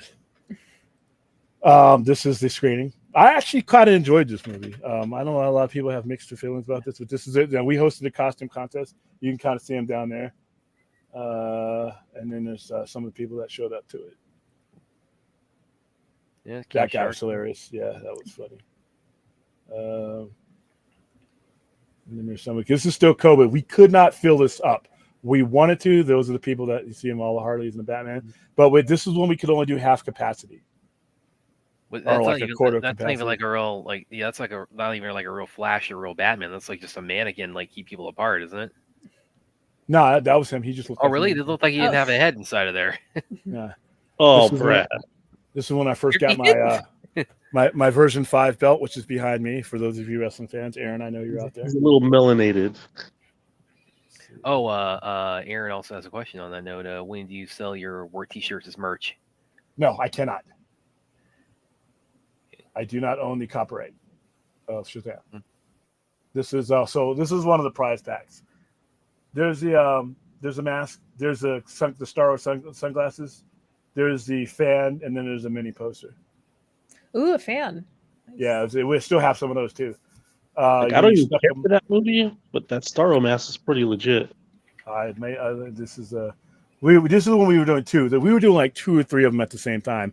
This was when we sometimes we would have both companies giving us movies. And here's the. Oh, the restrooms. I've gone down here before.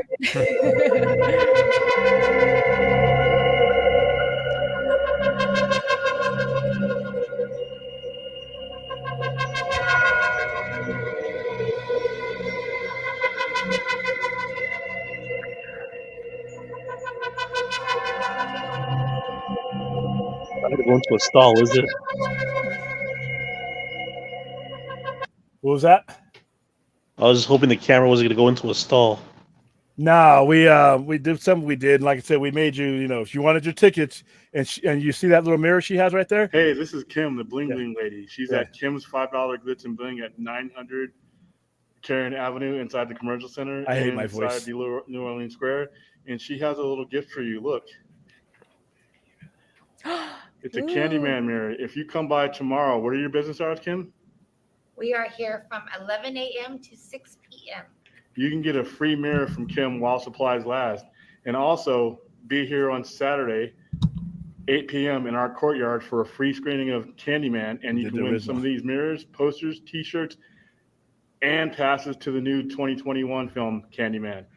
Say bye, Kim. Bye. So you had to take. So when we gave you that mirror, you got the mirror for free, but you didn't get your movie ticket until you went somewhere dark and said we filmed you, and so you had to see Candyman 5. You wouldn't believe how many people were so legit scared to say it.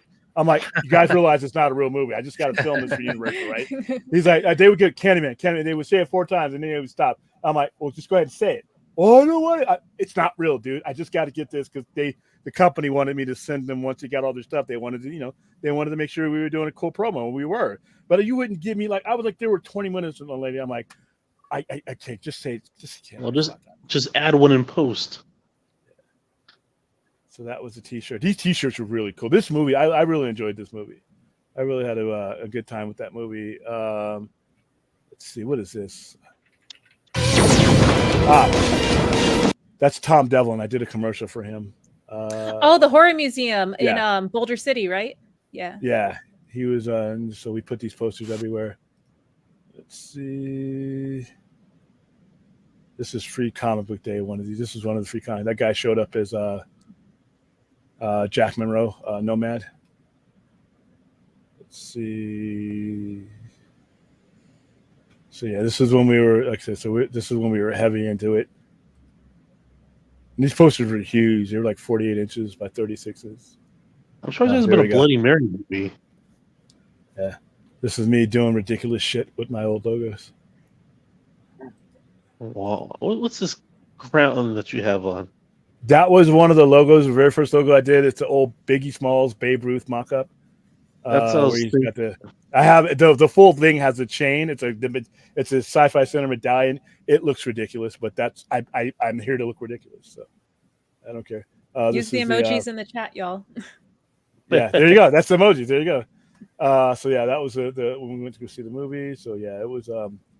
I really enjoyed promoting it. Some of these movies I just really enjoyed promoting no matter what. I mean, even if the movies are shit sometimes. Like Birds of Prey was complete like waste of time, but it was a fun promotion. Now this fucking movie, oh, I love that one. oh. Really? Yes, I love all three of the modern Halloween movies. I like Ends the best. Yeah, the first one, the best out of the three of them. Ends is good. Yeah. Oh yeah, this is the public domain one.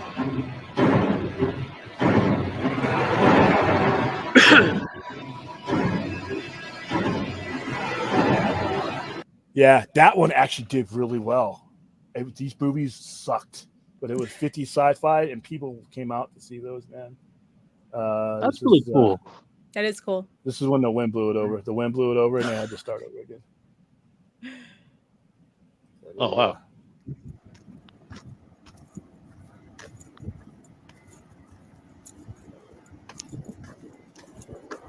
There it is. I love that. Every time they would come set up that screen, this is the beginnings of Sister King. So, Is that a rear projection or what? No, you could do it that way, but it was just easier for him to do it this way. People who just would come by and drive by wouldn't know what was going on. They would stop, and these people weren't even part of the deal. They just pulled out their lawn chairs and sat down. I'm like, hey, have a seat. Loaded fries. What's this? Oh yeah, people would come on their motorcycles. But yeah, this is a promo. I just really want to. Oh, what? That one.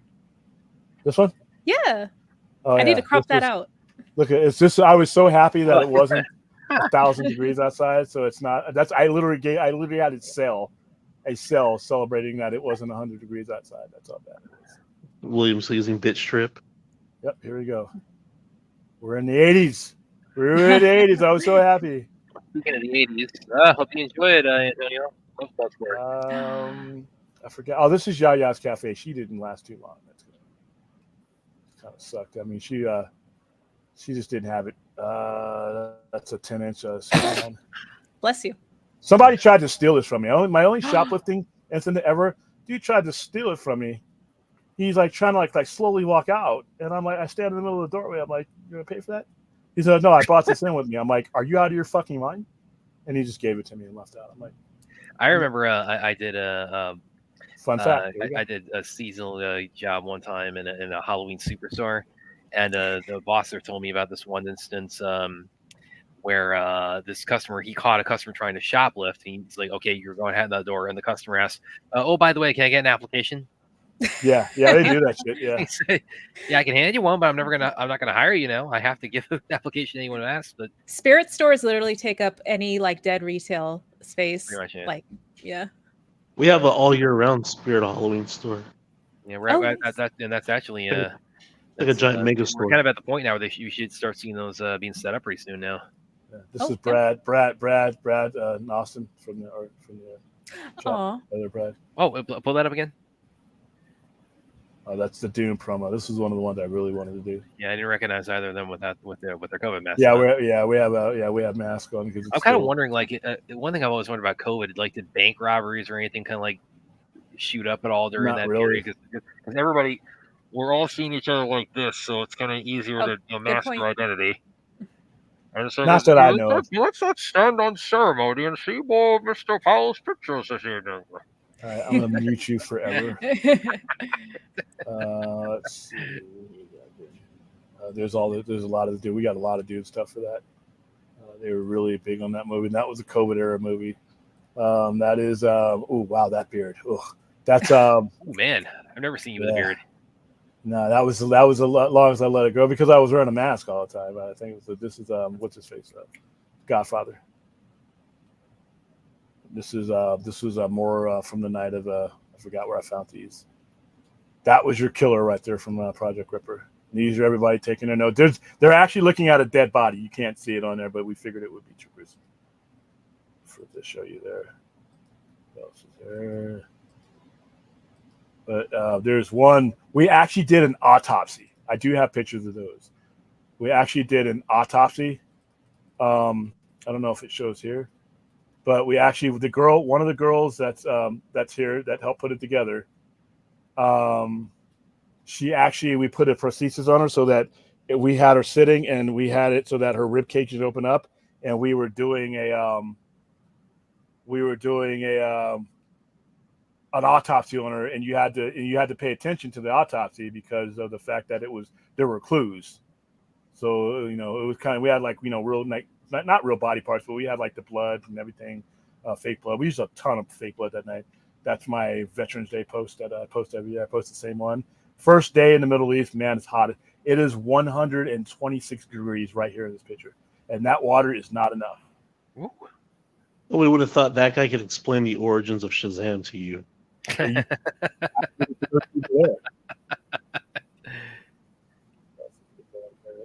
Fourth with his fourthisms.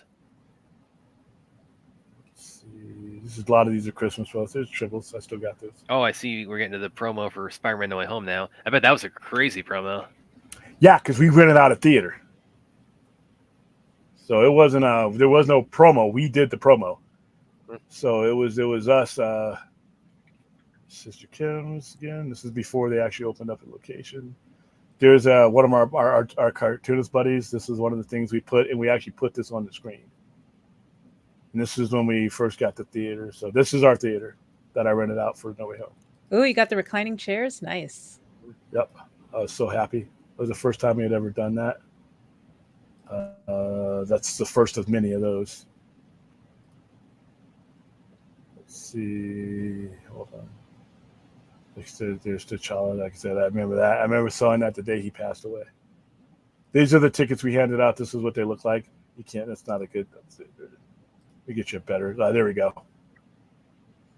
So this is December 16th. So everybody who came to them, they got one of these, and then on the back of it, it had my logo. It had everything on it.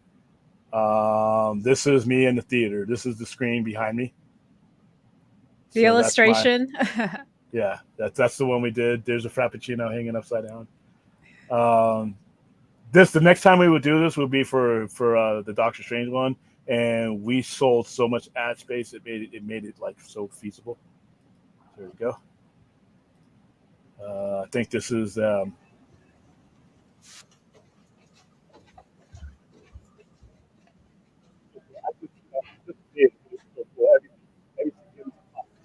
we just gave them to our customers.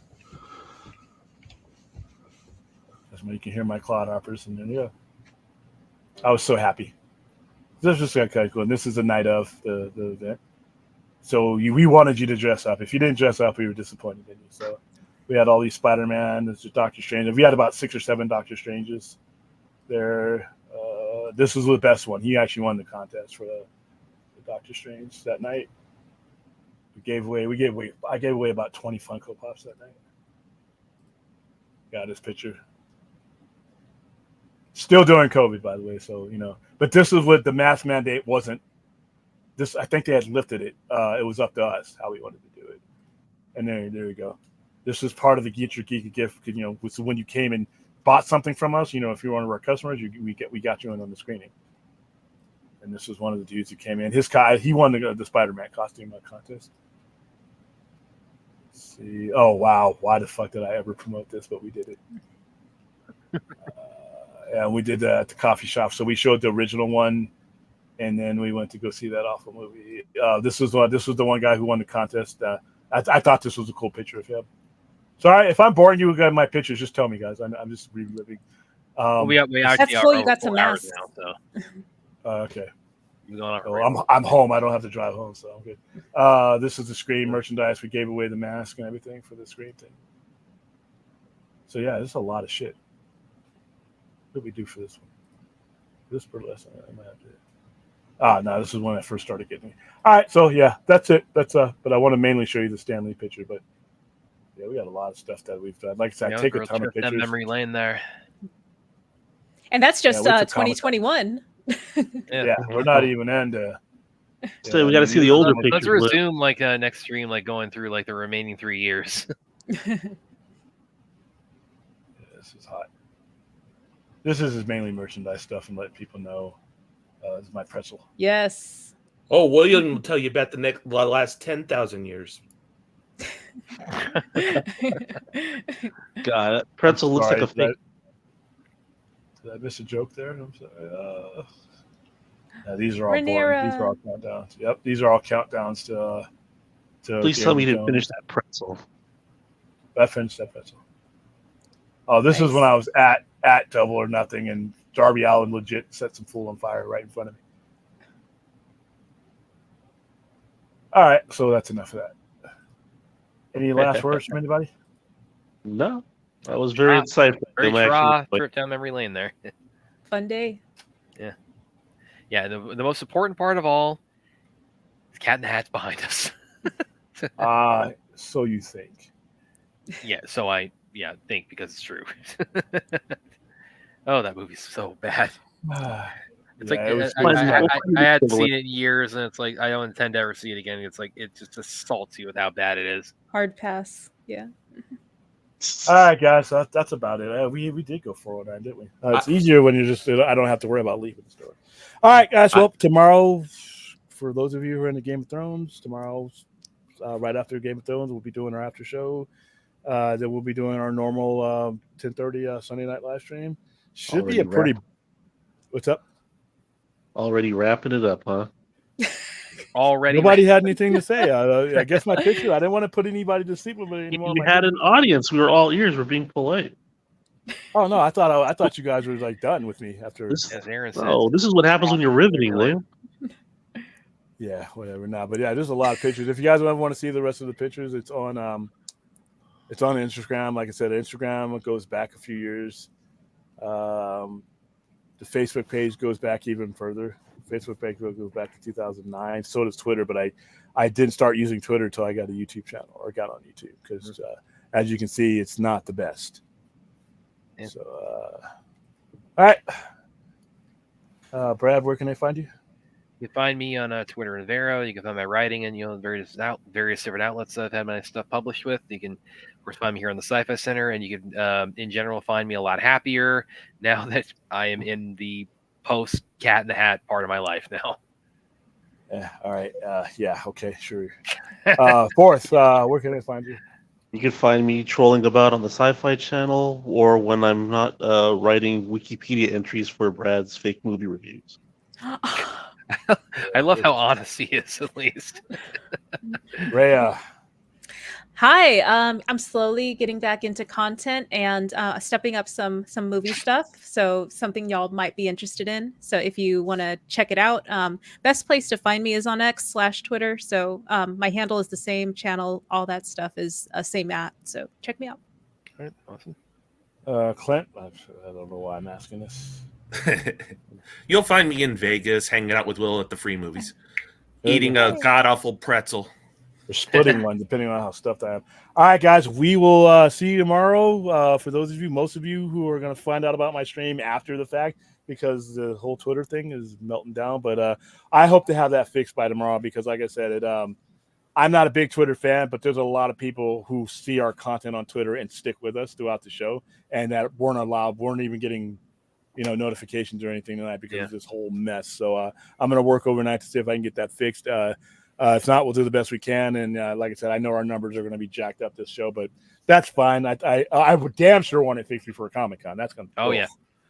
All right, guys. Have a good night. Whatever weather you're in, stay the fuck out of it, and I'll see you tomorrow. And never watch Cat in the Hat. Tra. And do not get those words tattooed to your body. Goodbye.